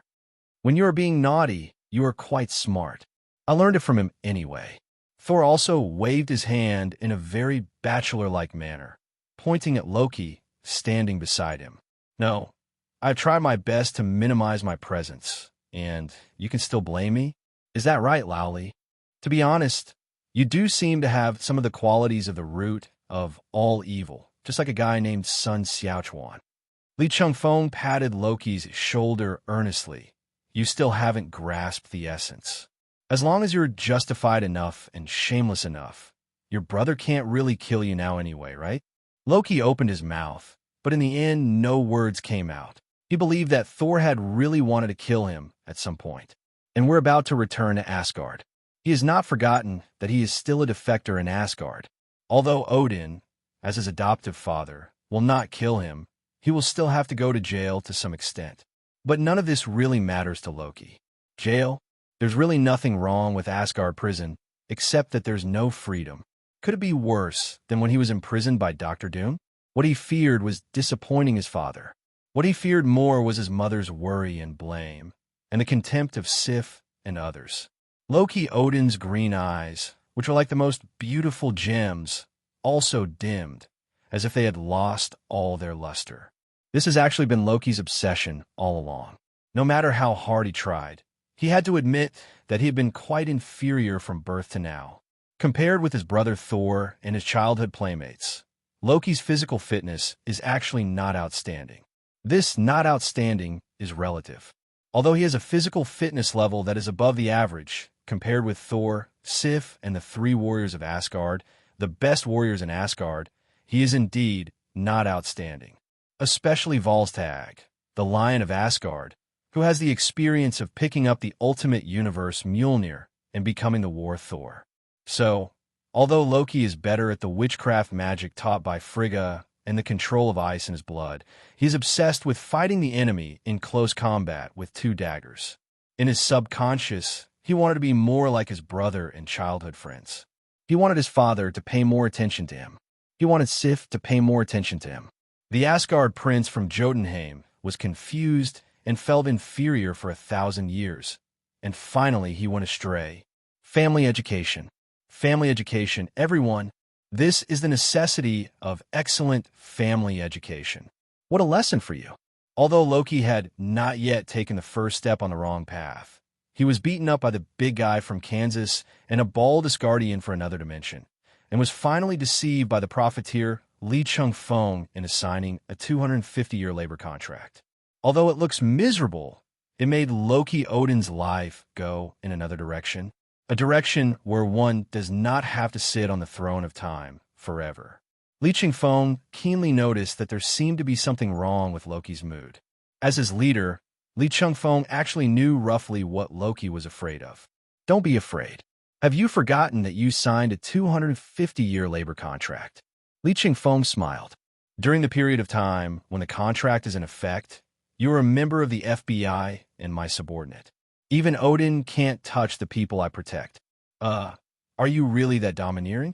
It's okay, generally domineering. I've read more long out-yin novels recently, and I think I've completely mastered the skill of tiger body shock.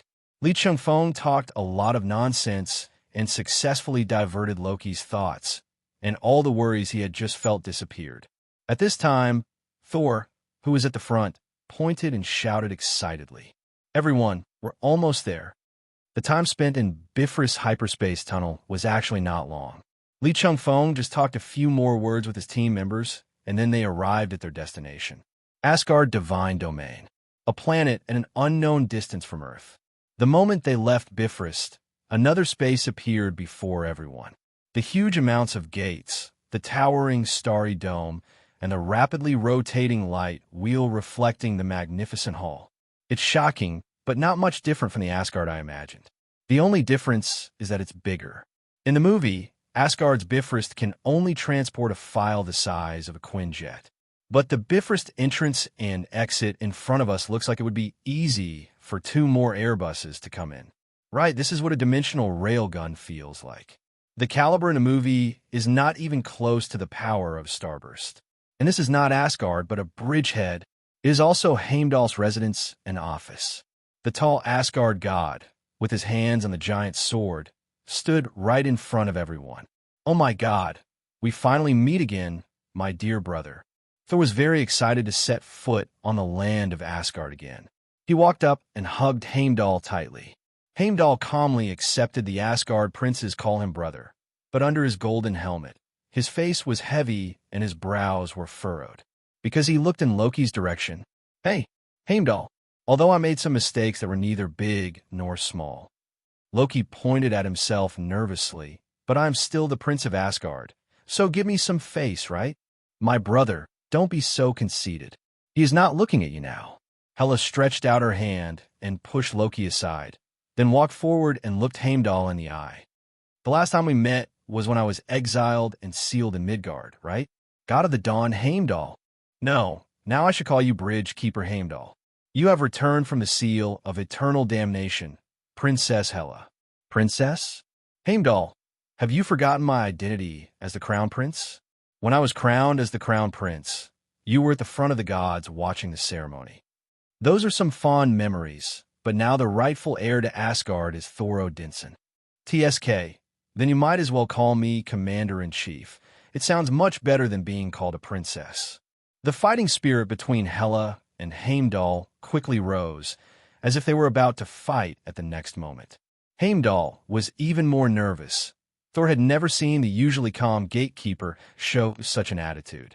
Loki stepped aside pitifully. Just now he was so self-righteous as to think that Heimdall was going to bring him to justice. After all this fuss, is it true that Loki Odin is not even qualified to be considered a major enemy? Damn man. Li Chengfeng and other members of the Star Team extended their sincere greetings and condolences to Loki. Loki is about to break. Go hug him. Li Chengfeng poked Hulk's thigh with his elbow. Oh good. Hulk hug. Puff. Loki almost spat out a mouthful of blood. "Hulk, can you be gentler?" Loki hurriedly got out of Hulk's arms, but he felt relieved by Hulk's interruption. Who made her sister the goddess of death, Hela, who killed people across all 9 realms. Just get used to it, just get used to it. As the two powerful Asgard gods confronted each other, everyone present gradually felt the oppression in the air. For the gatekeeper Heimdall, Hela's identity as the crown princess was already in name only after she was exiled and sealed in Midgard by Odin. But her greatest identity now is enemy of Asgard, and arguably the greatest enemy Asgard has ever seen. Even if he tried his best, he could only hold out for a period of time at most. After all, Hela was Odin's eldest daughter, the former executioner, commander-in-chief of Asgard, and goddess of death. And Hela was eager to try, because the moment she set foot on Asgard, her strength quickly rose to an extremely high level. Although it has not yet reached the true peak, she will gradually recover as long as she stays in Asgard for a period of time. If Li Chengfeng had not appeared and interrupted the confrontation, Hela might have really had to fight a divine war with Heimdall. Remember what we are here for? We are not here to declare war on your father. Li Chengfeng walked forward and gently held Hela's hand.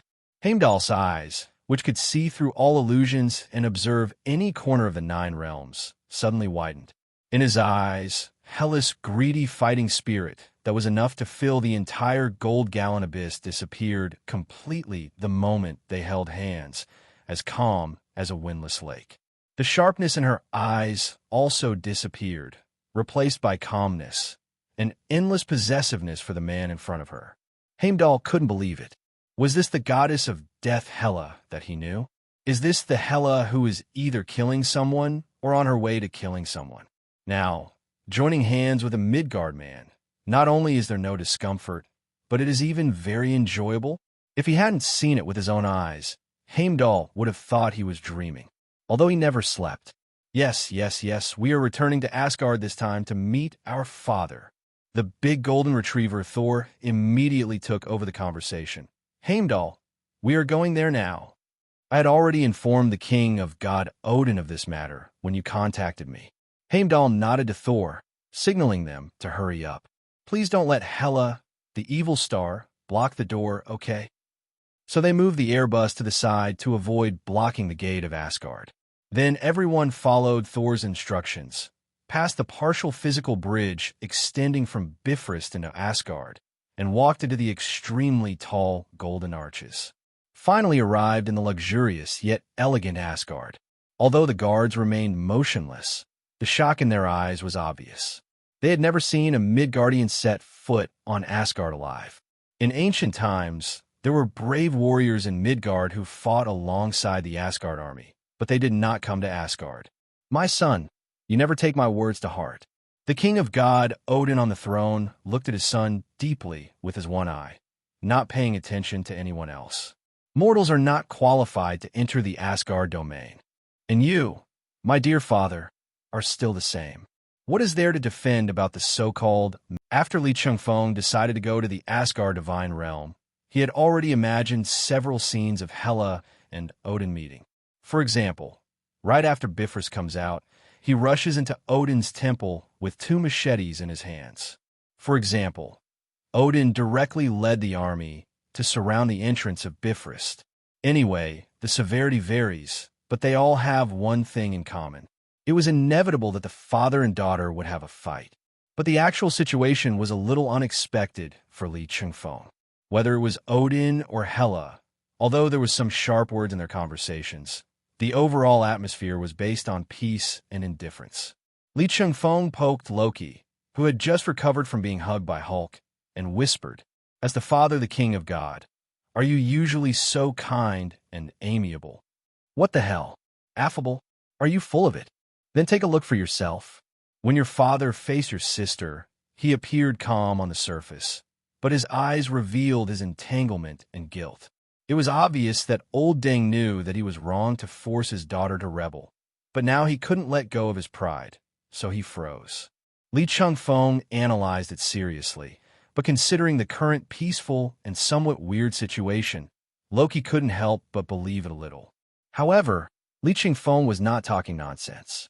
After all, Odin was able to raise a killer embryo like Hela in his early years, which showed that he was not a good person either. In this situation, he did not kill his daughter who was plotting to usurp the throne, but only sealed her in Midgard, and the seal was linked to his life. Isn't it obvious that I can't bear to kill my daughter, but I have to deal with her, so I just send her far away and never have any contact with her again? Anyway, once I die, the seal will be broken and I won't have to face such an embarrassing situation. Li Chengfeng looked at the unnatural look on Odin's face and became more certain.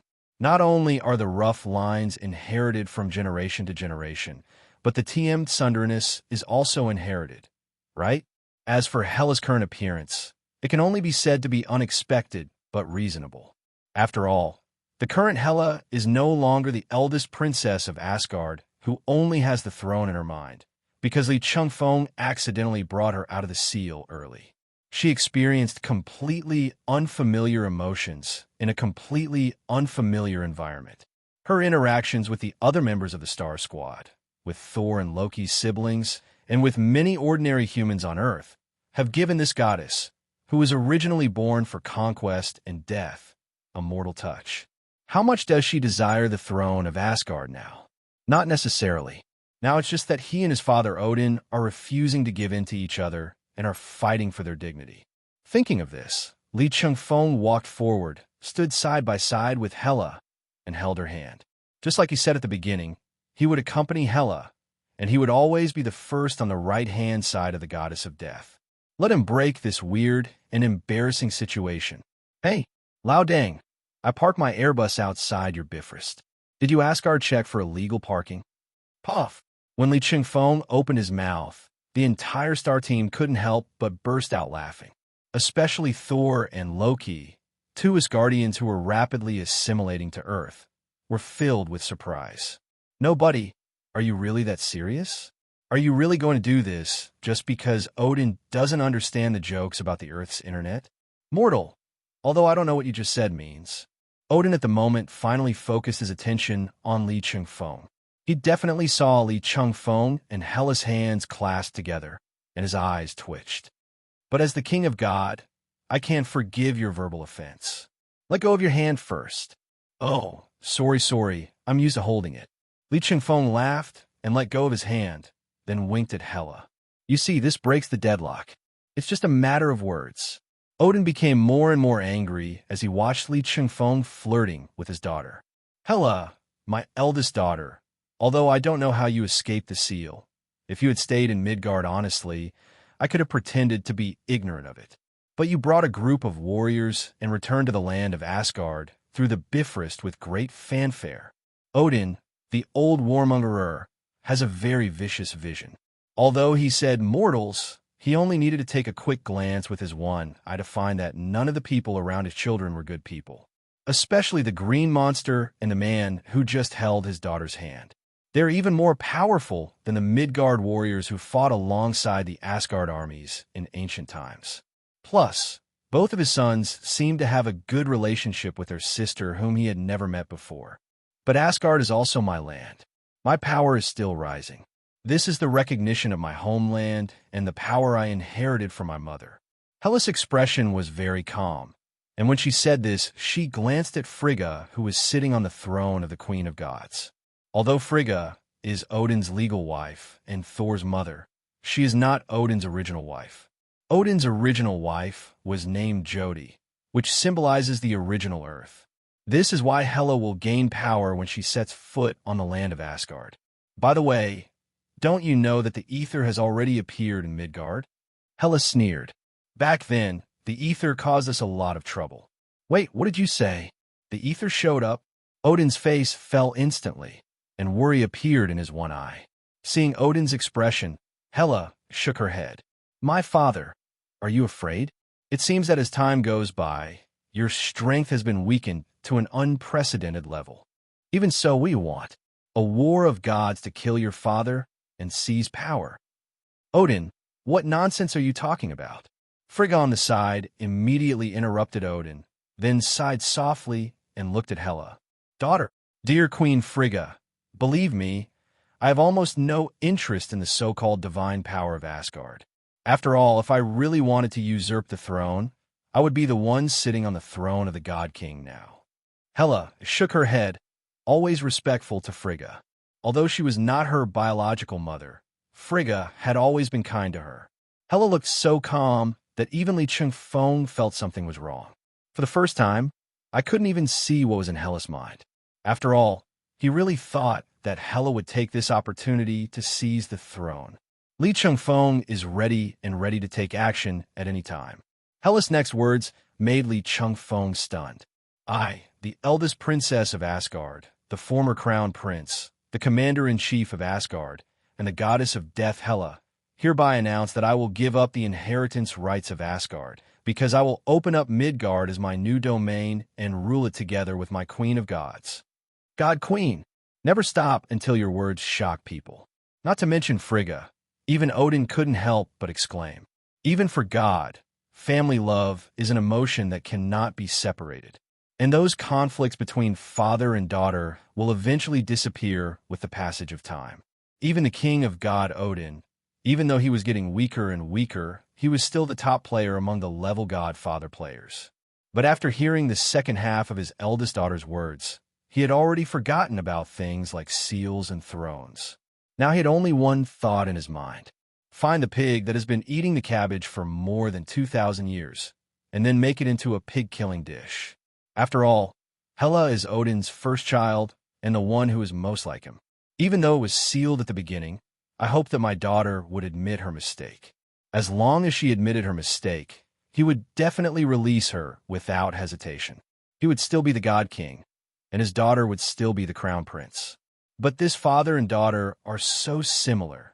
Even their shortcomings are exactly the same, so they will never give in to each other. But now it's different. What's the point of being submissive or not?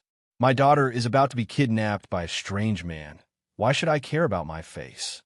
Who is the queen of gods you chose? Is she a native god of Midgard, or a prince of some country? It's him. Hela pointed her finger at Li Chengfeng without hesitation. Li Chengfeng was stunned for a moment, took 2 steps to the left, then 2 steps to the right. Hela's finger was still pointing at him firmly. Odin immediately showed his great power. You mortal, how dare you kidnap my eldest daughter? Li Chengfeng, no, buddy, your conflict shifted very quickly. Although Li Chengfeng definitely accepted this identity, he still felt that Hela was a bit fierce. Can't we discuss this in detail when we meet with your father and mother alone? He had to say in public, and at the moment when Odin had the worst impression of him. What kind of creature is the so-called father? Everyone has a different personality, but when they first meet their son-in-law, no matter if he appears to be cold or enthusiastic on the surface, what they are thinking in their minds is definitely to kill this B****************** D who has seduced their daughter with a spiral explosion. It would be fine if he was just an ordinary father. But the father-in-law in front of him is the powerful level god father, the lord of the Asgard divine domain. If I were young, I would have been squeezed to the point of shitting if I met the purple sweet potato spirit. But ask Li Chengfeng if he is willing. That's bullshit. A 2.13-meter tall, gorgeous lady. Reject? Li Chengfeng's mind has never been to the Pacific Ocean. Well, Hela, although I know about our relationship, I didn't expect you to want me so badly. Are you going to regret it? Are you going to break your oath to me? Hela's eyes suddenly turned cold, and the greed in her eyes suddenly surged uncontrollably. No, I must have you. You must become my queen of gods. A forced melon is not sweet, but it can quench your thirst. Hela, calm down. I didn't say I was going to regret it. Li Chengfeng saw that the greedy orange light had lost control again, and immediately turned on the green light to transform. He once again used the green light of his will to materialize the silk thread that was wrapped around Hela's arm. Besides, you have to consider the atmosphere before you speak. If your father wasn't the God King and had to maintain his dignity and face, he would probably have jumped off the throne by now, ready to have a real-life PK with me. It's okay, I can protect you. I didn't say I was a coward, but don't forget why we came to Asgard this time. Li Chengfeng smiled and shook his head, then looked at Odin. You should have noticed that Hela was possessed by a power called greedy orange light, and the source of the power was that she touched Mammon's demon blood. Mammon's blood? Odin calmed down instantly, his brows slightly furrowed. Then he stood up and walked into the temple. Thor, Loki, entertain your friends. Daughter, and that mortal, follow me. Li Chengfeng and Hela followed Odin into the inner hall of Asgard. Although just as luxurious as the main hall, the decoration of the inner hall is obviously much more restrained. Odin was in front, and Li Chengfeng and Hela follow behind. They walked like this for a while and finally arrived at the king of God's usual residence.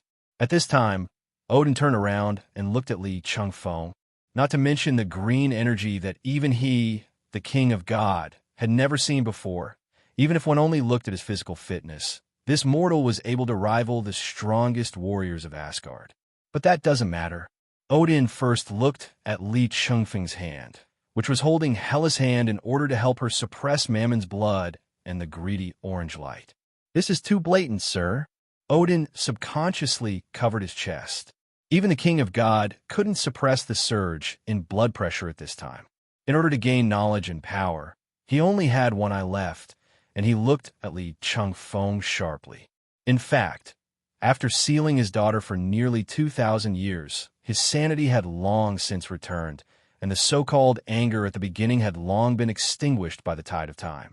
The current situation is simply that this father and daughter, who were born as gods, are unable to let go of their pride. That's just pure stubbornness.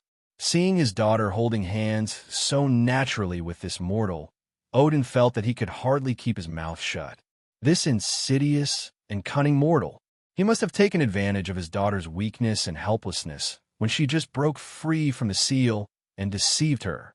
Odin thought so, selectively ignoring the fact that his daughter Hela was the goddess of death, the commander of the army that conquered the 9 realms with him, and almost became the next king of gods. The absolute super queen, the ultimate queen. Not to mention strength. The IQ cannot be low. Otherwise, how can they fight wars and rule the country? May I have your name? Odin forced himself to put on a friendly expression and asked with a forced smile. Li Chengfeng, as for your profession, just think of it as a high-level sheriff of Midgard. Sheriff Li Chengfeng. Odin nodded, then his face changed drastically and he shouted angrily, Li Chengfeng, your current behavior is tarnishing the dignity of the entire Asgard. You actually dared to get your hands on Asgard's sharpest sort of conquest, the most beautiful flower on the mountain. When Li Chengfeng heard Odin's roar, he almost rushed up and gave his future father-in-law a good fight. But I can't. Hela just announced their relationship. Even if Li Chengfeng is a scoundrel, he can't just beat up his father-in-law. Li Chengfeng was so angry that he sucked his teeth. This old man is such a jerk. Such a jerk. Just this one conversation gave old Deng the opportunity to seize the opportunity and desperately praise his daughter, trying to use this to open the door to restore the relationship and at the same time strike a blow against his prospective son-in-law. We must not let this old be **ch succeed so easily. Thinking of this, Li Chengfeng curled his lips and gave Odin a sinister smile. Then he turned around, held Hela's hands with both of his own, and was about to cry. My beloved Hela, the goddess of death of Asgard, since your father opposes my union with you, I can only accept it painfully and helplessly. After all, this is the order of the king of God. In his eyes, the glory and majesty of the Asgard realm is above everything else, even above your happiness. But even if the mountains are gone and the sky and the earth are united, I will never part with you. Li Chengfeng, it seems like everyone is a green tea. He didn't curse Odin at all, but Odin's old face became less pale and more white with every word he said. Odin is so hateful. Anyone who can add and subtract within 10 can tell that this Midgardian, whose appearance is even more handsome than Loki's, is acting. The acting is not just poor, it's deliberately poor and exaggerated. Hela definitely saw it clearly, but she was willing to cooperate and didn't point it out. Although she no longer hates her father Odin, The resentment she felt as a daughter for being sealed away by her father has not completely dissipated. You. Odin kept saying you for a long time, but couldn't finish the sentence. Finally, he sighed leisurely and sat down on the soft seat, tremblingly like an old man. Oh, forget it, Li Chengfeng, right? You and Hela can sit down. Li Chengfeng raised his eyebrows. This Odin looked more and more like the Odin who was secretly sent to Earth by Loki in Thor 3. Or rather, this is what the aging king of God really looks like in private. Not much different from an ordinary old man. Li Chengfeng winked at Hela, and then they sat down together. Can't you let go of this hand for a while? Dear the king of God, I am not just trying to show you my intimacy with Hela. My green light can suppress the greedy orange light in Hela to a certain extent. Green light of will? Orange light of greed? What an interesting thing. Odin's eyes revealed a little curiosity. Although I don't know what the green light and orange light you're talking about are, I still know something about the blood of the original sin demon. Among the 7 deadly sins, Mammon controls the sin of greed and is also a dimensional lord in hell. And I can faintly sense a trace of Sidorak's aura from you. I guess you've already come into contact with those dimensional lords. Odin nodded and continued. Then you should know that in order to make these guys' power ineffective, either they die or Hela dies. After getting this answer from Odin, Li Chengfeng was not surprised. After all, these guys are already the strongest existence under those abstract concept gods. I'm not trying to eliminate these things fundamentally. As Li Chengfeng spoke, he retracted the green light of will, allowing the orange light of greed to gain the upper hand in Hela's body again. Odin looked at his daughter's originally indifferent eyes, and suddenly endless greed surged out, as if even the gold gallon abyss could be filled up. At the same time, he could also feel that his daughter's strength, with the addition of the power of greed, had surpassed his current self. This was when Hela had just returned to Asgard and her strength had recovered to at most 80%. Will greed? Can emotions also become power? Odin muttered to himself, and then looked at Li Chengfeng again.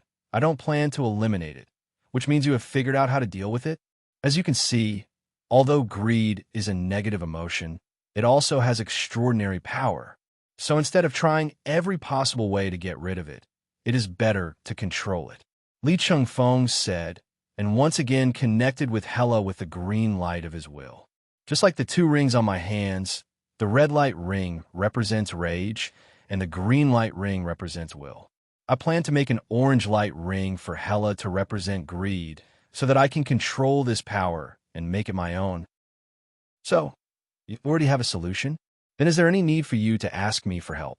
Although I have a way, I lack the right raw materials. Li Chengfeng moved closer to Odin and whispered, Besides, am I not giving you a chance to repair the father-daughter relationship with your daughter? Li Chengfeng's words are straightforward but effective. It touched Odin's heart. As for materials, there is actually a suitable one. Odin thought for a moment and immediately gave an answer. Since you are so, intimate with my daughter, then you should know that the Mjolnir used by Thor was originally Hela's weapon. I've heard a little bit about it. Mjolnir's material is URU alloy, which is highly adaptable to Hela. I still have some of it in my treasure house. Li Chengfeng saw Odin bleeding profusely, but not showing any pain at all, and knew that the old man sincerely wanted to repair the relationship with his daughter. So I didn't bother to be polite with him. What do you mean by reaching out your hand to me? Talking is useless. Give me the key to your treasure house, Lao Ding. Li Chengfeng is very skilled in his movements and is shameless. Even though Odin had been the king of God for thousands of years, he had never seen such a shameless guy. You may have encountered shameless enemies before, but no matter how shameless they are, just kill them. But if his own people become shameless, he really has no way to deal with it. Most importantly, Odin couldn't refuse, because it was he himself who said that there was URU alloy in the treasury. Is this in some sense a case of bringing disaster upon oneself? But all these regrets and annoyances were forgotten after seeing the orange light in his daughter's eyes. Unimportant. It's just a treasure trove, nothing important compared to my daughter. And, strictly speaking, More than half of the things in his treasure trove were actually captured by Hela during the battle and presented to him. Thinking of this, Odin actually took out a key that was so simple and somewhat worn out. "Since you want the key to my treasure house, take it." Li Chengfeng was just joking. Who knew Odin would really take out the key to the treasure house? Taking this ancient key, Li Chengfeng instantly felt its mystery. The power contained in this key is probably not much less than that of Mjolnir, or even stronger. Is Odin so extravagant as to use an artifact of this level as the key to the treasure house? Li Chengfeng weighed the key. Although it was not big, it was quite heavy. "Old dang, this key is pretty powerful. Why don't you just give it to me?" After Li Chengfeng said this shameless remark, Hela was completely stunned. "But, cough cough, my queen, it is true that this is a treasure key, but it is also a powerful artifact." "I definitely know. Otherwise, why would I come here?" "Then you know, this artifact that looks like a key is the legendary Gungnir." "Pfft, what the hell?"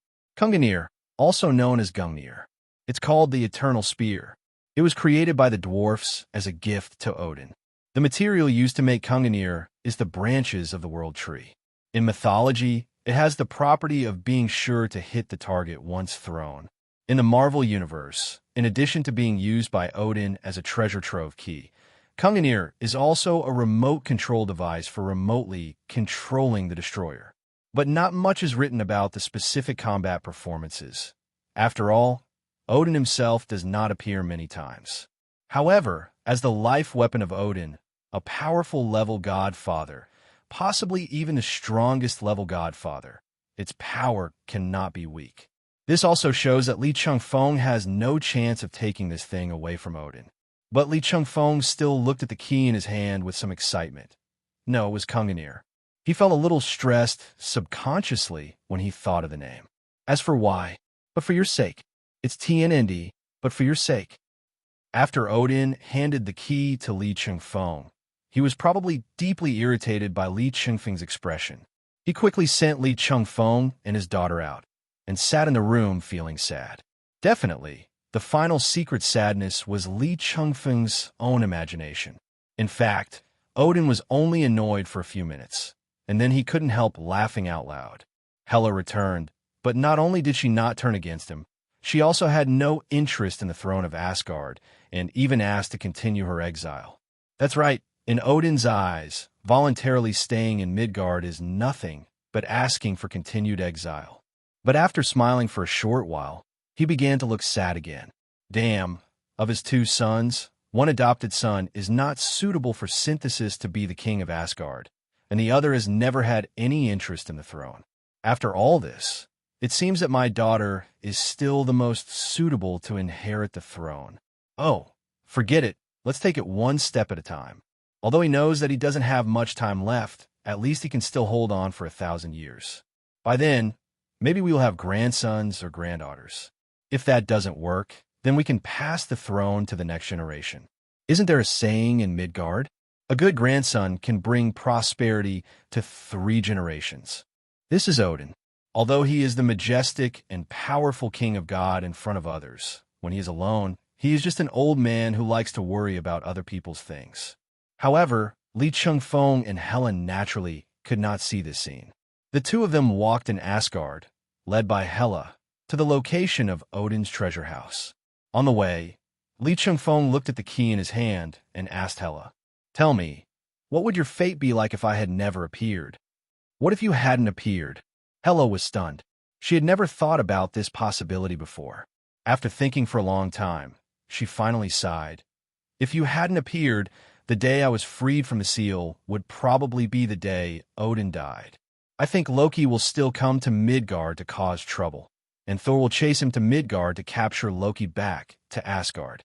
Then I will definitely find a way to find Thor and ask him to find a way to open the Bifrost so that I can take a ride back to Asgard and then be crowned king."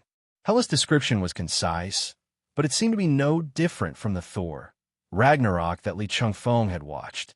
Sure enough, if the characters in this universe were allowed to develop independently, they would most likely follow the same path as the original work. Li Chengfeng was very glad that he came. His god king would not have to perish together with Surti in Asgard. But then again, if what you said is true, you definitely won't get Kunganir if Odin dies. Then how are you going to get into the treasury? Break through the wall. Hela said, as if it was a matter of fact. The treasury is not indestructible. Although Kunganir is used as the key to the treasury, it is only to demonstrate the authority of the King of God. It has no great practical significance. Li Chengfeng opened his mouth and said, "It seems so." As they were talking, the two of them had already arrived outside the treasure house. To be honest, just looking at the frame of the gate, there is no sign that this is the treasure house of the King of God. There wasn't even an Asgard guard at the door. But when Hela took the key transformed by Kunganir and inserted it into the door of the treasury, as the door opened, Li Chengfeng realized what another world meant. Wow, the main point is the contrast, right? The interior is so huge that it is obviously not matched with the door. Come on, my queen, let's go and see what other good things are in Odin's treasure house. Well, dear Lord God King, I still have to remind you that you are now possessed by the blood of Mammon and the orange light of greed. When facing the treasure house of the King of God, it is inevitable that you will have an attack. Don't worry about that. I'm not that interested in these things. You say you're not interested, but your hands are very honest. Li Chengfeng looked at Hela speechlessly as she held his hand with her right hand and held Kunganir tightly with her left hand, refusing to let go. You just keep talking tough. No matter how hard the lips are, they will feel soft when kissed. Li Chengfeng was too lazy to care about these trivial matters. Anyway, the artifact and the treasure house belonged to her father, so she could take them if she wanted. Anyway, it will all be hers from now on. So the two of them walked into Odin's treasure house hand in hand. After entering the treasury, Li Chengfeng had to admit that the portrayal of Odin's treasury in the movie was too one-sided and too purposeful. This is just the tip of the iceberg. The first thing that catches your eye is the Infinity Gauntlet, which Hela called a fake in the movie. The so-called fake is definitely not accurate. After all, the Infinity Gauntlet was originally just a carrier and did not have any magical powers. Compared with Thanos' gloves full of gems, it is not an exaggeration to say that it is a fake. Odin asked the Dwarf King to build another Infinity Gauntlet, simply to see if there was a chance to truly collect all the infinite gems and build a big one. Odin must still be having some trouble getting over the experience of being beaten by the Celestials. For level god father powerhouses like Hela and Odin, a single infinite gems cannot have much impact on them, not to mention the more powerful celestial gods. For example, after Ronan the Accuser obtained the Power Stone, if he said that he could use the Power Stone to kill Odin or Hela, wouldn't that be a complete joke? But Li Chengfeng is not interested in this kind of power. Not only does it take a lot of time to collect all 6 infinite gems, but the price of snapping your fingers to fulfill a wish is also ridiculously high. Rather than collecting all infinite gems, Li Chengfeng hopes that no one can collect all infinite gems. If no one has them, it means that everyone has them. The main theme is fairness, fairness, and damn fairness. And now the TIE particles are lying safely in his dark book. Even if Thanos collects the other 5 infinite gems, he probably won't be a match for Li Chengfeng and Hela. Moreover, the brothers on Earth are not vegetarians. Not to mention the mid and low-end fighters, Li Chengfeng just shook a Kansas big guy, then a Martian manhunter, and then added a red light Hulk, and asked Thanos what kind of death he wanted to choose. So Li Chengfeng is actually not worried about Thanos, the purple potato spirit. To be honest, Thanos without gloves and gems is just a subfather. Sure enough, when Hela passed by the fake Infinity Gauntlet, although she didn't express any disdain, it was clear from her completely indifferent look that she really looked down on this thing. But the things behind made Hela and Li Chengfeng stop for a while. Destroyer Mecha. I really miss you, father. Odin used to wear the Destroyer armor and kill people everywhere in the 9 realms. Together with me, he drowned the whole world in blood and tears. But one day, he took off the Destroyer armor forever and decided to become a benevolent emperor, embracing virtue and peace, benefiting all people. This old friend who accompanied him in battles for many years was thrown into the treasury to gather dust. Hela still felt a little resentful when she mentioned Odin back then. Humph, the toast at the garden party, the peace agreement, but I was imprisoned in the darkness with no hope of escape, just like Beast. Li Chengfeng's expression was somewhat complicated. After meeting Odin, I know that this old man clearly loves this daughter who is most like him, but because of his anger and stubbornness, they almost become estranged from each other forever, laying the foundation for the future Ragnarok. But Li Chengfeng will not just see the surface. After all, he is a time traveler. Although the timeline of this universe has no meaning, many things will still happen as usual in a certain period of time. For example, Odin challenges the gods. Although they only lasted a few seconds before being defeated, the Celestials did not kill Odin. But in fact, it also killed Odin. Odin, who once attempted to conquer the entire universe, died completely, and the one who survived became the Emperor of Benevolence, in Hela's words. Judging from the timing, it is probably because Odin realized that there are countless stronger people in the universe, so he chose to give up war and rule in the name of benevolence. This was also the beginning of the conflict between Odin and Hela. If we think about it more deeply, Odin's act of sealing Hela was not only a punishment for his daughter's rebellion against him, but it was probably also a form of protective confinement. After all, with Hela's murderous nature at the time, I'm afraid she would reach the Celestials in a few years.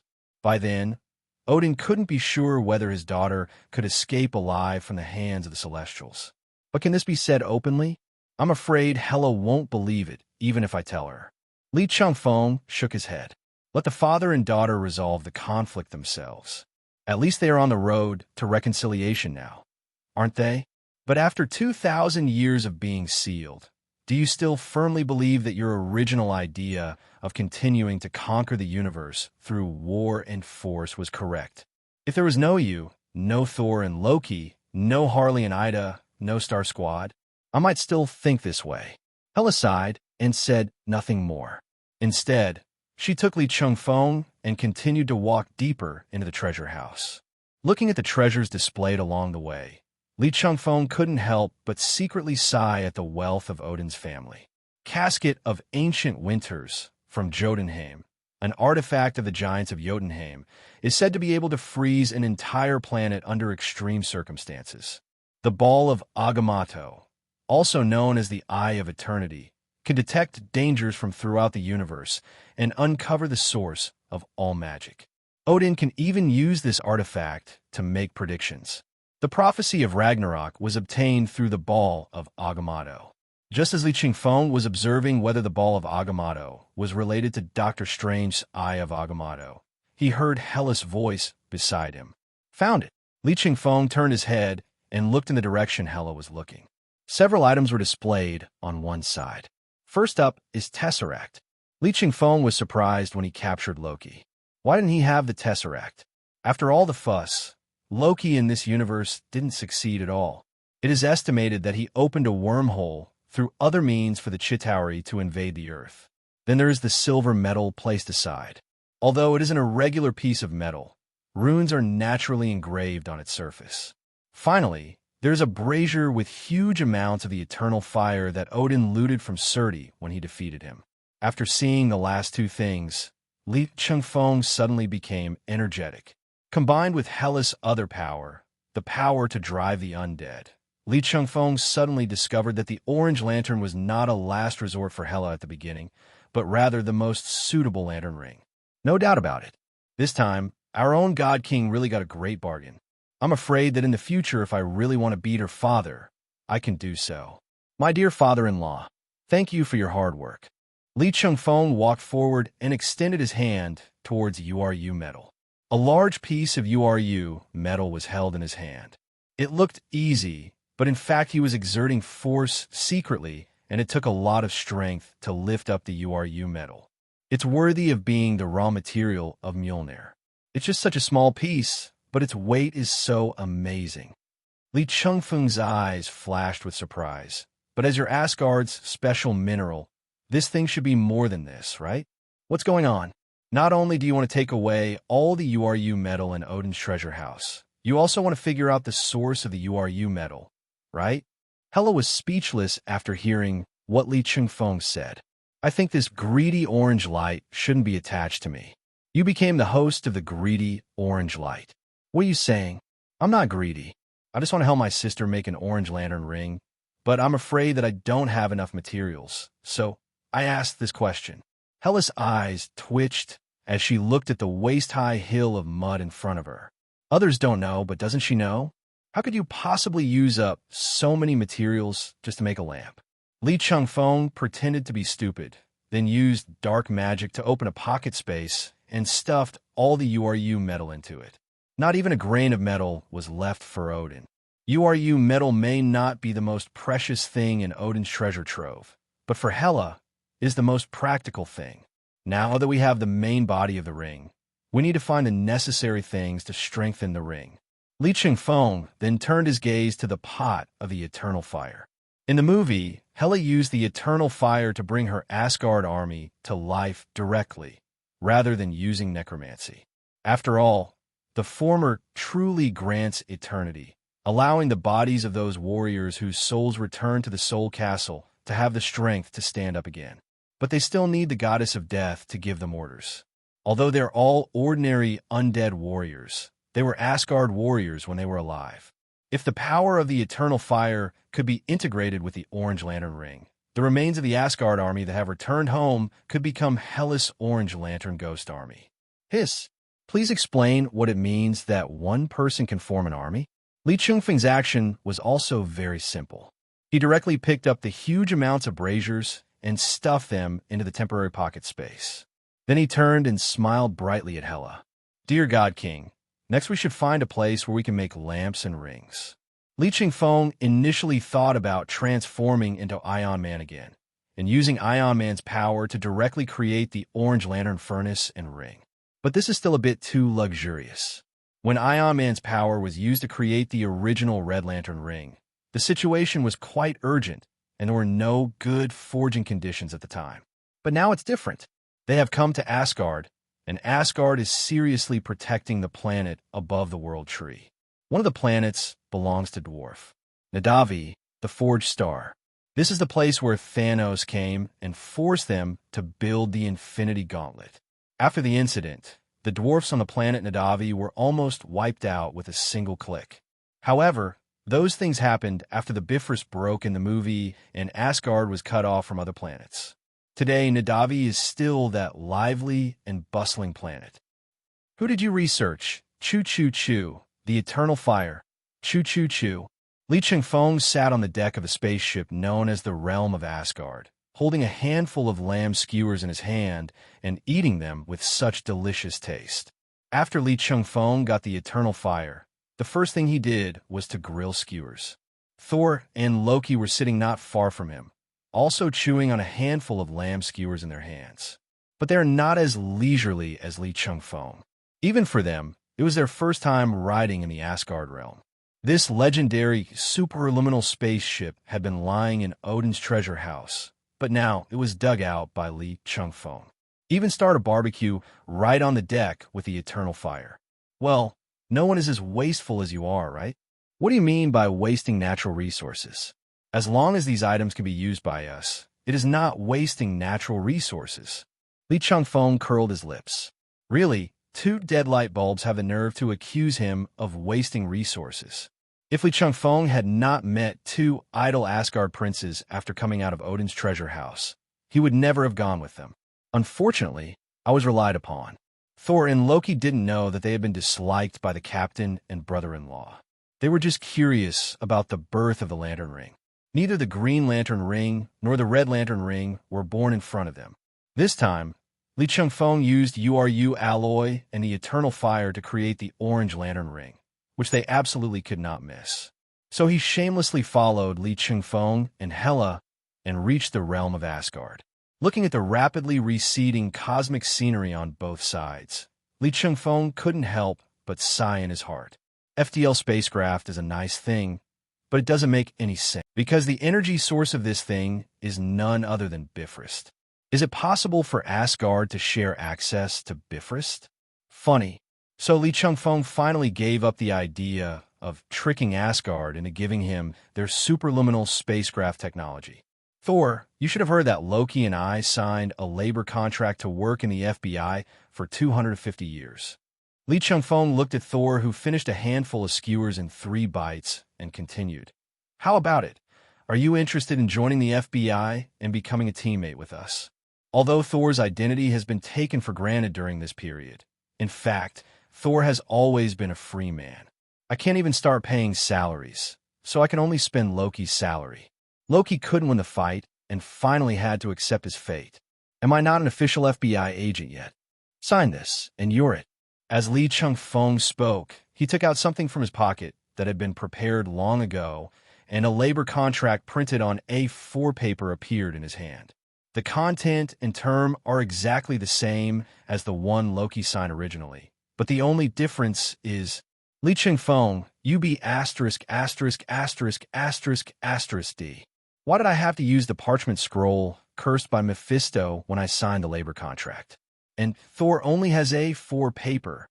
Seeing this, Loki finished his kebab in 2 bites, threw away the skewer, and went straight to Li Chengfeng.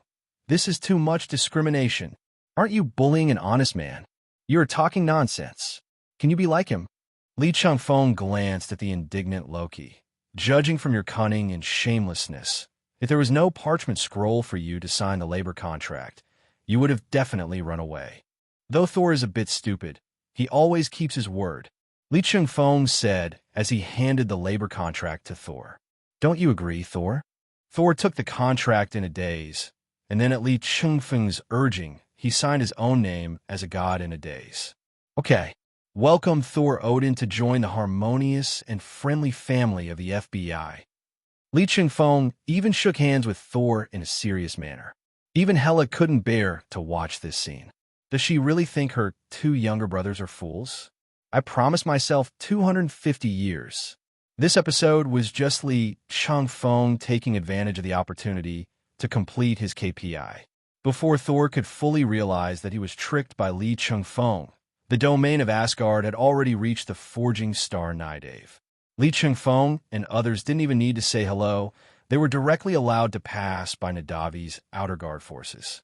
Li Chengfeng originally planned to let Thor, the big golden retriever, go and show off his face. As a result, I went in directly. There's nothing strange about this. Asgard was originally a spaceship built by the dwarfs of Nidave as a tribute to Odin. They would naturally recognize it. As soon as he finished speaking, 2 spaceships even came out as escort ships, serving as guides. It finally stopped on a huge amount of steel star rings, and in the center of the star ring was a burning fixed star. The dwarfs, led by King Atri, headed to Asgard to welcome the coming of God. After Li Chengfeng and the 3 Asgard siblings got off the spaceship, they looked at the dwarfs in front of them and fell into deep thought. Family members. He had wanted to complain ever since he watched the movie, wondering why the dwarfs were several times taller than Thor. Later I checked and found out that the dwarf in the comics is really a dwarf, much shorter than ordinary people. The dwarfs in a movie are actually called dwarfs because they are shorter than the giants of Jotunheim. In fact, dwarfs are not short at all and are even taller than most humanoid creatures. But the proportions do look like a combination of a dwarf, and everyone has a big head.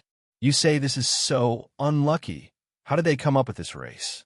Respected Prince Thor of Asgard, respected Prince Loki of Asgard, welcome to the Forge, Star Nidave. Etri first greeted Thor and Loki, who were walking in front, and then looked back. It didn't matter that he saw this. Ai Chui wished that his eyes were born blind, because he saw a face he hadn't seen for 2,000 years, and this face left an indelible horror in his heart. Hela. At first, Etri, who was standing and saluting Thor and Loki, knelt down with his huge body like a golden mountain and a jade pillar. Crown Prince of Asgard, commander of the Asgard army, goddess of death Hela, you are back. Etri, I am no longer the crown prince of Asgard. I am no longer interested in the throne of Asgard. Hela was not embarrassed by Eitri's prostration. After all, she was the one who turned Nidave, the forged star ruled by the dwarfs, into the humble and polite one it is today. The dwarfs back then were not like this. Relying on the fact that they were the forging star and had sophisticated weapons and equipment, they often launched invasions on nearby small planets. It can even be said that forging is a sideline and robbery is the main job. As a result, they were slaughtered indiscriminately by the Asgard army led by Hela, leaving only the relatively docile and intelligent dwarfs. Because Asgard has been at war for years and Odin deliberately erased Hela's existence from history, most people don't know Hela or even who she is. But the memory of Nadavi being killed by Hela is still vivid in his mind. To put it bluntly, even Odin, in Etri's eyes, is not as scary as Hela. I'm really afraid of being killed. In Li Chengfeng's hand, the forging hammer formed by the red light of rage and the green light will fell one after another, and those URU metals of different shapes gradually merged into one. Then it is constantly compressed and shaped. As the fixed star's energy was continuously injected, the temperature of the URU metal increased and the energy contained within it gradually reached saturation. At this stage, Li Chengfeng immediately stopped beating. Today's URU metal has reached its peak in terms of plasticity. So Li Chengfeng stopped hesitating and directly materialized a mold of a lamp furnace, and then completely shaped the URU alloy. This is actually the simplest step to building an orange light furnace. But what comes next is the real difficulty. The prototype of the lamp furnace is already in place, so the next step is to solve the problem of the lamp beast. Li Chengfeng turned around and said this to Hela. Hela was stunned by this question. Where had she ever seen an orange light beast? But she knew that since Li Chengfeng said this to her, it meant that she needed to do something. How do I solve this? What do you need me to do? It's very simple. After such a long time, you should be able to lock onto the thing called Mammon's blood in your body, right?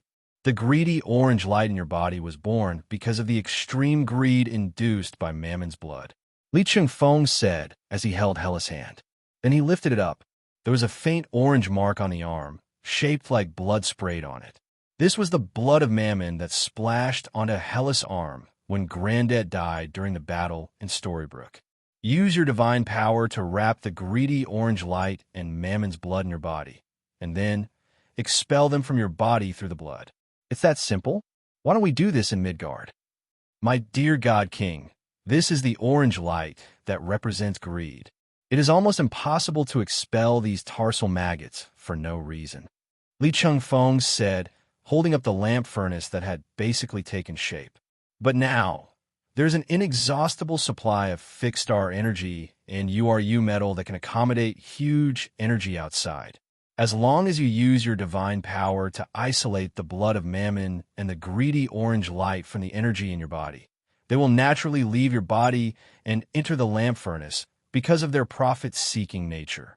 Profit-seeking, when you say that, it's as if the so-called blood of Mammon is no different from a living thing. Hela, you are right. Li Chengfeng nodded. Originally, the blood of Mammon is a part of the dimension Mephisto. Coupled with your strong desires and the divinity of the goddess of death, it can be regarded as an unfinished lamp beast. However, it has not yet truly developed self-awareness and can only rely on the most basic instinctive activities of emotional spectrum creatures. That is to attach itself to the host and influence her with greedy power. In fact, this was also what he thought of after he came into contact with Lex Luthor. Although Lex Luthor was also affected by greed after touching the blood of Mammon. As an ordinary person, he did not have the power to power the blood of Mammon in his body, so there was no environment for the birth of the lamp beast. But Hela is different. In addition to the endless desires accumulated over thousands of years, powerful divinity and divine power are also a major nutrient for the birth of the lamp beast. Although Li Chengfeng was not sure whether the lamp beast born in this way was still a pure spectral energy creature, it didn't matter anymore. Ever since he came into contact with the original Green Lantern, the style of the universe's emotional spectrum has gone completely awry. The green light of will that is too strong, and the red light of rage that will not deprive you of your rationality and anger. It doesn't seem to be a new thing to have another orange light that is very different from the original. After listening to Li Chengfeng's explanation, Hela started to act without any hesitation. She used her terrifying divine power, which had recovered nearly 90% after returning to Asgard, to forcibly wrap up the greedy orange light that constantly stirred up trouble in her desires, move them all to the position of her arms, and merge them with the blood of Mammon again. Then, with his other hand, he pulled out a night sky, sword out of thin air, and cut the flesh on his arm. Looking at the wound, Li Chengfeng felt a little distressed, but Hela herself did not react at all, as if the sword did not hit her.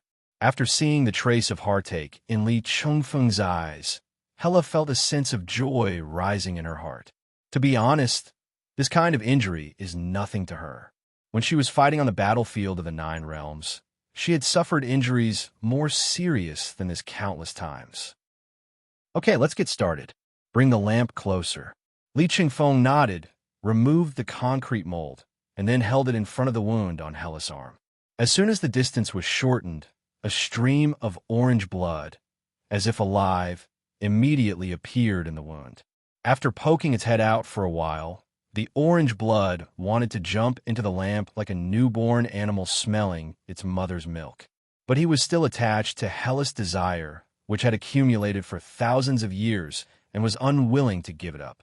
Seeing this, Li Chengfeng couldn't help but laugh out loud. It really is worthy of being the semi-finished lamp beast of Orange Lantern. It doesn't want to give up on either side and wants to eat more and take more. Isn't this the most basic expression of greed? It seems this little guy is still greedy for me. It's okay, give it some strong medicine. After Li Chengfeng finished speaking, he immediately materialized a syringe. Then he manipulated the syringe to poke into his arm, drew a whole syringe of blood, and then poured it onto the lamp made of URU metal. The scarlet blood spread over the natural runes on the URU metal, immediately igniting it and emitting a faint divine light. Hela stared at Li Chengfeng's blood closely. My queen, I really did not choose the wrong person. How many secrets do you have? Li Chengfeng chuckled. He is no longer the person who just met Hela. In addition to obtaining the pure Dionysus factor, one of the 5 metals, at the beginning, he later transformed into Ion and came into contact with the power to manipulate space and time. Finally, after the end of Storybrooke, he obtained the old god status that originally belonged to Scython. Although there are many types, the divine power contained in them is even greater than that of Hela, especially Zithorn's status as an old god. Although it did not provide him with any help in terms of power, it allowed him to gain sublimation in terms of rule. Although Li Chengfeng himself is still a human being and has not changed, from the perspective of spectral energy creatures, he is an old god of the earth with a human file size. This is the approval and seal from the entire universe. Sure enough, after Li Chengfeng's blood ignited the runes on the lamp furnace, the semi-finished lamp beast, which was originally hesitating about wanting to have its cake and eat it too, made a choice instantly, completely left Hela's body, and dived into the lamp furnace. Watching it constantly trying to touch his blood in the center of the lamp, Li Chengfeng smiled slightly. The time has come. It's time for the eternal fire to appear. Li Chengfeng opened the pocket space with a smile, but the next moment his smile froze. Damn it! It seemed like he just took out the eternal fire to grill skewers, and he didn't put it away after using it. But it was just a little embarrassing. Li Chengfeng was thick-skinned enough. So he raised his head without any burden and shouted loudly, Thor, the eternal fire is still above Asgard. Throw it over to me. Thor, who had been watching outside the furnace, heard Li Chengfeng shout and immediately realized that it was a critical moment. He immediately flew back to Asgard and picked up the eternal fire and the basin from the deck. Then it flew into the furnace and handed it to Li Chengfeng and Hela. He didn't dare to throw it directly. What if the eternal fire breaks? Then he immediately backed out. The forging process of Li Chengfeng and Hela was actually very clear when he watched it from outside the furnace. He didn't need to stare at the surging fixed-star energy in the furnace. Brother, do you want to eat melon? After retreating to Loki's side, Loki held up a piece of watermelon and held it in front of him. Huh, where did the watermelon come from? When working with Li Chengfeng, I always have to prepare some watermelons. Loki took a bite of his watermelon, looking experienced. Who knows when he will do something weird? It would be a waste if I don't eat the watermelon now. That's right.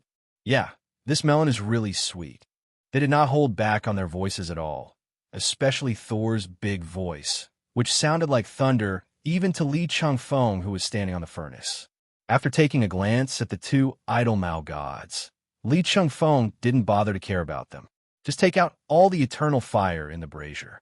The flames that originally filled the huge brazier turned into a flame not much bigger than an egg after it was taken out. This flame is the essence of the eternal fire, and those flames are just some of the energy that escapes. Although it is small in size, its purity is incomparable to any other brazier. So, the eternal fire was something you had planned long ago. Hela teased Li Chengfeng, which was rare. I thought you were just doing it for the barbecue. The eternal fire, also known as the eternal torch, is the source of power for the legendary flame giant Surti. It symbolizes destruction and rebirth. My queen, you know more about the 9 realms than I thought. It stands to reason that a human who has only lived for 25 years and has never left Midgard before should not have seen so much. Oh, my dear Lord of Midgard, I know much more than you think. Li Chengfeng joked with Hela and then sent the eternal fire into the lamp furnace. With the arrival of this energy, it immediately attracted the attention of the semi-finished lamp beast. After hesitating for less than a second, it followed its greedy instinct and pounced on the eternal fire. The next moment, it made a neighing sound that it had never made before. This, sharp and piercing, but it only lasted a few seconds and then stopped. Backslash.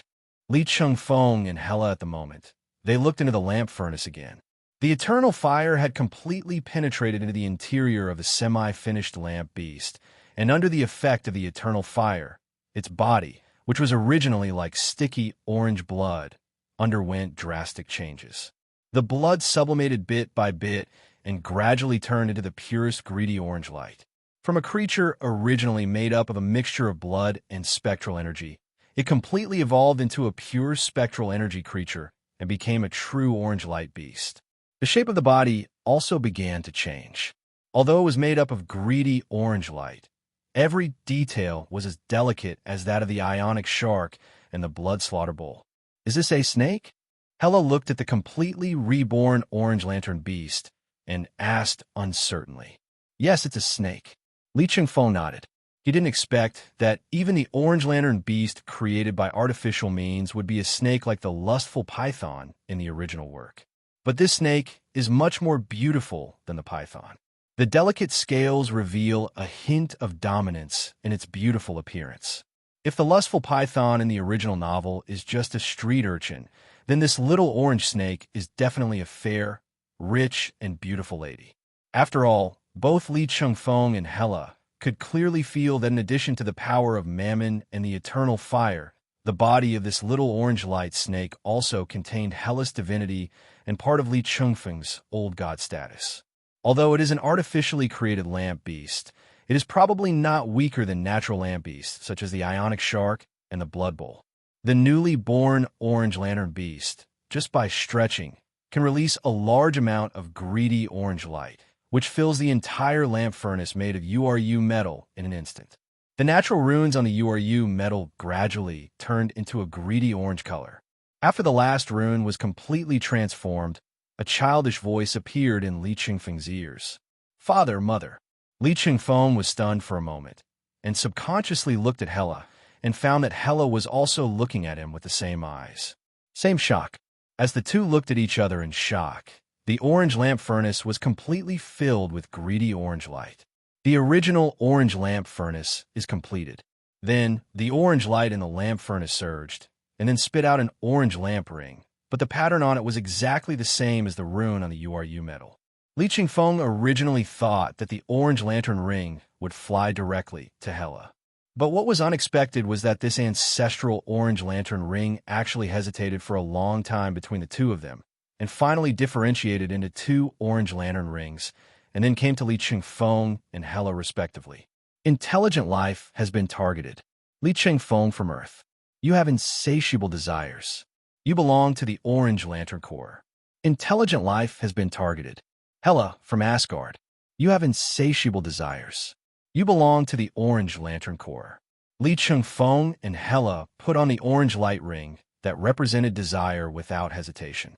The two of them held each other's faces at the same time, their greed and possessiveness rising infinitely under the blessing of the orange light. Between the lips and teeth, the two uttered the oath of the orange light. What's mine is mine, it's mine. It's mine, it's mine, it's mine. It's not yours.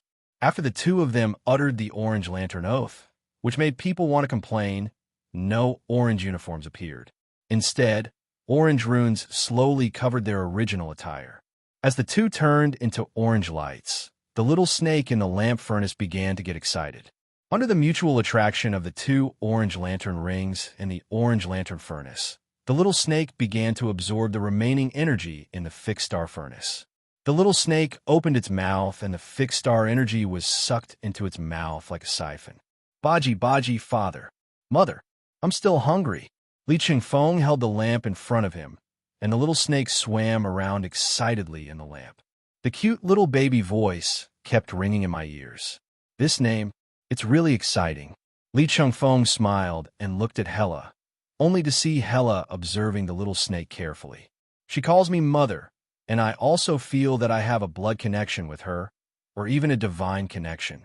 Li Chengfeng curled his lips. I thought to myself, what you said is just nonsense. This is not some fledgling complex. Because this little snake swimming in the orange lamp furnace is composed mainly of Mammon's blood and greedy orange light, and then it absorbed the blood, divinity, and desires of both of us, truly transforming itself from a flesh and blood creature to a spectral energy creature. If that's the case, this little snake can really be considered their child. After all, when it comes to divinity, there doesn't seem to be much difference between it and genes. Then, as a mother, you should give her a name. As Li Chengfeng spoke, he stuffed the orange lamp stove into Hela's hands. After Hela stared at the little snake for a while, she reached out and rubbed the little snake's head with her soft fingertips. Since I have told Odin that I want to be the Lord of Midgard, my child will be a great help in guarding Midgard. After saying that, he looked at Li Chengfeng and continued. I remember that in the Norse mythology of Midgard, there is a giant python that circles Midgard and holds its tail in its mouth. It is called Jemingard. From today on, she is Hela's eldest daughter, the earthly serpent Jemingard. Hela's voice was loud and clear, with a final and unquestionable voice. Li Chengfeng was a little surprised. These were words sworn under divinity, just like signing Mephisto's parchment. It's just that you violated the contract with Mephisto. As long as you can kill this demon, you don't have to comply with the so-called contract. If one breaks the oath sworn by divinity, not only will divinity originally backfire against him, but he will also be rejected and despised by the entire universe. In other words, the so-called God in this universe will really take action to discipline you. But what did the little snake know? She knew her mother was pleased with her and her powers, and gave her a name. From today on, the Orange Lantern Beast is Jemingard, the giant python. Although it doesn't live up to its name, it does sound pretty good. Then Li Chengfeng and Hela walked down the fixed star furnace hand in hand. At this moment, the star ring had stopped running. It was AI Chui who forced it to stop with a bitter face. TM, just now, when they were forging this weird lamp and ring, these two guys almost sucked the shit out of their fixed star forge. Looking at the dimmed fixed star, AI Chui felt like his heart was bleeding. It is not easy to capture such a vibrant fixed star. First of all, you have to be lucky enough, and secondly, we need a level godfather to help. For example, the fixed star forge in front of us was actually built with the help of Odin after the forging star Nidave was conquered. Do they have to trouble the king of God to make a trip for them and find a way to capture another fixed star to provide energy for the forge? Even if Odin is willing, they, the dwarfs, can't bring themselves to do it now. Anyway, the 9 realms have been at peace recently, and except for the arrival of Hela and Li Chengfeng this time, the fixed star forge is really not needed. This time, Thor and Loki witnessed the entire process of making the Orange Lantern Furnace. They could not be said to be stunned, but they were shocked. Starting from shaping the Orange Lantern Stove, Every step seemed almost like a fantasy in the eyes of the two, especially the flesh and blood creature in its semi-finished state, which was sublimated into another life form at the moment when the eternal fire ignited the lamp furnace, and also gave birth to true independent consciousness. This was really beyond their understanding. But at the end of the day, they are both Asgard gods, so they are strong enough to accept the ability. So when Li Chengfeng and Hela walked towards them, they both laid down beside the orange lamp to see the child of their eldest sister. This little snake is pretty cute. This was the thought of the Asgard Golden Retriever. It's indeed beautiful, but why is it named Yemengard? Why do I have a feeling that a creature with this name must be very close to me? Well, it must be an illusion. This is the voice of the Asgard Husky. Okay, you two, stop standing around here and watching. There will be plenty of time to watch it later, but right now your sister and I have something to do back in Asgard. Li Chengfeng pushed Asgard's big golden retriever and husky forward, urging them to quickly board the Asgard territory. Now that the orange lantern furnace has been built, it would be inappropriate to stay on the forge Star Nidave. After all, they didn't have a very good personal relationship with the dwarfs, so there's no need to continue with the awkward small talk, and most importantly, Yemengard has swallowed so much fixed star energy. If we don't run away now, will we have to wait for others to react and then demand compensation? So Li Chengfeng just nodded to the dwarf king Ai Chui and took the 3 Asgard siblings to the Asgard domain. Start the spaceship, connect to Bifrost, and go. The domain of Asgard flashed on the spot, then disappeared and entered the superliminal space of Bifrost. Ai Chui looked in the direction where the Asgard domain disappeared with a face full of grief and anger. Damn it! If he wasn't afraid of being killed by Hela, he would have to talk to these Asgard gods today. But as soon as this thought appeared in his mind, he immediately shuddered and slapped himself hard. Crazy, crazy. After living in peace for too long, I almost dared to bargain with those killers in Asgard. Atri had witnessed how Hela and Odin drowned world after world in blood and tears. Okay, follow my orders. All dwarf members with extra time should go find a way to replenish the energy for the fixed star forge. After giving the order, Ai Chui suddenly thought of something. The Midgard god, named Li Chengfeng, also possessed red and green rings and energies before creating this orange lamp. In addition to the orange this time, there will be yellow, cyan, blue, and purple in the future, right? Doesn't that mean that their fixed star forge will have to continue to be destroyed? Originally, the speed in Asgard was a bit outrageous, and it used the Bifrost hyperspace highway, so it only took a short time to get there. At the moment, the return journey was naturally fast enough. Even Heimdall, who was in charge of controlling Bifrost, was a little confused.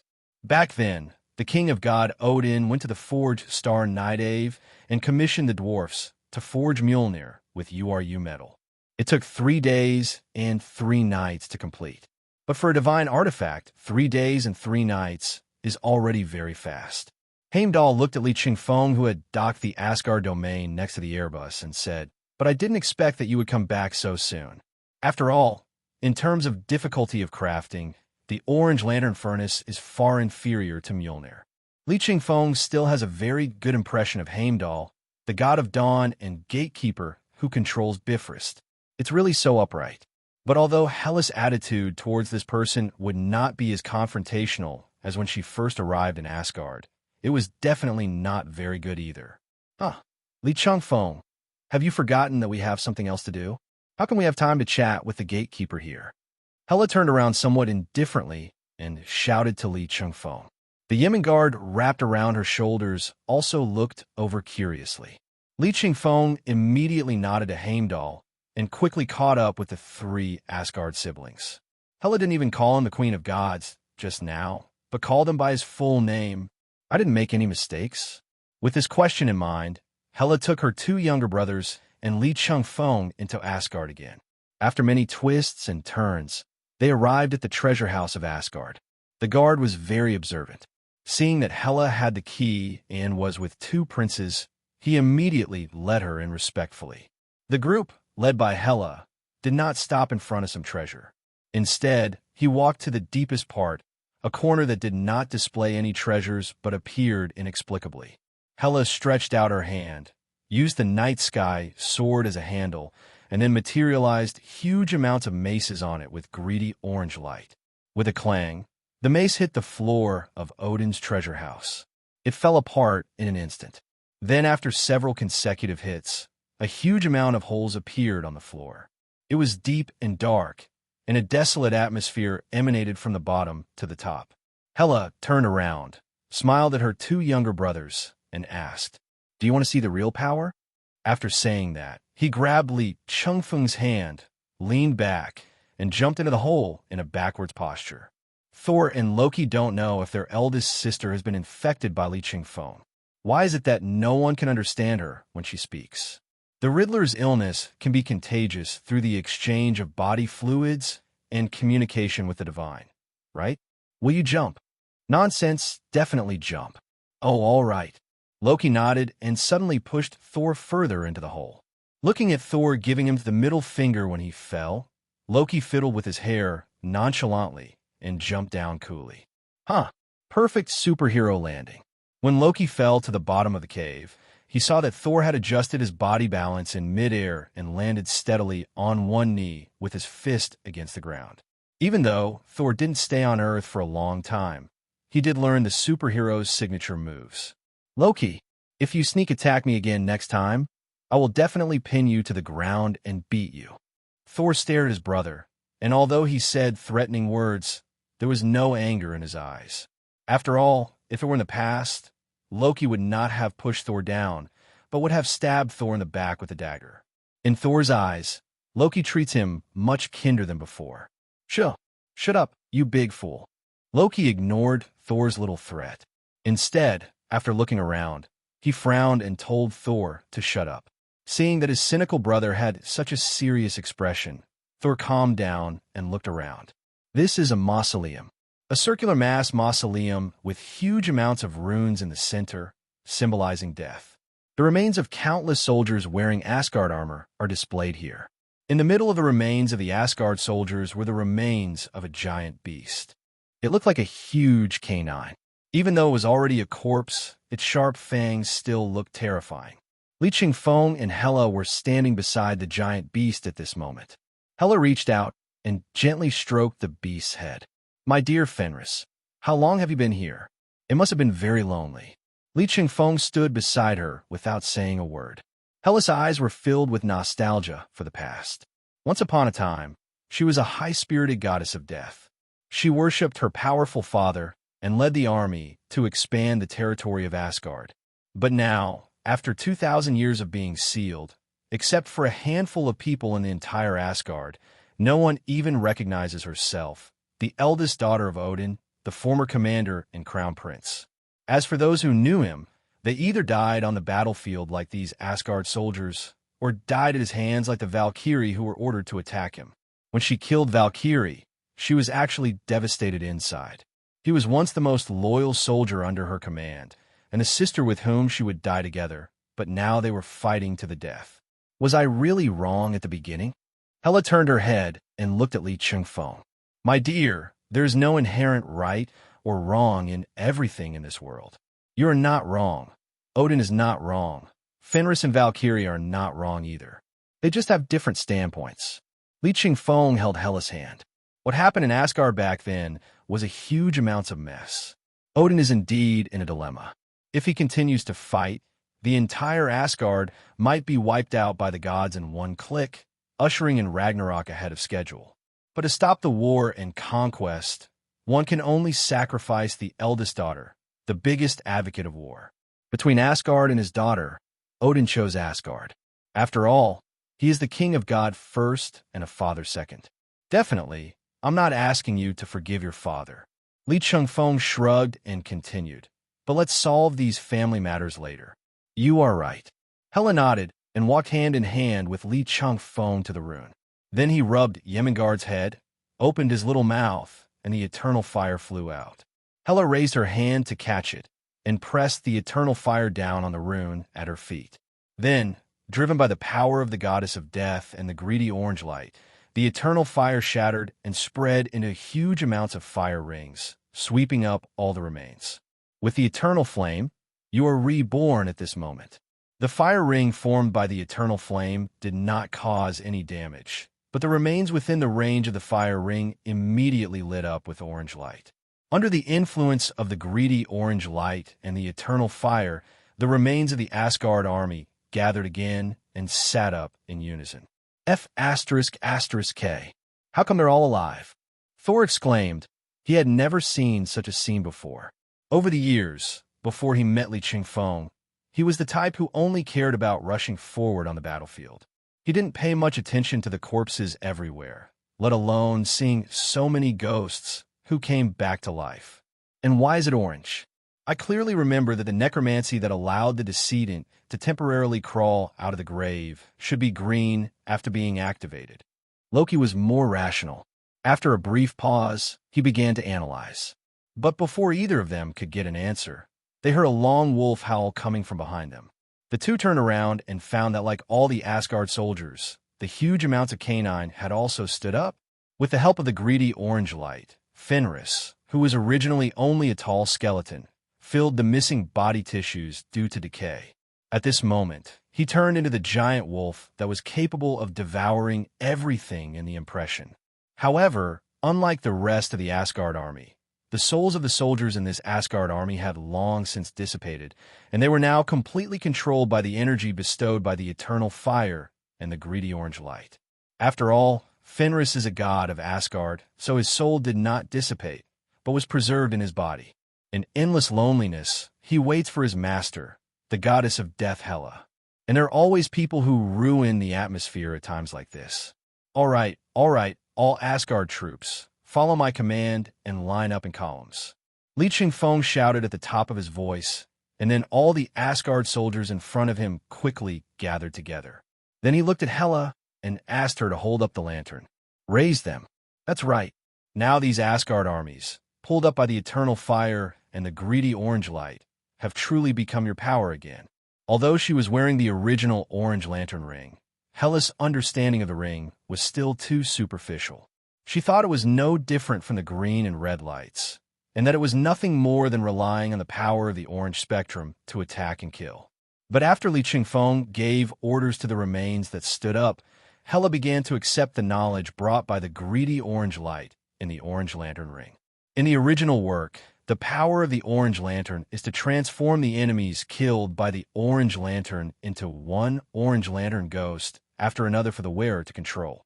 Orange lantern ghosts often retain all the powers they had in life. The orange lantern, the ancestor of this universe, was created by Li Chengfeng. The nature of its power had long been changed under the combined effects of URU metal, fixed star power, Mammon's blood, and the eternal fire. It turns out that these subordinates who originally followed her to conquer the 9 realms are now her Orange Lantern Ghost Army. Now they can exist in physical form or in the Orange Lantern Furnace in the form of Orange Lantern Ghosts. But Fenris doesn't seem to be able to do that. As the Asgard army formed a column, they walked towards Hela with their heads held high. Then, as he walked, his body gradually turned into pure greedy orange light and entered the orange light furnace in front of him. Soon, only Li Chengfeng and the 3 Asgard siblings were left in the mausoleum that had just been resurrected by the eternal fire, and the giant wolf Fenris, who was squatting on the ground and rolling around begging for petting. He can't transform into an orange light ghost, no matter how he guided it. The dog in front of him could not transform into a pure energy creature like the Asgard army and station in the orange lamp furnace. Li Chengfeng studied for a long time and finally came to the conclusion. Since Fenris's soul had not yet left, when the eternal fire and the greedy orange light worked together to repair his body, the soul returned to his long-lost body. So for the big dog in front of him, in a sense, he has actually been resurrected. A true resurrection. Li Chengfeng originally felt it was a pity that this big dog that could fight with Hulk could not transform into Orange Lantern Ghost, which was a big loss to Orange Lantern's combat power. But when Li Chengfeng saw the love and admiration in Fenris's eyes when he looked at Hela, as if he were a child looking at his parents, he suddenly felt that the Orange Lantern Ghost would not make much difference if he was not there. And under the influence of the eternal fire, Fenris the Great's body even regain vitality. Fenris, sit down. Ouch. Fenris, turn around. A woo-woo. Fenris, backflip. Damn, you're really good at it. Li Chengfeng was standing in the Garden of Asgard at this moment, directing Fenris to perform various actions. After he and the 3 Asgard siblings came out of Odin's treasure house, the 3 siblings were summoned by Odin. It just so happened that Hela also had to tell Odin that she had raised all the deceased warriors of Asgard and turned them into energy creatures. Since they only invited their 3 children, Li Chengfeng, an idle man, naturally would not join in the fun. So under the guidance of the Asgard gods, Li Chengfeng came to the Garden of Asgard.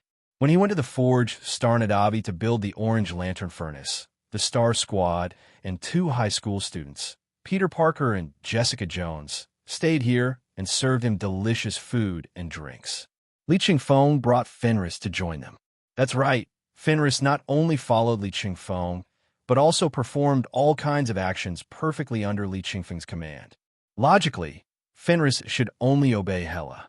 But after he was resurrected by the eternal fire and the greedy orange light, Fenris naturally felt a sense of closeness to Li Chengfeng, a complete stranger to him, except for Hela. Li Chengfeng thought about it, and thought it was probably because of the Orange Lantern Ring. Although Hela and his Orange Lantern Ring appear to be 2, they are actually one ancestral ring split into 2 and are essentially the same ring. The power and authority of the Orange Lantern Rings that both of them can mobilize are the same. So in Fenris's eyes, Li Chengfeng is simply another Hela. So he learned to sit down, spin around, and do backflips. He was good at everything. Fenris's performance successfully drew the attention of the Star Squad and the 2 naughty kids to him. What a big dog. The first person to live in Bungbu was Harley Quinn, who was dissecting flowers to observe the differences between alien plants and Earth plants. Although she didn't know anything about botany, she just wanted to take a look. The appearance of Fenris immediately diverted her attention away from the alien plants. Well, Mr. Harley, although I'm a high school student, I'm afraid this is a huge amount of wolf, right? When Jessica Jones spoke to Harley Quinn, she didn't have the same aggressive attitude as when she spoke to Li Chengfeng. Instead, she was a little cautious. Even this troublemaker treated Harley Quinn like this, which showed that Harley had indeed established some kind of authority while serving in the new F.B.I. Academy. A wolf. Harley Quinn's interest immediately dropped after hearing this. After all the fuss, it's not a dog.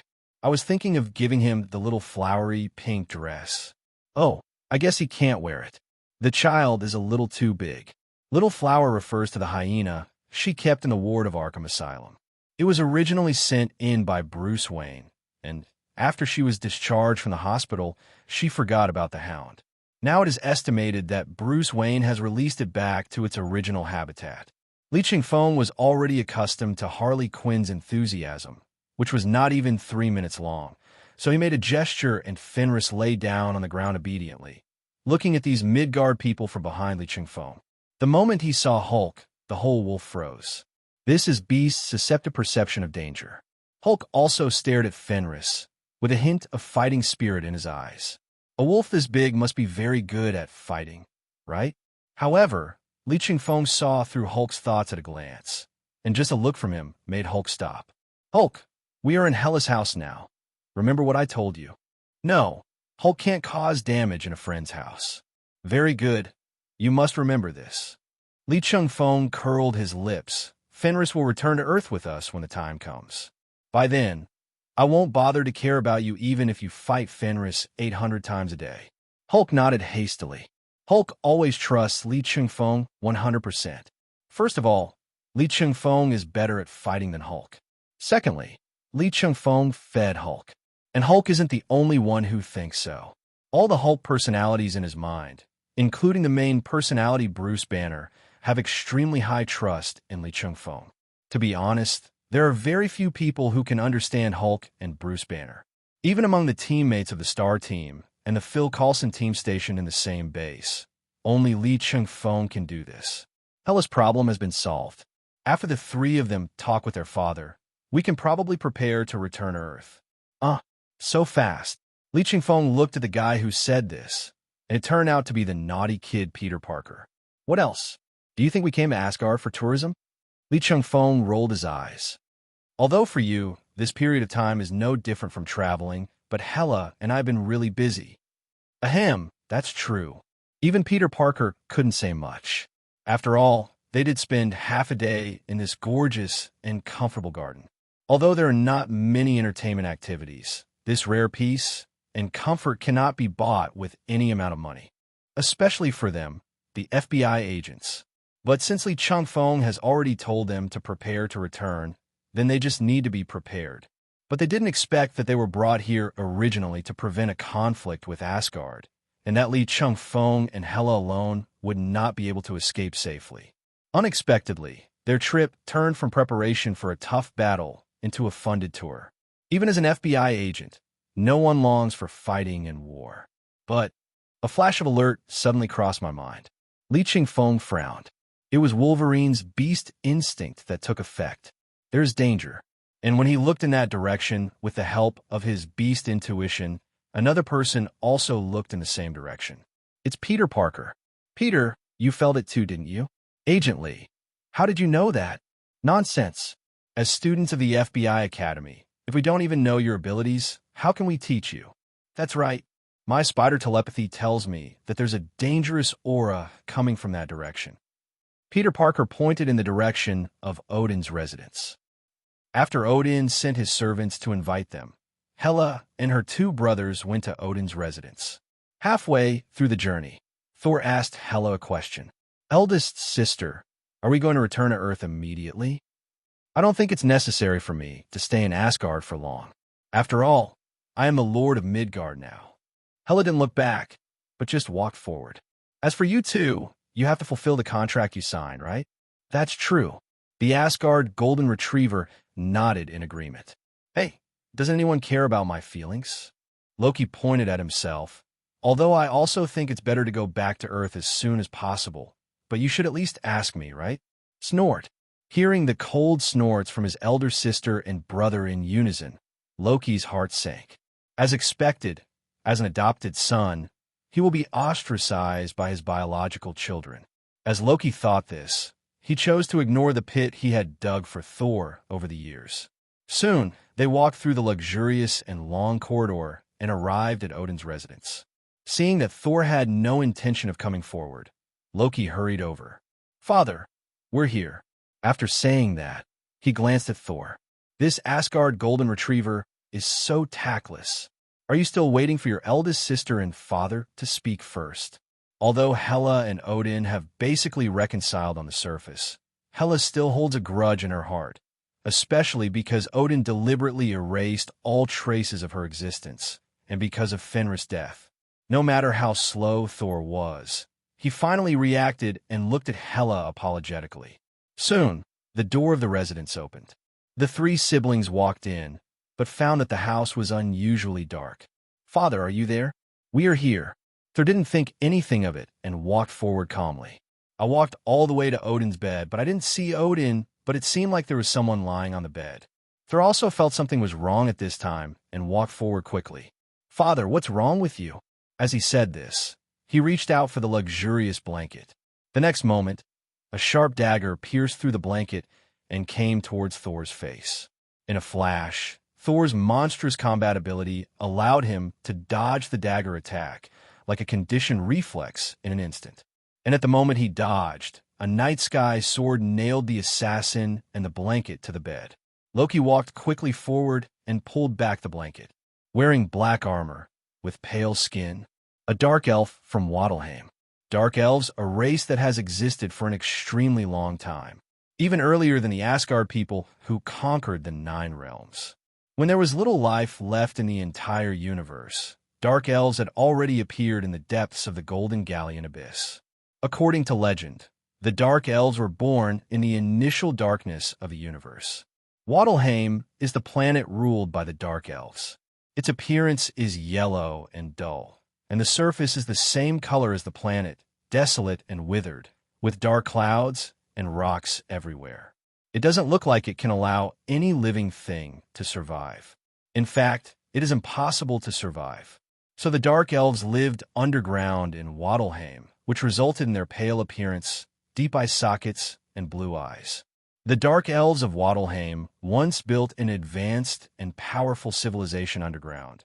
But as resources became depleted, the social order of the Dark Elves gradually collapsed, and they gradually became a bandit civilization that made a living by plundering other civilizations. As a bandit civilization, the Dark Elves were once very powerful, and were ready to use the Dark Elves' most precious treasure, ether, to seize all resources and destroy the entire Nine Realms. However, they were completely defeated by the Asgard at that time, and even the ether was seized. It was then sealed in a secret corner of the Nine Realms by Bor, the then ruler of Asgard. This place is Midgard, which was discovered by the American military thousands of years later, eventually triggering the fairy tale town incident. And now, the Dark Elves have made a comeback, and their main goal is to take revenge on Asgard. The branches of the World Tree will undergo an integrate phenomenon every 5,000 years. Over a period of time, the dimensional boundaries of the entire Nine Realms will become thinner, causing various extra-dimensional anomalies to occur randomly in the Nine Realms. These include things like gravity changes, space compression, and the tearing of the real world. The Dark Elves use these extra-dimensional anomalies to invade the Nine Realms. It has been exactly 5,000 years since the last Nine Realms integration phenomenon. So at the first moment, the Dark Elves divided their troops into several groups. The two groups with the largest forces, one group sneaked into Asgard to invade and destroy, while the other group went to Earth to find the long-lost ether of the Dark Elves. The Dark Elves who invaded Asgard successfully sneaked into every corner of Asgard with their innate dark magic ability and advanced stealth technology. This is how the Dark Elves hiding in Odin's residence. Definitely, they're not so arrogant as to be a Dark Elf and dare to assassinate Odin. So at the moment when Hela nailed the Dark Elf assassin to the bed, a dozen Dark Elf assassins immediately appeared in the surrounding space and attacked the three Asgard siblings. Weren't the Dark Elves defeated? Why are they making a comeback again? Loki cast a spell with each of his hands, imprisoning the two Dark Elf assassins, then held the two beloved little daggers in his hands and stabbed them into the body of the Dark Elf that attacked him from behind. Even with the technology of the Dark Elves, they normally can't sneak into Asgard silently, but Hela turned on the orange light to transform again, and several orange light ghosts instantly blocked the way of the Dark Elves. Calculating the time, it should be the beginning of a new integration phenomenon of the Nine Realms. At this time, the dimensional and spatial barriers are extremely weak and unstable. The Dark Elves are able to invade Asgard through these weak points. At the same time, several night sky, swords engraved with orange runes materialized around him, flew out, and easily beheaded the enemy. The point is, where is Father? Thor held Mjolnir in his hand and knocked a Dark Elf assassin out of Odin's residence. Father has been falling into the Odin's sleep from time to time in the past few hundred years. If he happened to be encountered by the Dark Elves at this moment, damn it! Hela frowned slightly when she heard what Thor said. The power of Odin will increase with age, but the body will become weaker and weaker as it enters old age. The body gradually cannot bear its own divine power, so we'll use Odin's sleep to stabilize and restore the power of Odin and prolong life. This is a relatively fragile time. If he were discovered by the Dark Elf assassin after entering Odin's sleep, he would be in great danger. When Hela thought of this, a flash of enlightenment flashed through her mind. It turns out that deep down in her heart, she doesn't want Odin to die. At least he shouldn't die at the hands of the Dark Elves and other such insignificant creatures. The battle in Odin's abode began suddenly and ended just as quickly. After all, if the three siblings were placed among the gods of Asgard, they could be called the ultimate force. There were only a dozen Dark Elf assassins. Even if they were attacked by surprise, they would be instantly refined. When the three siblings walked out the door, a dozen orange light ghosts in the shape of Dark Elves appeared behind Hela. The moment the door opened, they saw the star team, led by Chengfeng, surrounding the Asgard priest who had just led the way for them. Hey, did you guys resolve the fight? Li Chengfeng put his hand on the god's shoulder, pretending to be a good brother. Peter Parker and I both sensed the danger, and when we rushed over, the god stopped us outside, saying that Odin wanted to talk to you alone. After saying that, Li Chengfeng glanced at the orange lantern ghost behind Hela that was gradually dissipating and returning to the orange lantern ring, and smiled at this divine servant. Is this what you meant by Odin wanting to talk alone? No. The god's servant's face, which was originally filled with fear, suddenly changed. His eyes turned bloodshot, and he shouted heartbreakingly, "All this is for Lorelei." Then he took out a dagger from his arms, the same one as the dark elf assassins, and stabbed it towards Li Chengfeng's heart. Go to hell. Li Chengfeng looked at the crazy Asgard god's servant speechlessly and couldn't help laughing out loud. It can be seen that this guy's mind is completely confused. He sighed, then reached out and grasped the blade with just 2 fingers. With a little force, the blade was broken off. Come and knock anyone out. Li Chengfeng pushed away the confused divine servant. Although he had tens of thousands of ways to kill this divine servant, it was after all his first meeting with his father-in-law, and it could be regarded as the honeymoon period between Earth and Asgard. What's more, this divine servant was obviously controlled by someone. After seeing Jessica Jones kick the divine servant against the wall and make him faint, Li Chengfeng turned to look at Hela. What happened? The situation is quite complicated, and I can't explain it in just a few words. Hela shook her head. To put it simply, the integration of the 9 realms has reappeared, the Dark Elves have invaded Asgard, and my father, Odin, has disappeared. Isn't this quite clear? Li Chengfeng shrugged, but then fell into a brief thought. 9 realms integration? Isn't that the plot of Thor 2? Li Chengfeng knew this. It happens once every 5,000 years. Could it be such a coincidence that it has been exactly 5,000 years since the last time?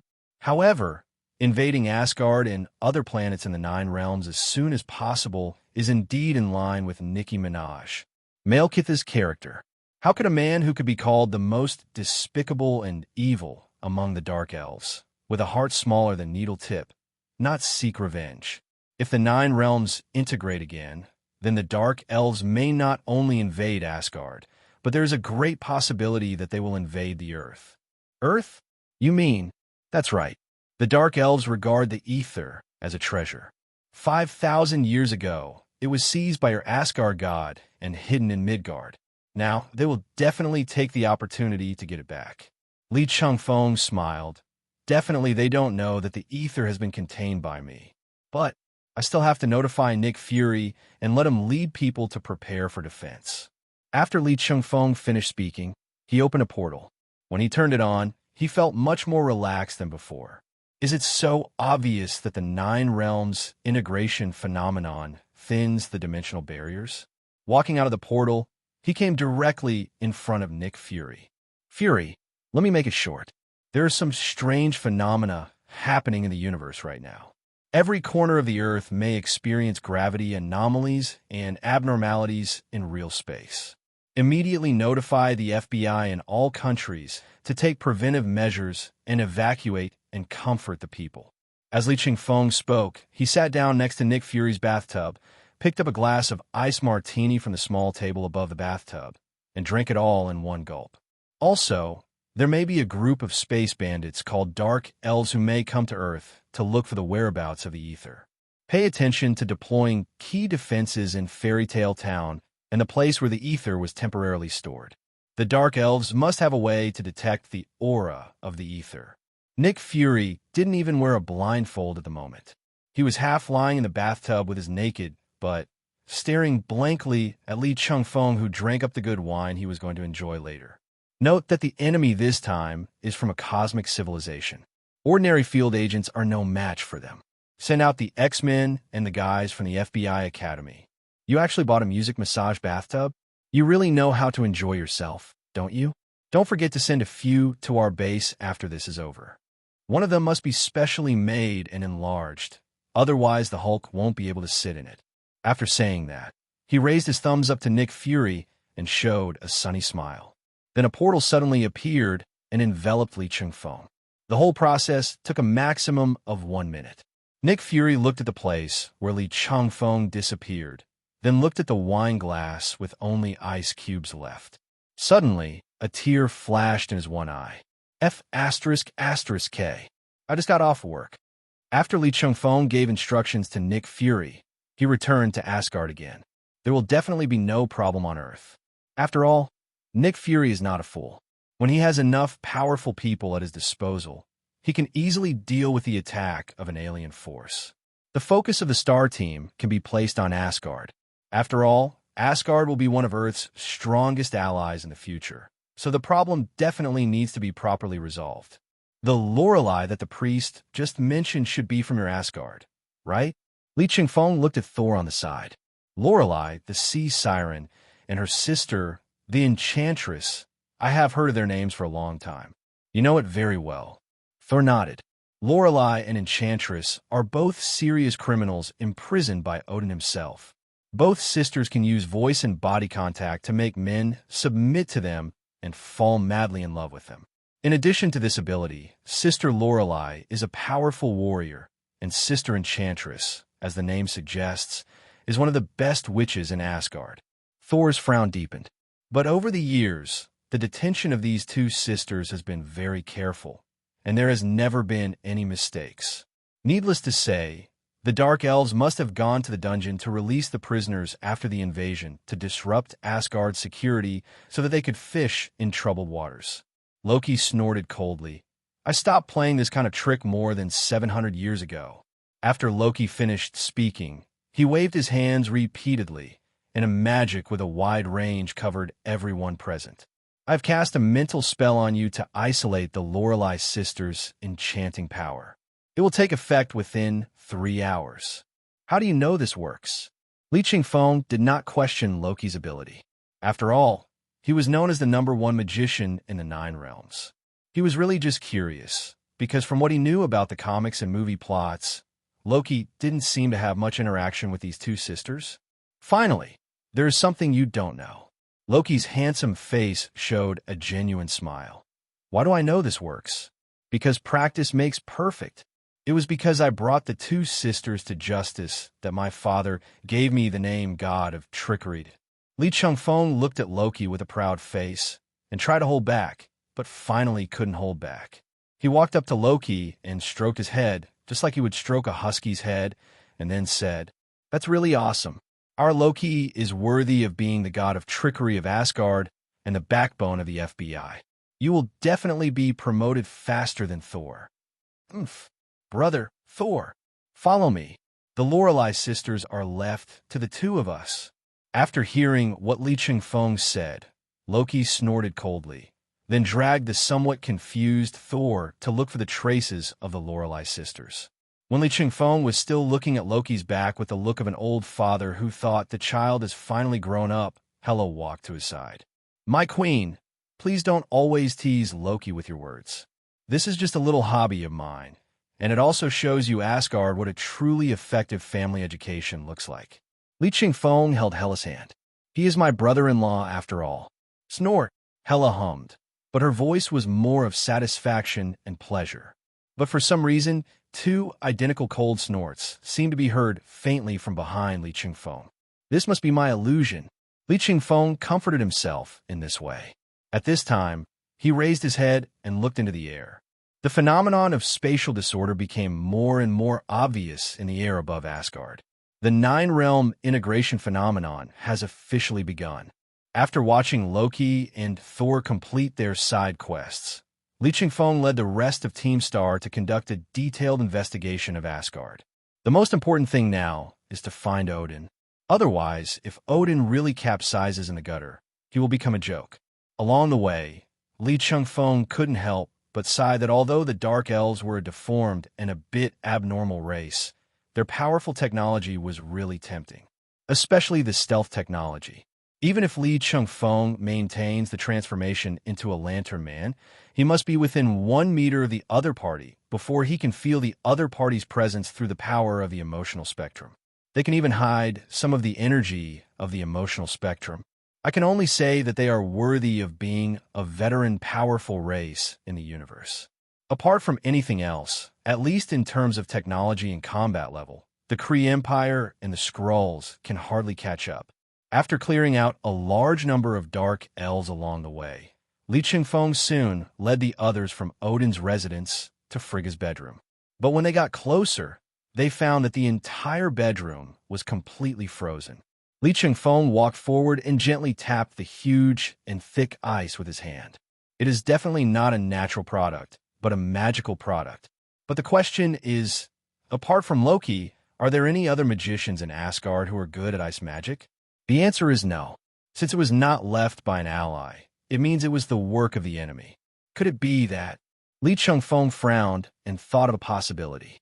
Then he turned around and pointed at the tall and magnificent gate behind the ice. "Come on, Hulk, clear the way." Hulk nodded excitedly. The battle with the Dark Elves along the way had completely ignited the angry Gamma Giant. He raised his palm and then thrust it hard into the ice. The seemingly solid magic ice was like butter meeting a hot knife. "Hulk, dig!"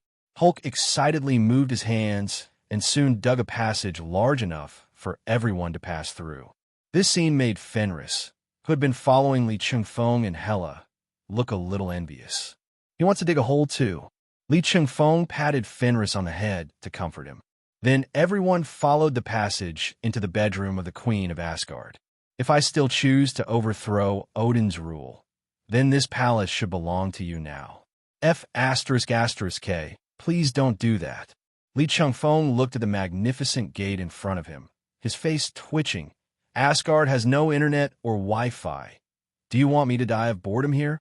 When Hela saw Li Chengfeng's refusal without hesitation and the obvious displeasure on his face, she knew that Li Chengfeng really didn't want to stay in Asgard.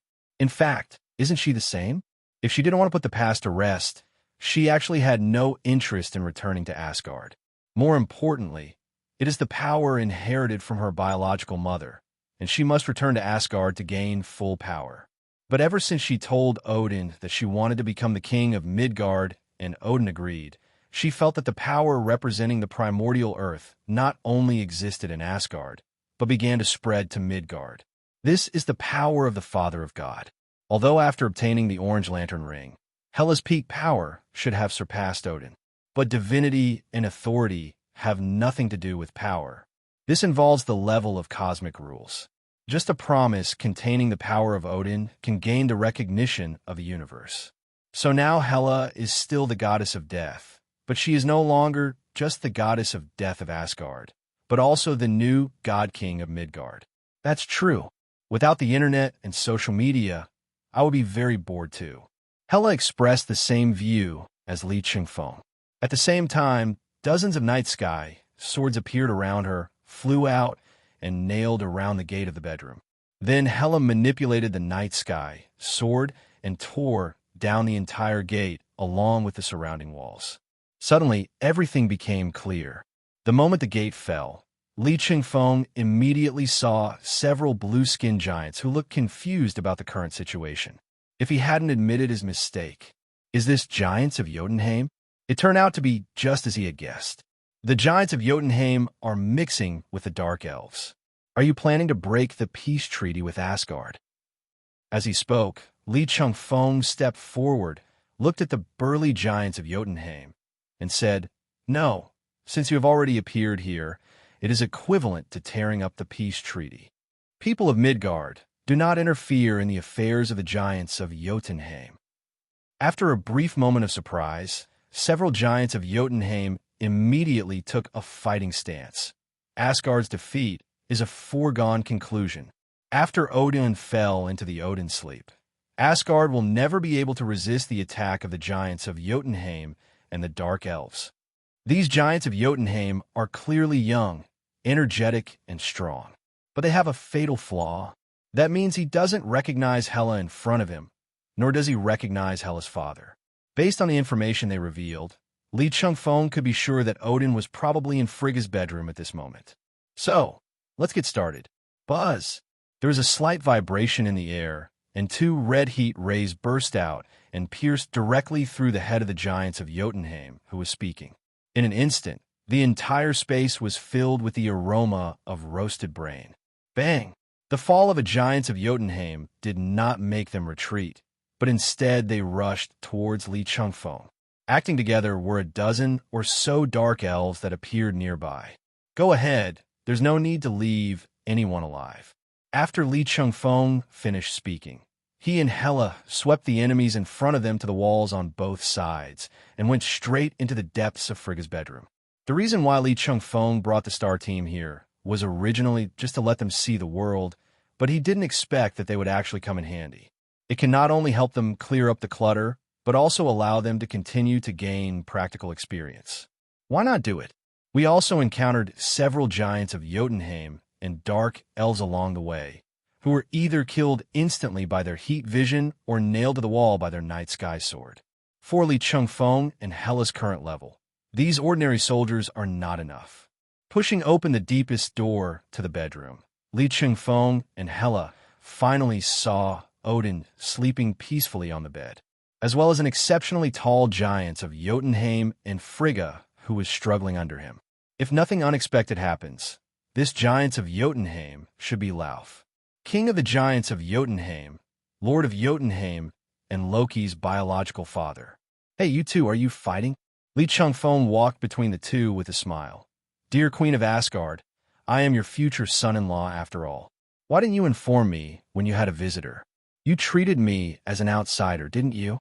The appearance of Chengfeng and Hela made Frigga, whose magic power and physical strength were almost exhausted, feel relieved. Frigga is no weakling. As for the title of the greatest magician in the 9 realms that Loki has, Frigga is more qualified than Loki. The reason why she is in such a desperate situation now is that she has to fight against a large number of giants of Jotunheim and dark elves while protecting her husband who has fallen into Odin's sleep. They were able to cope with it at first, but the appearance of Lauf, the king of giants of Jotunheim, immediately disrupted the balance. Lauf's fighting ability is definitely above Frigga's. Although not as good as Odin's, if they're in the ice and snow of Jotunheim, they could be on par with Odin. Lauf didn't look at Chengfeng, but cast a surprised look at Hela. Hela, goddess of death, haven't you betrayed Asgard long ago? Betrayal? Maybe, but even if I betrayed Odin, the blood connection cannot be erased. Hela didn't really care about the past anymore. She just looked at Lauf with calm eyes. Although I don't want to admit it, Odin is my father after all. He was the person I respected and admired the most. How could he die at the hands of scumbag like you? Lauf was shocked. Beneath the other person's eyes, which were as calm as the windless sea, a raging undercurrent of murderous intent was surging. He is a bit cowardly. When Odin conquered the 9 realms, he defeated Jotunheim and seized the casket of ancient winters belonging to the giants of Jotunheim. The Asgard commander in that battle is the goddess of death before us. I didn't expect that after thousands of years, she would still be the one standing in front of me. Anyone who has experienced that war knows that the goddess of death standing on the land of Asgard is invincible, so we can't blame Lauf for being cowardly. He couldn't exert his peak strength after leaving Jotunheim. The gap between them was too big. Moreover, he was originally planning to use a sneak attack to eliminate Odin, who had fallen into Odin's sleep. God knows how the goddess of death, Hela, suddenly appeared. Hela, I have no intention of being your enemy. This is all Malekith's fault. If it weren't for his instigation, how could I have torn up the peace treaty? I can apologize. I can pay compensation. I can also tell you all of Malekith's plans. All right, we are all 1,000-year-old foxes. What are you trying to do with me? Chengfeng curled his lips and helped Frigga to Odin's side. It's nothing more than handing you a large number of dark elf assassins and then releasing the criminals in Asgard prison. While disrupting Asgard, you can directly deal with the sleeping Odin. Lauf opened his mouth, but said nothing. This is indeed the case. You, the king of the giants of Jotunheim, are really stupid. You haven't even realized that you've been used as cannon fodder. Let me ask you, Malekith didn't come to Asgard, but went to Midgard, right? They didn't think you could successfully deal with Odin. Instead, they used you to tie down the main force of Asgard so that they could search for the whereabouts of the Ether in Midgard. Although Malekith probably couldn't withstand the power of Midgard original. My queen, there is no need to waste time talking to the giants of Jotunheim. Hela walked forward, and countless night sky swords appeared at her sides. Looking at the orange runes on the night sky sword, Lauf actually felt a terrifying unknown power. This power alone is enough to fight against my current self. And this does not include the original terrifying power of the goddess of death. Giants of Jotunheim Lauf, for the first time in his life, knew what it meant to despair. Well, judging by the time, that idiot Lauf should have already started a fight with the people from Asgard, right? A dark elf took off his mask, and half of the skin on his face, which should have been pale, was actually pure black. This is none other than Malekith, ruler of the Dark Elves.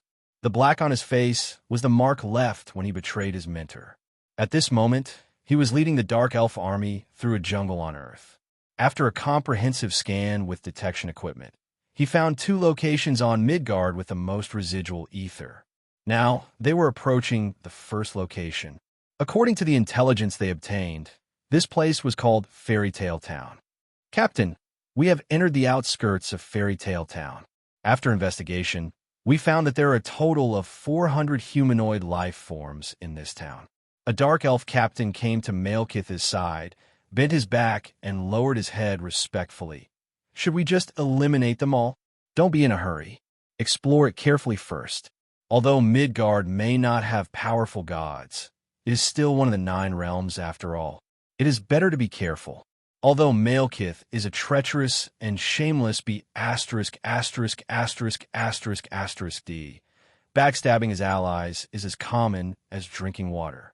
But you have to admit, he's an excellent D. He will never act rashly before he has a complete and huge advantage. He is not a fool like Lauf, who will shine with a little sunshine. After finding the long-lost ether of the Dark Elves, the first place he will invade is the leaderless Jotunheim. He didn't think Lauf could escape alive. Even without Odin, Asgard is still not a place that Lauf can conquer. This was also a big question that Malekith had back then. Obviously, there were huge amounts of advantages. Why did Odin, the warmongerer, suddenly change his mind in a short period of time and sign peace treaties with other planets in the 9 realms? He didn't believe that Odin suddenly wanted to be a benevolent emperor. He understands Odin, or more precisely, he understands the Father of God throughout the ages. They're just like me, guys who will do anything to achieve their goals. It's just that I am more insidious. Definitely, in the mind of this guy Malekith, insidious and cunning are all words of praise.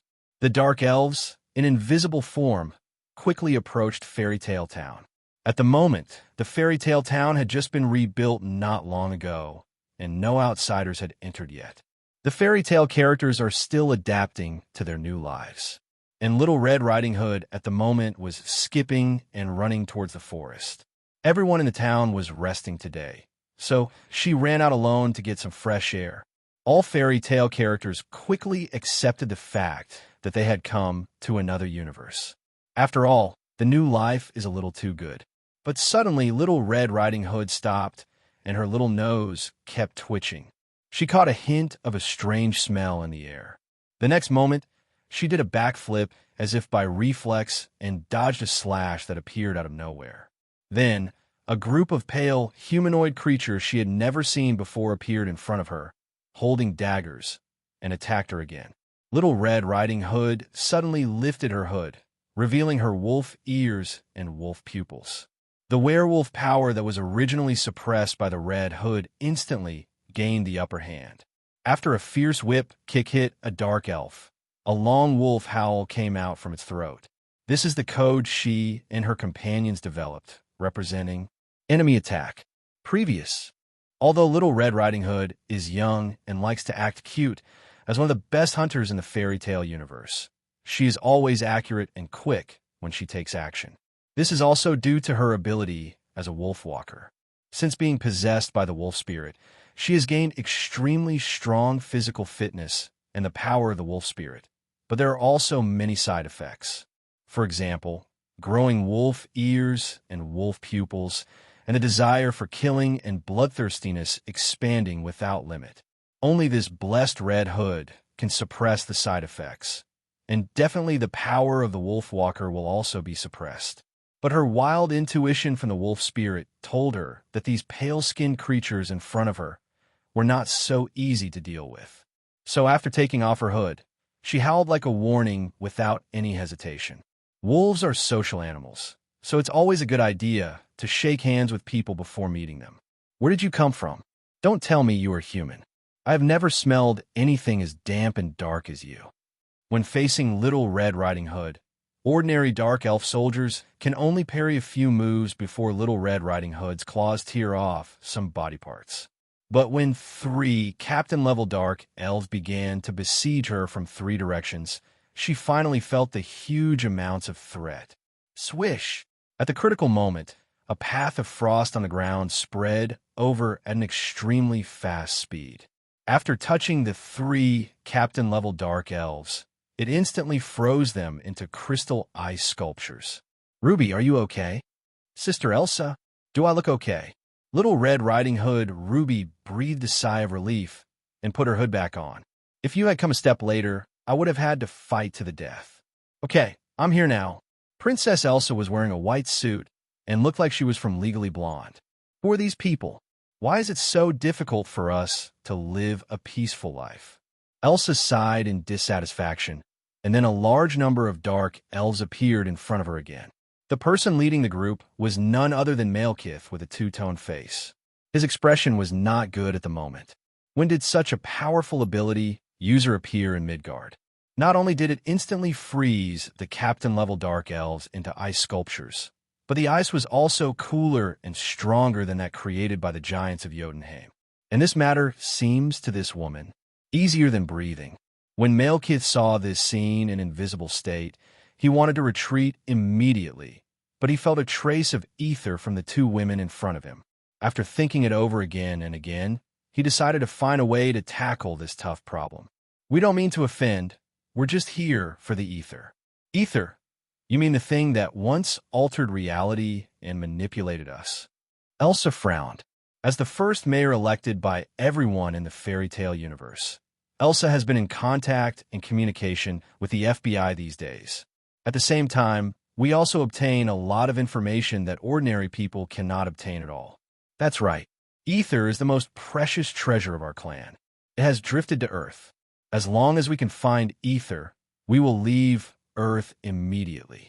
In other words, you are aliens? Elsa tilted her head and looked Malekith up and down, but shook her head decisively. First of all, I don't know where the ether is, but it's not in Storybrooke. Secondly, even if the ether is in my hands, I won't give it to you. You killed a stranger with whom you had no grudges, but now that you realize I'm not strong enough to deal with you, you think about reason? Elsa sneered at the character of Malekith and his group of dark elves. Most importantly, how can anyone who is associated with that evil thing called ether be a good person? Little Red Riding Hood Ruby sniffed again at the moment, then looked around vigilantly. Her face changed drastically. Sister Elsa, this yin-yang face is trying to attract your attention. I smell the same scent as them. They're sneaking around us from both wings and heading towards Fairy Tale Town.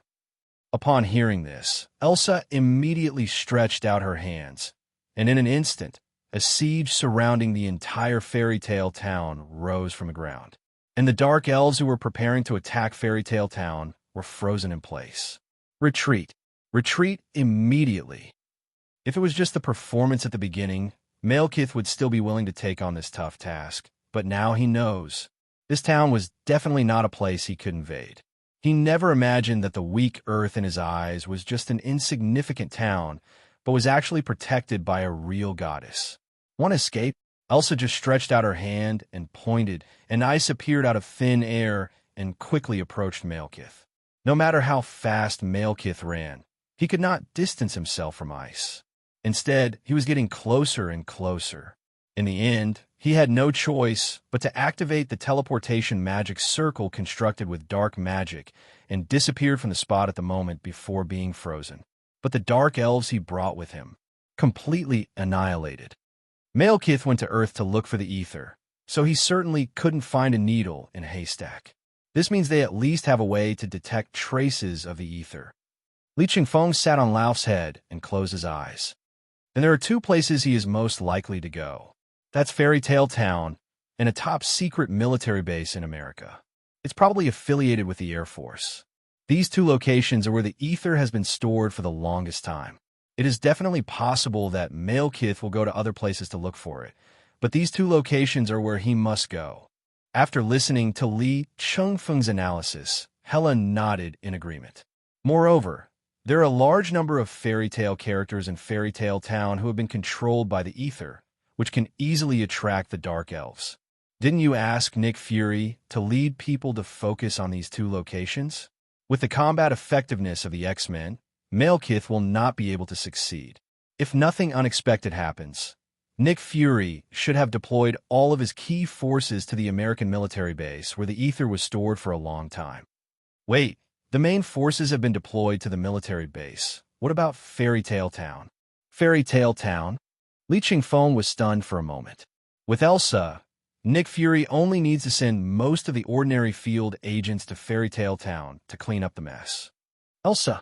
Hela frowned and recalled, remembering the ice magician who almost killed Loki in Storybrooke. But could she take on Malekith and his army of dark elves alone? Li Chengfeng raised his hand and smoothed out Hela's slightly frowned brows. That's right, Elsa. What we saw on the battlefield in Storybrooke was Elsa being controlled by the ether fragments. Without her self-awareness, Elsa could not exert her true strength at all. If it was Elsa in her complete form at that time, I'm afraid we really wouldn't be able to leave Storybrooke. Although Aisha only has the physical fitness of an ordinary person. But it's entirely possible to think of her as another god on Earth. Li Chengfeng was not talking nonsense. Although Princess Elsa is just a fairy tale character in Disney animation, judging from her performance alone, Elsa definitely deserves the title of God on Earth. Even if the person she shared the title with was the big guy from Kansas, that would be no problem at all. She looks like an ice princess, but in fact, in the late second part, she has already mastered all the attributes of Earth, water, wind, and fire, but ice is her main attribute. Then Elsa can cast all attribute spells instantly, with no CD, and even no blue bar, and the range of the AoE is ridiculously huge. You know, in the first part, the entire country was frozen when leaving Arendelle. If you only see this, then Elsa can only be seen as a super elemental magician with unlimited firepower. Even if she can transform energy into matter out of thin air, she is not qualified to be called a god. But another thing she did directly elevated vigor to the level of God. Creation. Even Hela can't do it. But Elsa created an intelligent life in just one breath. Or is it intelligent life based on inorganic matter?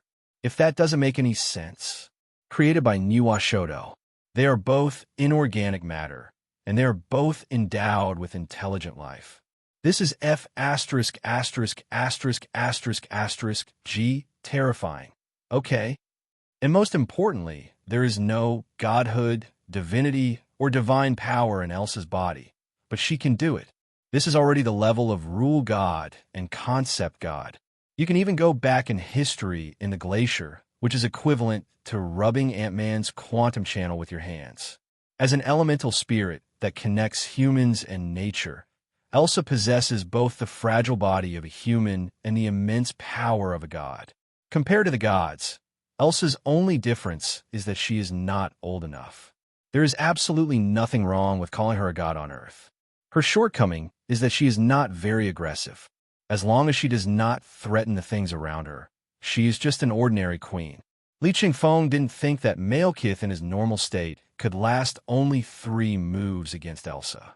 He is not the Malekith who destroyed Asgard in War of the Realms and imitated Gorg the God Butcher to create a copycat version of the Black Death sword-using venom. To put it bluntly, even if it was Malekith in the War of Realms, if he fought with Elsa to the end, he would be doomed to die. Li Chengfeng looked at Hela's questioning expression and suddenly remembered something. He mentioned this to Nick Fury. No wonder Hela had that expression. If I suddenly tell you that your neighbor area is a fairy, can you accept it?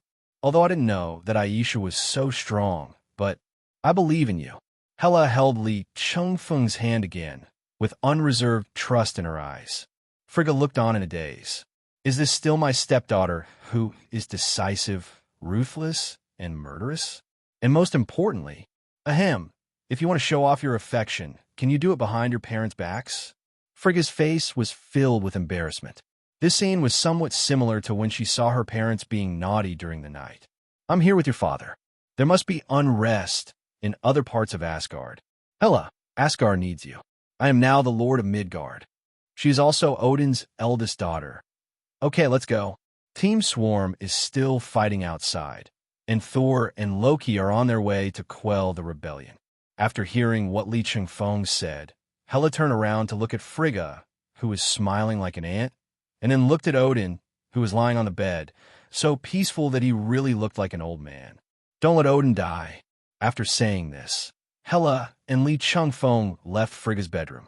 Li Chengfeng looked at Hela, who was walking quickly forward, and laughed secretly in his heart.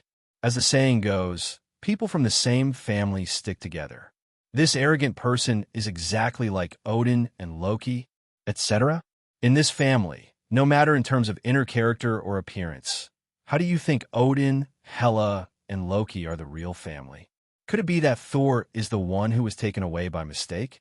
If this were to be a wild history of Asgard, especially one that highlighted both wildness and history, it would probably become the #1 bestseller in the Nine Realms. The scene outside the door was not surprising. Countless bodies of dark elves and giants of Jotunheim were lying around the members of Team Star. The FBI agents are not good guys, and even little Spider-Man will not show mercy at this time. These big blue guys aren't as strong as I thought. Harley Quinn picked up her adamantium bat from the ground and saw Li Chengfeng and Hela coming out. How will it end? Will the family be happy or broken? It's okay. It should be considered a happy family, but we dare not say too much. Li Chengfeng shrugged. It has been confirmed that Odin is alive. Frigga is alive. So next we can go find Thor and Loki. What's wrong? Are they in trouble too? Isn't this supporting teammates? Li Chengfeng said with a smile. Although I think they probably don't need support, we can't be so unlucky as to run into an opponent at the level of a god on Earth. That would be a miserable situation. Damn it, damn it, damn it. Why is there such a powerful, true god on Earth? And it just so happens that there is an extremely strong, etheric aura in her territory. Malekith pounded the ground hysterically. Although he managed to escape with the teleportation magic at the last moment, what use was there for him to use a hammer to escape? Completely annihilated. Just by raising his hand, the elite troops of the Dark Elves were wiped out. This team is enough to invade and capture those planets with low civilization progress. Okay. At least at this moment, Malekith rarely felt the same feeling as when he was sold to a funeral home by his mother as a child and became a corpse mover. It was endless numbness and despair. But there is always an end to depression.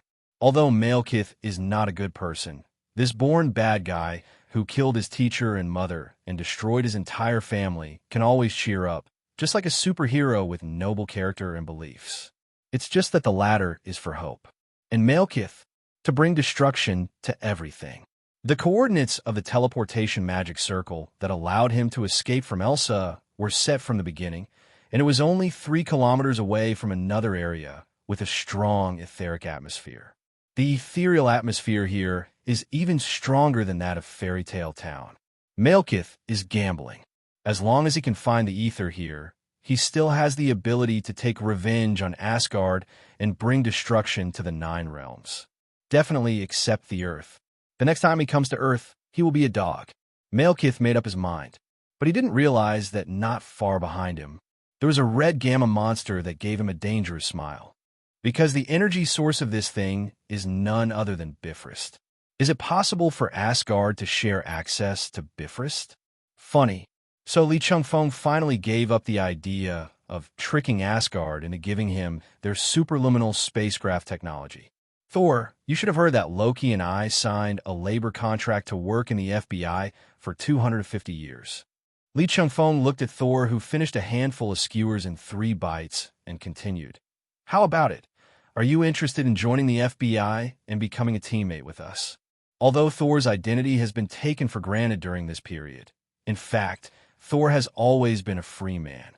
I can't even start paying salaries, so I can only spend Loki's salary. Loki couldn't win the fight and finally had to accept his fate.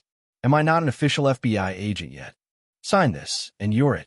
As Li Chengfeng spoke, he took out something from his pocket that had been prepared long ago, and a labor contract printed on A4 paper appeared in his hand. The content and term are exactly the same as the one Loki signed originally, but the only difference is Li Chengfeng, UB asterisk asterisk asterisk asterisk asterisk D. Why did I have to use the parchment scroll cursed by Mephisto when I signed the labor contract? And Thor only has A4 paper. Seeing this, Loki finished his kebab in 2 bites, threw away the skewer, and went straight to Li Chengfeng. This is too much discrimination. Aren't you bullying an honest man? You are talking nonsense. Can you be like him? Li Chengfeng glanced at the indignant Loki. Judging from your cunning and shamelessness, if there was no parchment scroll for you to sign the labor contract, you would have definitely run away. Though Thor is a bit stupid, he always keeps his word, Li Chengfeng said as he handed the labor contract to Thor. Don't you agree, Thor? Thor took the contract in a daze, and then at Li Chengfeng's urging, he signed his own name as a god in a daze. Okay, welcome Thor Odin to join the harmonious and friendly family of the FBI. Li Chengfeng even shook hands with Thor in a serious manner. Even Hela couldn't bear to watch this scene. Does she really think her 2 younger brothers are fools? I promised myself 250 years. This episode was just Li Chengfeng taking advantage of the opportunity to complete his KPI. Before Thor could fully realize that he was tricked by Li Chengfeng, the domain of Asgard had already reached the forging star Nidave. Li Chengfeng and others didn't even need to say hello. They were directly allowed to pass by Nadavi's outer guard forces. Li Chengfeng originally planned to let Thor, the big golden retriever, go and show off his face. As a result, I went in directly. There's nothing strange about this. Asgard was originally a spaceship built by the dwarfs of Nidave as a tribute to Odin. They would naturally recognize it. As soon as he finished speaking, 2 spaceships even came out as escort ships, serving as guides. It finally stopped on a huge amount of steel star rings, and in the center of the star ring was a burning fixed star. The dwarfs, led by King Atri, headed to Asgard to welcome the coming of God.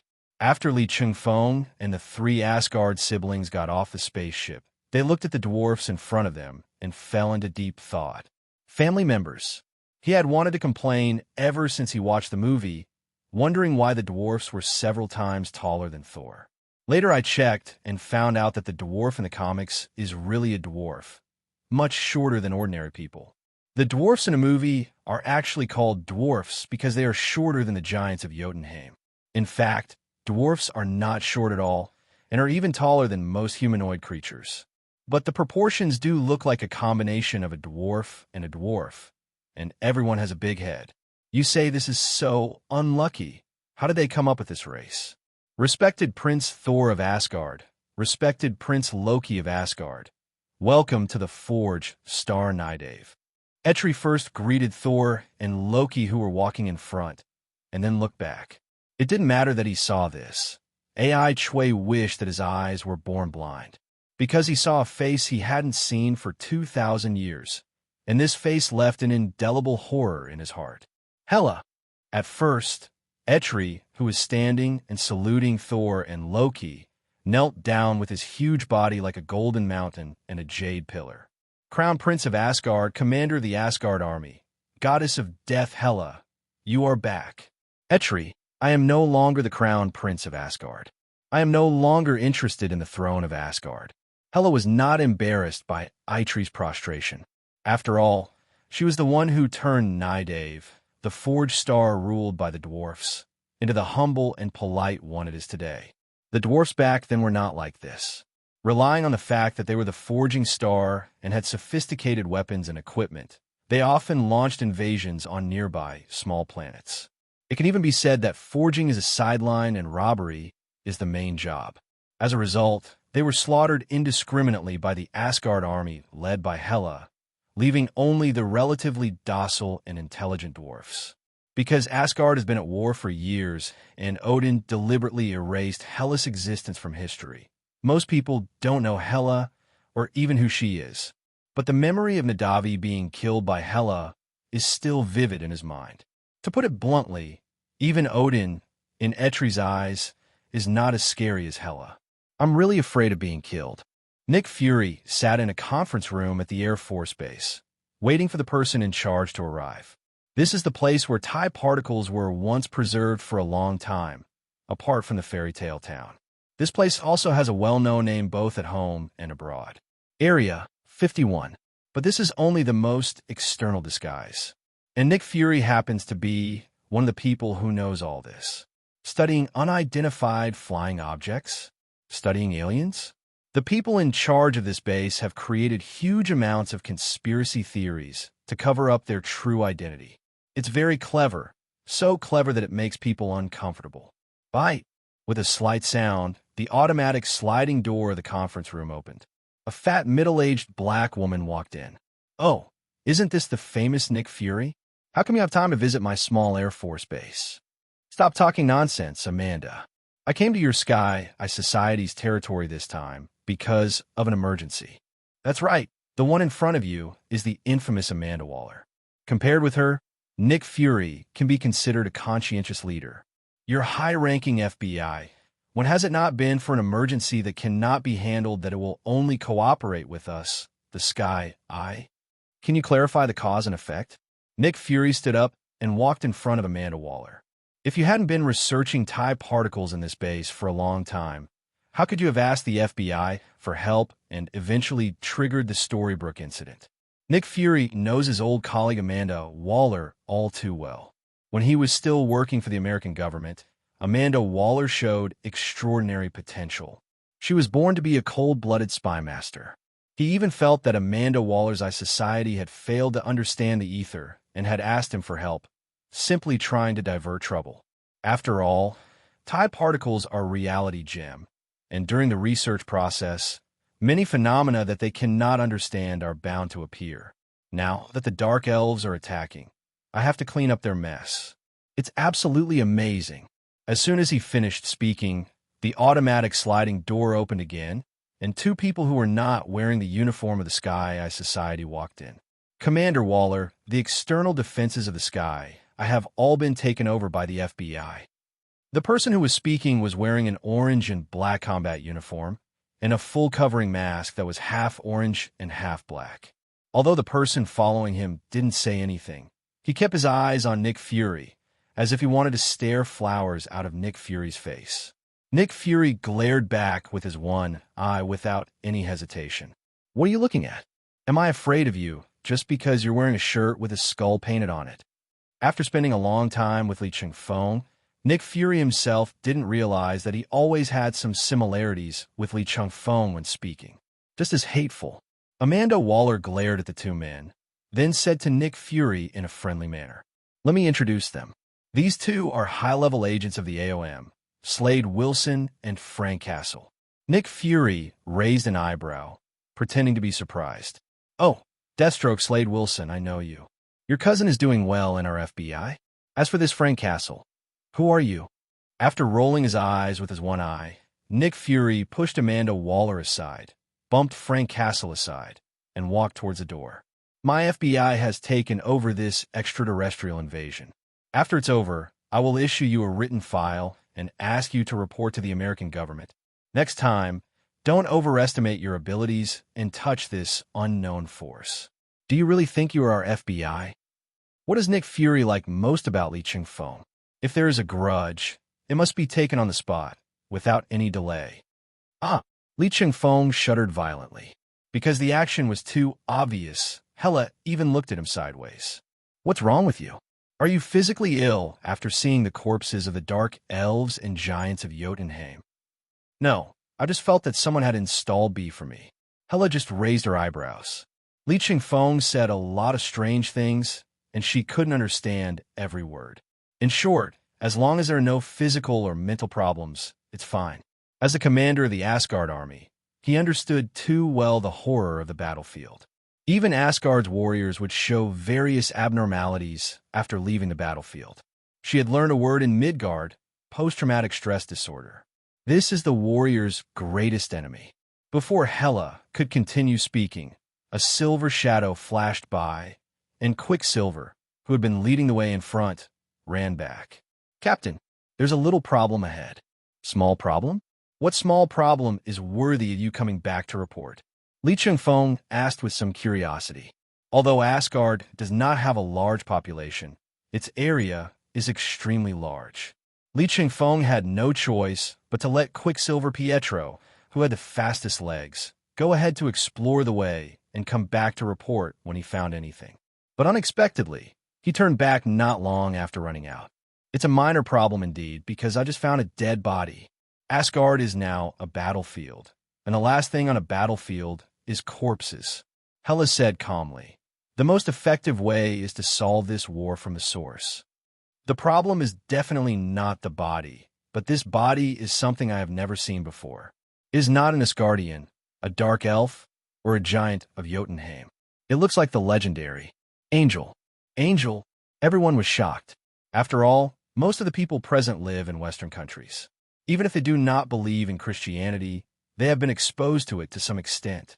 The degree of shock is probably about the same as when a person in the Republic says, "I saw Monkey King's dead body." Only Hela's eyes showed a thoughtful look. "Come on, Pietro, lead the way. Let's go take a look ahead." So everyone followed Pietro to a place more than 200 meters ahead. It looked like a multi-party melee here. In addition to the corpses of the dark elves and giants of Jotunheim scattered on the ground, there were also 2 female corpses that had never been seen before. It has a human form, all 4 limbs intact and no trace of animal transformation, and has a pair of huge amounts of wings on its back. The pure white feathers did not fade even after death. Li Chengfeng walked forward and carefully observed the 2 so-called angels. It seems that they are indeed the birdmen in the heaven dimension. Damn, to put it bluntly, these guys are really not good people. It seems we miscalculated. There are not only dark elves and giants of Jotunheim ahead, but also these wing guys. And Hela got a thorough look at the 2 bodies belonging to Angel. She had seen it before. The first and only meeting with Angel dates back thousands of years. At that time, Hela and Odin were on the verge of a breakdown, so she remembers it particularly clearly. "What's wrong?"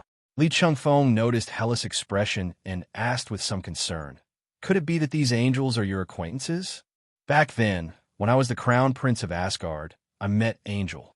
Hela did not answer Li Chengfeng, but instead explained to everyone. At that time, this universe had more than 9 realms. There was also a 10th realm called Heavenly Kingdom.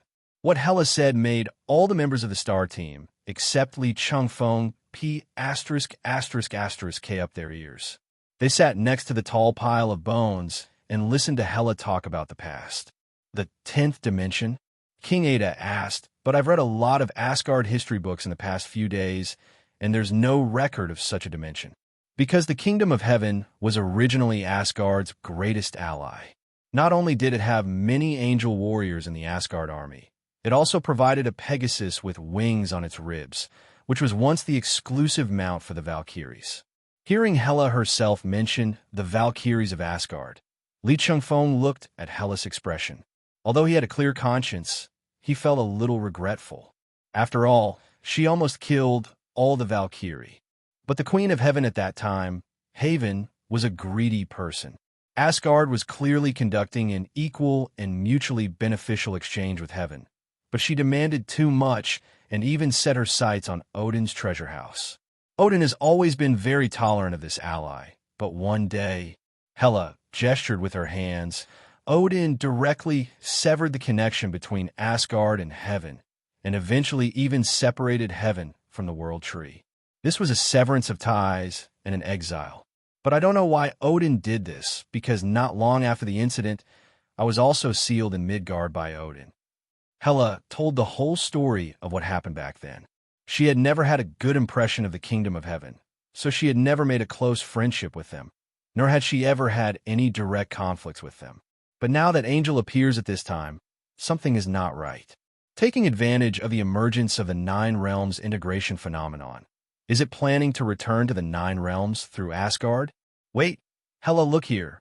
Li Chengfeng pointed at one of the dead angels and said, "Do the scars on her body look like those left by Mjolnir?" Yes, it is Mjolnir. As the former owner of Mjolnir, Hela knows all too well the damage this URU alloy hammer can inflict.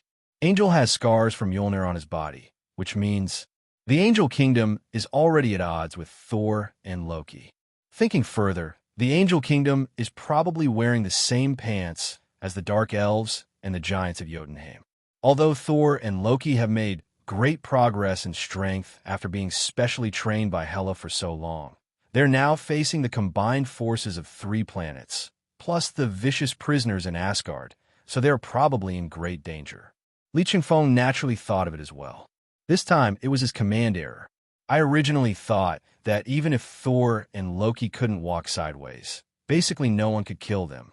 But now it seems, under the siege of the 4 forces, the 2 men will be badly injured if they don't die. Boom! Thor wielded Mjolnir and sent down another divine thunder, completely knocking down the giants of Jotunheim, who was blocking his way. Then he turned around, his brows full of worry. "Loki, how are you?" "Ahem. Not good, but I'm still alive for now." Loki leaned against a flower bed and coughed, spitting out a few mouthfuls of blood again. The originally handsome face was now extremely pale. Looking down, I saw that Loki's abdomen was already stained with blood. The wound had been sealed by himself with black magic. Although there was no heavy bleeding, the pain had affected his brain's normal thinking. The pain of having his abdomen pierced by a sword was hard to bear, even though he was a descendant of the king of the giants of Jotunheim. After all, the wound was not caused by an ordinary weapon, but a sharp sword wrapped with angel runes. This sword seemed to destroy his self-healing ability. At this time, the people who had been chasing Thor and Loki also showed up one after another. The first was a dark elf wearing gold and red armor and a horned helmet. This man's name is Agram, and he is the dark elf with the strongest melee ability. His physical strength is not inferior to that of the big fool Thor. He is the one who leads the Dark Elves who invade Asgard this time. Then there are 2 sisters with graceful figures.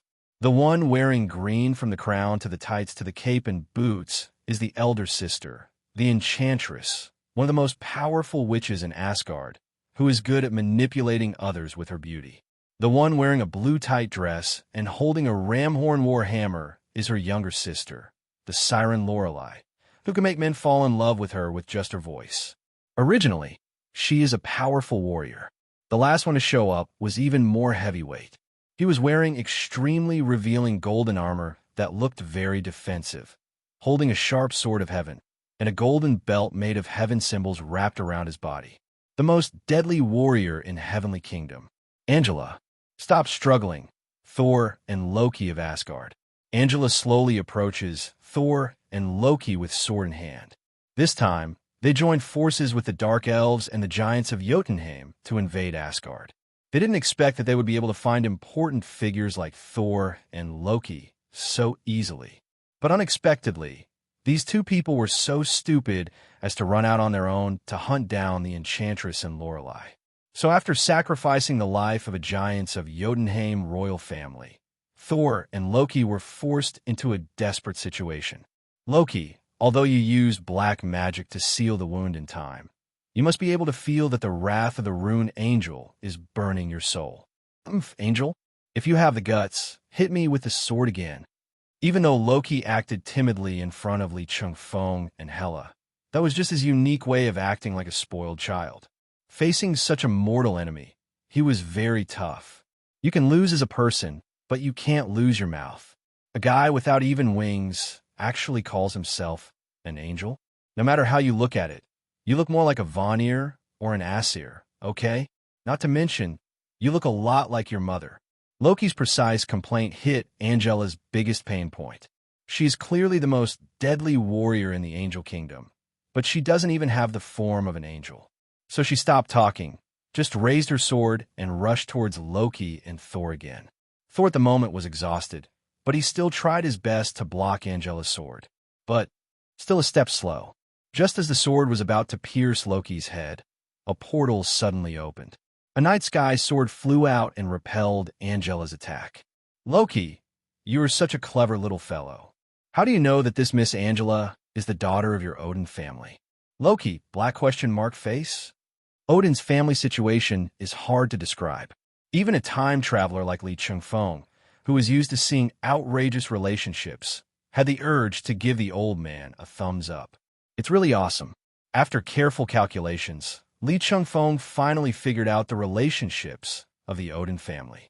First, Odin married his first wife, Jodi, who represented the primordial earth, and gave birth to Hela. Then, after Jodi died, the Aesir gods formed an alliance with the Vanir gods, and Frigga of the Vanir gods married Odin as his second wife, who is now the Queen of Gods. In the eyes of everyone, including Hela, Odin and Frigga's first child is Thor. But what they didn't know was that Thor had a biological sister with the same father and mother, and this sister was kidnapped by the angel Queen Haven of the Angel Kingdom as soon as she was born. Her original intention was to extort more benefits from Odin in exchange for his daughter. But at that time, Odin had not yet decided to challenge the gods, and he was still the aggressive and hot-tempered king. Odin did not accept the threat at all, so he directly separated the entire angel kingdom from the world tree. From then on, only the 9 realms remained. What happened next was the same old story: imprisoning the eldest daughter, giving birth to Thor, and adopting Loki. Odin's original plan was probably to sacrifice the daughter he had with Frigga. But unexpectedly, Queen Angel, who had no bottom line, did not kill Angela. She even raised Angela and trained her to be the most deadly warrior in the Angel Kingdom, and then instilled in her hatred for Asgard and other planets in the 9 realms. Bad news. Angela was indeed brainwashed by the ideas instilled by Haven. The good news is that the brainwashing was not thorough, and Angela always had doubts about her identity and Haven's purpose. Originally, Angela was about to ask a question after hearing what Chengfeng said to Loki, but the moment she came into close contact with the night sky's sword, she felt the terrifying power. She didn't dare to be distracted at all and tried her best to barely hold on. But on the other side of the portal, the woman who swung out the night sky sword looked like it was just a casual attack. Is the gap so big? Angela suddenly lost confidence in Queen Angel's agreement to cooperate with Malekith to seize Asgard. She originally thought that Odin's 2 sons were the top fighting force in Asgard besides Odin and Frigga. But I didn't expect that there would be such a thing.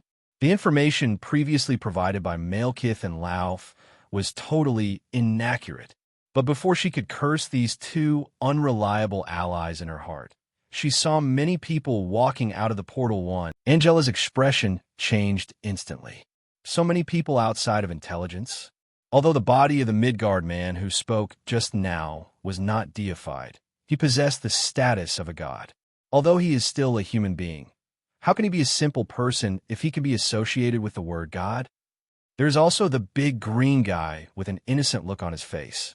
As long as you have a healthy brain, you will think that he is definitely a powerful warrior. Even the burly dark elf Agrim looked small in front of this green giant. Who are you? Angela's eyes were fixed on Hela in the front. It was her. She launched the sword just now. The overwhelming force made her hand holding the sword tremble continuously. This woman is definitely the most powerful enemy Angela has ever encountered. You ask me? Hela did not ask Thor and Loki, but stood in front of her 2 brothers without hesitation.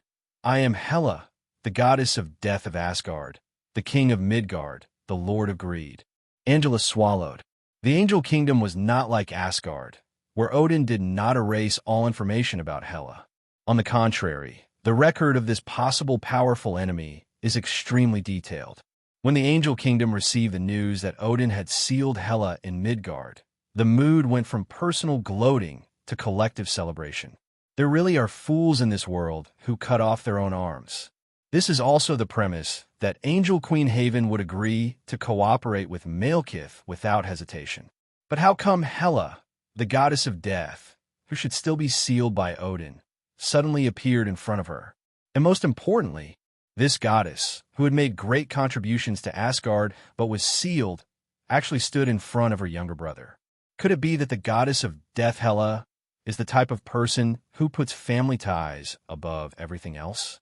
No, she wanted to enjoy the delicious revenge herself. This attitude towards Thor and Loki clearly shows that only I can bully you, no one else can. The appearance of Hela also caused the other two people present to exclaim in surprise. Hela, Lorelei, am I seeing things? The one standing before us is actually the legendary goddess of death. Sister, you are not mistaken. The unique clothing and colors and the night sky sword. That's right. It's the goddess of death, Hela. Lorelei answered her sister's questions while swinging the Ramhorn war hammer expressionlessly. Then, the dark elves and giants of Jotunheim, controlled by Lorelei, rushed towards Hela, waving their weapons. The two prisoners, Lorelei and the Enchantress, are just a temporary team with them. They just want to destroy Asgard. The Enchantress and Lorelei. Hela suddenly grinned, which made Li Chengfeng stunned. I remember that thousands of years ago, you two were warriors under my command. There was a hint of nostalgia in Hela's words. Don't treat the sisters Enchantress and Lorelei as mere vases just because they are beautiful and charming. Seeing how ruthless they were on the battlefield, even the goddess of death couldn't help but look at them a few more times. And now, her former subordinates are standing against her. Goddess of death, even if you return, what can you do? Asgard's destruction is imminent. The Enchantress does not have the intelligence network of Angela or the Dark Elves. She and her sister simply yearn for freedom outside the prison and are against Chaos, who is eager to see the world in chaos. Two deserters from a battlefield. I'm not interested in wasting my time talking to you. Hela curled her lips. Although the two sisters had outstanding abilities and were the strongest among the strong in a place like Asgard. But he cannot be trusted at all, not to mention that he has a history of turning against his own side on the battlefield. We are simply dissatisfied with your Odin family's actions of conquering the Nine Realms and establishing a new order, Lorelei said, a sickly blush gradually appearing on her face. There is no need for us to follow a commander who goes against us. After saying that, he jumped onto the back of an enchanted giant of Jotunheim with a ramhorn hammer in his hand and charged towards Hela. It seems that fighting first is the best way to make you listen to me. So Hela raised her hand, and the entire star team, including Li Chengfeng, all tensed up. Although Li Chengfeng is the leader of the star team, all daily training has been changed by Hela into warrior training courses. Sometimes he speaks much better than Li Chengfeng. After all, the devilish training of the goddess of death is engraved deep in the hearts of every member, including the big guys from Phil Coulson's squad. Hela often has nothing to do in the base, so she helps Phil Coulson train the team members. This goddess, who had made great contributions to Asgard but was sealed, actually stood in front of her younger brother. Could it be that the goddess of death, Hela, is the type of person who puts family ties above everything else? No, she wanted to enjoy the delicious revenge herself. This attitude towards Thor and Loki clearly shows that only I can bully you, no one else can. The appearance of Hela also caused the other two people present to exclaim in surprise. Hela, Lorelei, am I seeing things? The one standing before us is actually the legendary goddess of death.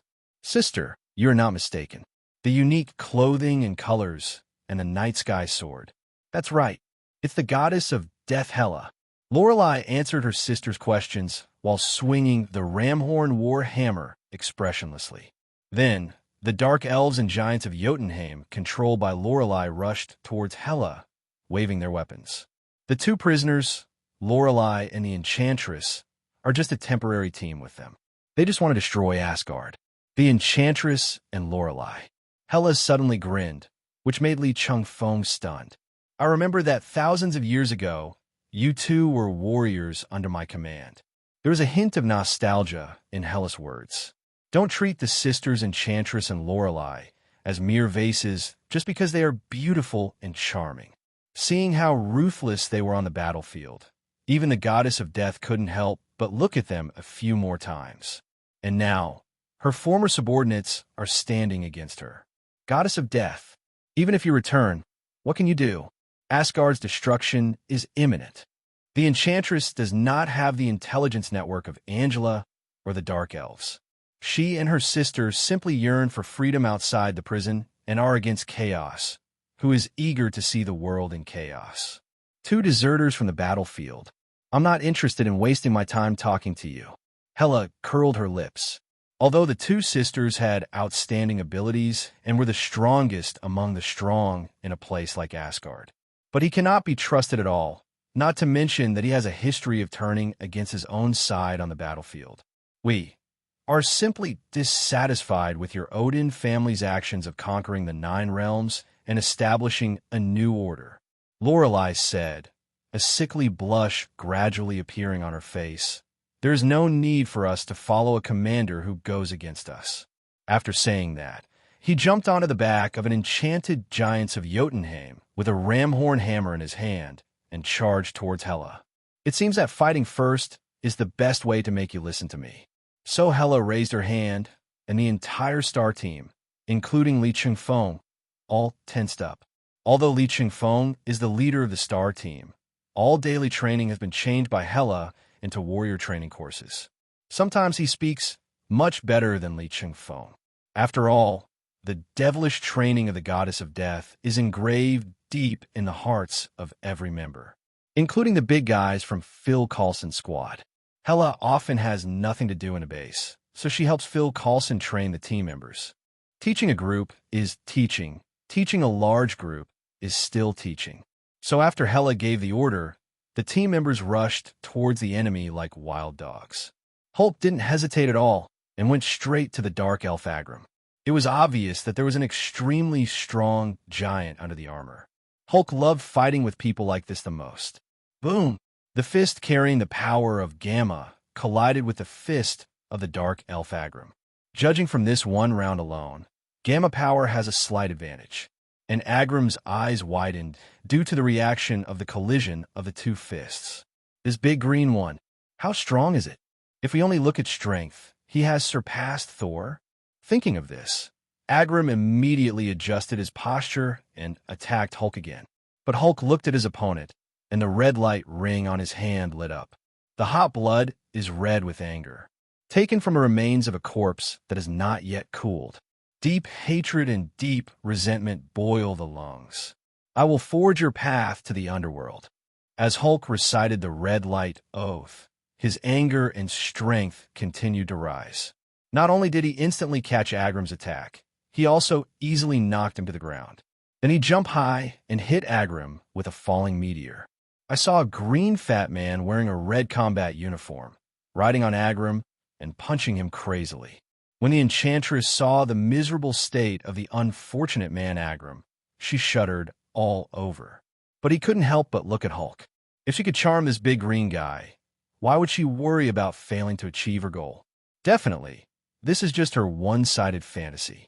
Not to mention the green fat man's weirdly strong mental resistance. The opponents she and her sister faced would never give them the chance to get close to Hulk. The crimson magical force flashed through the air, and the Enchanted which was immediately hit, and her body began to become uncontrollable. The force forced her head to face forward. A magician in dark red attire walked towards her. Let me introduce myself. My name is Wanda Maximoff. I'm a magician. After experiencing the events of Storybrooke, Wanda's control over the origin magic power has reached a new level.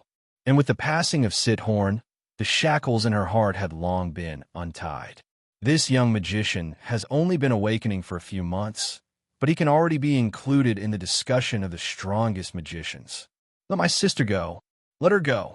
Seeing that the Enchantress was directly controlled by Wanda, Lorelei jumped off the back of the giants of Jotunheim without saying a word and changed her target of attack to Wanda.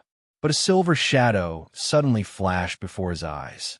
The sheephorn warhammer that was supposed to be in his hand was now in the hands of the silver shadow. You are a very cruel woman to wield such a dangerous weapon, Pietro complained calmly on the surface. but he was actually filled with relief in his heart.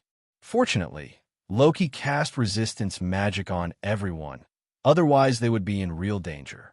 As a single guy who had never been in a relationship, when I heard Lorelai's unromantic roar, I had the urge to make her my own.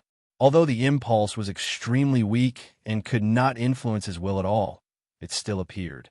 But Lorelai's plump and charming figure always makes people imagine if he manipulates her to do some strange things. Quicksilver shuddered at the thought. Being controlled is not a good thing.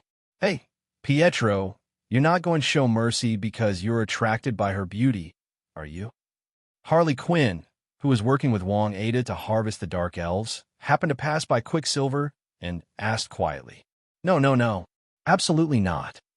Quicksilver's sanity returned instantly. He didn't want to be dragged by Harley Quinn to attend that devilish psychological counseling class after the mission was over. Then he transformed into a silver shadow again and swung the ramhorn hammer towards Lorelai. Crack! The sound of the patella being crushed and the screams reached Angela's ears at the same time. But she no longer had the energy to figure out who made the sound, because at the moment there were two gods standing in front of her. One is the goddess of death, Hela, and the other is a Midgard man who is extremely close to the goddess of death.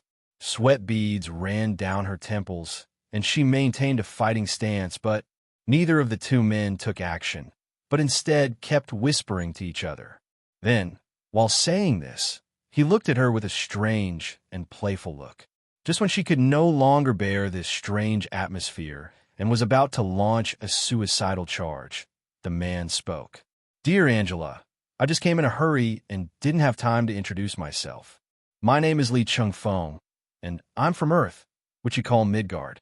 My other identity is the future husband of Hela, the Lord of Midgard. As Chengfeng spoke, he took a few steps forward, but it was these few steps that made Angela immediately take an offensive stance. What do you think this has to do with me? Let's fight. Warriors from the Angel Kingdom are never afraid of death. What are you talking about, Angela? How come it has nothing to do with you? Chengfeng frowned when he heard Angela say that. You are my dear sister-in-law. You have to call me brother-in-law. As the saying goes, the sister-in-law is half of the brother-in-law's buttocks. I was just joking. Hela, your eyes are a little too scary. As soon as this explosive information came out, Angela's already tense nerves instantly broke down. After being stunned for a long time, he gradually calmed down. What do you mean? I want to call you brother-in-law. That means... That's right. You are Odin's child. Hela, the goddess of death, is your elder sister. Thor, the god of thunder, and Loki, the god of trickery, are your younger brothers. Especially Thor, who just wanted to block the sword with his body, is your biological brother from the same father and mother. Chengfeng was too lazy to beat around the bush with Angela. This sister-in-law had long doubted his identity, and the best way was to directly break through this unfounded window paper. And Angela obviously, some believed it. Queen Angel didn't tell me. Nonsense. She snatched you away from your parents, blackmailed your parents, and turned you into a sharp blade to swing towards Asgard. I have long felt that Queen Angel cannot be trusted, but how can you guarantee that everything you say is true? Hearing Angela's doubts, Chengfeng smiled and shook his head. Then the red, orange, and green lights all lit up. In an instant, the terrifying three-color energy swept across most of Asgard. Chengfeng said to Angela, who had a dull expression, If you weren't my sister-in-law, you would have been dead for almost 5 minutes. Call. When Odin woke up from his annual Odin sleep, but before he opened his eyes, he vaguely felt that there were many people in front of him. Is he not sleeping in his own abode? Why are there so many people? Are the guards just there to eat for free? Odin was a bit grumpy when he woke up, and the surging power of Odin covered the entire Asgard in an instant. Odin, you finally woke up. Frigga sat on the edge of the bed, her heart finally at ease. So much has happened during this period of time. Hela's return, the 9 realms integration phenomenon suddenly began, Odin's sleep, and the dark elves and giants of Jotunheim invaded Asgard. It can be said that there are more major events than those encountered in the past 1,000 years. Odin knew nothing about what happened next except that Hela had returned. After all, Odin's sleep will completely internalize Odin's power and completely close off his perception of the outside world. So, when Odin opened his one eye to see who wanted to disturb his sleep, he was very surprised when he saw his entire family. When I fell into Odin's sleep, what happened? His wife, eldest daughter, 2 sons, and the ghost who abducted his daughter were all present, and he was not lying in his own residence, but in Frigga's bedroom. And why do Thor and Loki still have so many scars on their bodies? But it was obvious that these 2 tough-skinned guys were fine. As for Hela, the fact that she was able to stand aside with a calm expression meant that the problem of her daughter being infected by Mammon's blood had been resolved, and that he could no longer directly feel the presence of the power of greed in his daughter's body. Then he looked at the extra orange ring on his daughter's hand. It seemed that this thing was used to suppress the greedy power from the dimensional demon, and even control it. But when his eyes moved to Li Chengfeng's hand, he found that he also had an identical orange ring, and the evil fire in Lao Deng's heart suddenly hit his forehead. 2 orange lantern rings were worn on the ring fingers of each person. Although as the king of God, I was mentally prepared, because she promised her daughter that she would become the king of Midgard and rule Midgard together with her husband. But as a father, TNND, I really want to use the power of Odin to kill this B*************** D from Midgard. Definitely, there was no sign of it on the surface. Odin's mouth just twitched twice, revealing a kind and gentle expression. The hot-tempered self of that year was killed by the kicking of the gods. The king of God, Odin, who survived, is a god known for his kindness and justice. After forcing himself to calm down, Odin finally had time to truly see the man named Li Chengfeng. You don't know until you see it. It's shocking. Although he is essentially immortal, he possesses the status of an old god of Midgard, so there is no problem in insisting that he is a god. The red, orange, and green energies that had not yet dissipated from his body were even more turbulent and terrifying. No wonder he dared to go back to Asgard directly with Hela. A bitter taste rose in Odin's mouth.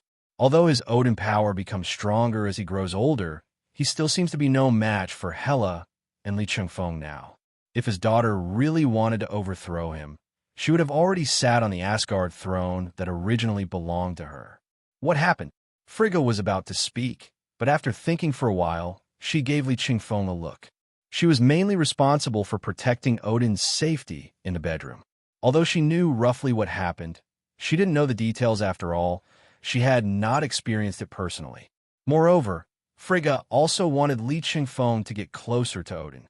After all, he is the husband chosen by the eldest daughter. After careful observation, she found that Li Chengfeng is a genius who possesses black magic, necromancy, and origin magic power. Compared with this person, the little fool in his family who is known as the #1 magician in the 9 realms is as shallow as a beginner. The scariest thing is, she's only 25 years old. Are the powers of all short-lived species so terrifying? Li Chengfeng received the eye hint from his future mother-in-law and nodded slightly in response, indicating that he understood. Then, Li Chengfeng stepped forward. Considering that Odin had just woken up, he smiled what he thought was the kindest smile and said, "More than 80% of Asgard has been destroyed." The first sentence almost made Odin spit out blood. What? Asgard has fallen. Hey, Lao Deng, why are you so anxious? Calm down and listen to me slowly, okay? Li Chengfeng gave Odin a reproachful look. Odin was so rude that he interrupted others casually. Odin immediately clenched his fists. Calm down. How can you let me calm down? But this only happened in a moment, and Odin was no fool. At this moment, Asgard's strongest fighters were in Frigga's bedroom instead of fighting outside, which meant that the incident had basically been resolved. Okay, go on. That's right. Don't be so stubborn when you get old. Li Chengfeng nodded with satisfaction and continued. Although Asgard was almost completely occupied at the beginning, with the joint efforts of the Asgard army and the Star Team from Earth, we successfully recovered the lost territory and wiped out the foreign enemies and internal thieves. External enemy? Internal thief. Odin repeated the two words, then raised his head in confusion. Internal thief, I can understand. There are many vicious criminals in the prison. But how did the external enemy enter Asgard? Without Bifrost transportation, it is almost impossible to enter and leave Asgard.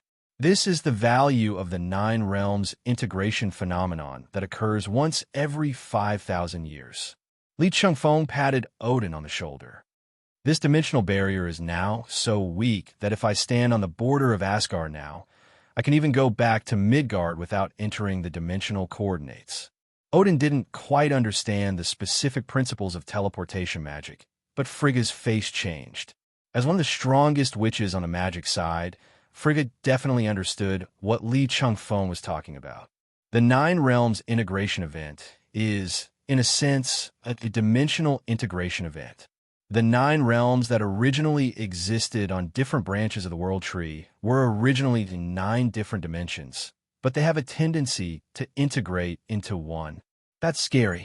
Originally, communication between the 9 realms was only possible under special circumstances. Now, as long as we can find the weak point of the dimension caused by the 9 realms integration phenomenon, we can directly cross to a certain dimension on the world tree. No wonder the giants of Jotunheim and the Dark Elves took this opportunity to jointly attack Asgard. The usual iron wall has now turned into an electric sliding door that automatically opens when it senses people. Who can resist the temptation of looting and fighting across dimensions at almost no cost?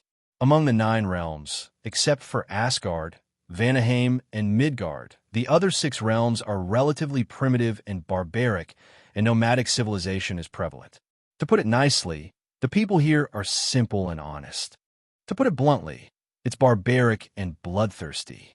In short, the Dark Elves, giants of Jotunheim, and angels joined forces to invade Asgard and destroyed the prison in Asgard and released all the criminals.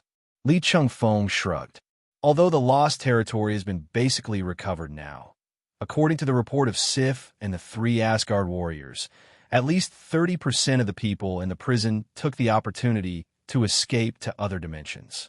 Odin was a little stunned. What is going on? Dark Elves? Giants of Jotunheim? And angels? Join forces to attack Asgard? Are they so bold as to do this? Hey, you look quite dissatisfied, right? If Hela is still sealed in Midgard, the Star Squad will not come to Asgard, and your 2 sons will still be imprisoned in 2 places in Midgard.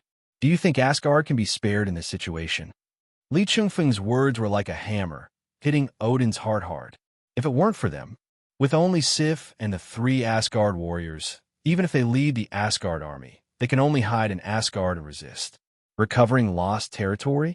Forget it. So, thank goodness Hela is back. You should thank me first for this. Li Chengfeng shamelessly patted his chest. By the way, Lao Deng, do you want her daughter?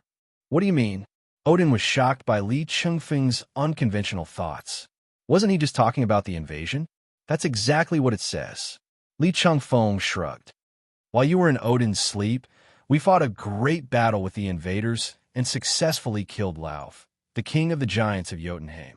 The enchantress, Lorelei, and the dark elf Agrim were also seriously injured and thrown into prison. No, after all that, what does it have to do with me wanting a daughter? Li Chengfeng looked at Odin in a daze, then sighed. He had clearly reminded Odin that Angel was involved in this invasion, and then deliberately asked him if he wanted his daughter. But he could not remember at all that he once had a daughter, the first child with Frigga, and Frigga fell into the same confusion. Angel Queen Highwind, let's see how many times you have this bad luck. The parents of the abducted child simply didn't believe that the man would let their daughter survive. Definitely, in fact, Queen Angel didn't really intend to let Angela survive at the beginning. However, Angel, who was the executor, was soft-hearted and hid Angela. After Queen Angel found out, she thought that letting the father and daughter kill each other would be the best way to relieve her hatred. So she trained Angela to be the sharpest sword in the Angel Kingdom. From a third-party perspective, Li Chengfeng thought that this Angel Queen was definitely interested in Odin. Otherwise, as the one who took the initiative to cause trouble, what reason would she have to hate Odin? But if we add some blackened plot about unrequited love, wouldn't it make more sense? The unofficial history of Asgard has been further enhanced. It's really wild and historical. The Queen Angel in the comics is still charming. So why does she fall for Odin, the old man with a white beard? But none of this matters anymore. Seeing that the atmosphere has been set, Li Chengfeng nodded towards Hela. Hela raised her brows, then turned and walked out of the chamber. After a while, he came in again with another person. It was Angela. I didn't feel anything when I saw Angela alone, but when she and Frigga were in the same space, I could see it immediately. These two people must be related by blood. Angela is totally a younger version of Frigga. Li Chengfeng couldn't help but roll his eyes. Angela looks almost exactly like Frigga, and Hela and Loki are very similar to Odin in character and inner qualities. Only Thor looks nothing like his parents. Li Chengfeng felt that his theory that Thor was picked up from the trash can was becoming more and more true.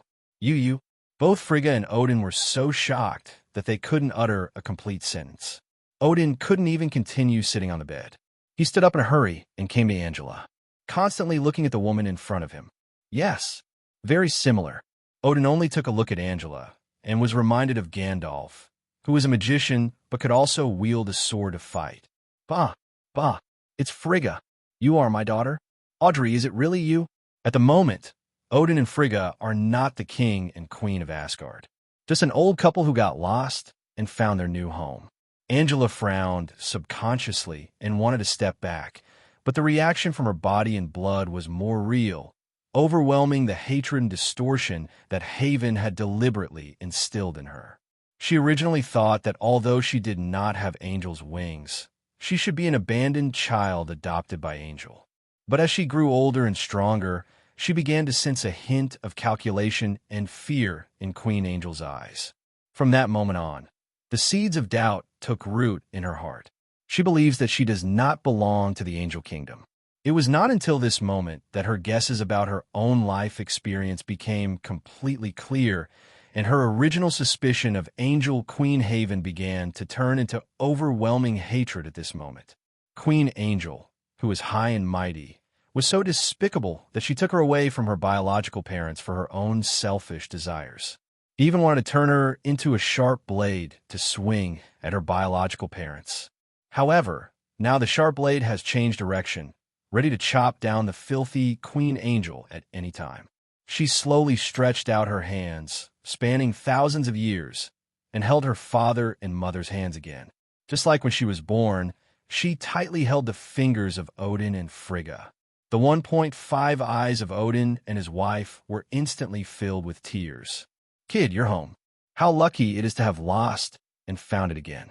Li Chengfeng sighed and came to Hela's side. You seem to have a lot to say. Hela looked at Li Chengfeng. Although the time she had known this man was only a small wave in her thousands of years of divine life, the ripples filled her originally empty heart. Know him as you know yourself. This man has too much emotion. Seeing this scene, Li Chengfeng appeared calm on the surface, but the anger in his heart was raging. There's really nothing much to say. It's over if the trafficker's entire family dies. Hello, everyone. As we wrap up this video, I want to share a quick note. I have a Patreon account. If you'd like to support me and enjoy on-demand audiobooks, you can become a Patreon member. Alternatively, you can check out my Google Drive link, which has 500-plus novel audiobooks available through my Ko-fi or Patreon shop. I appreciate your support.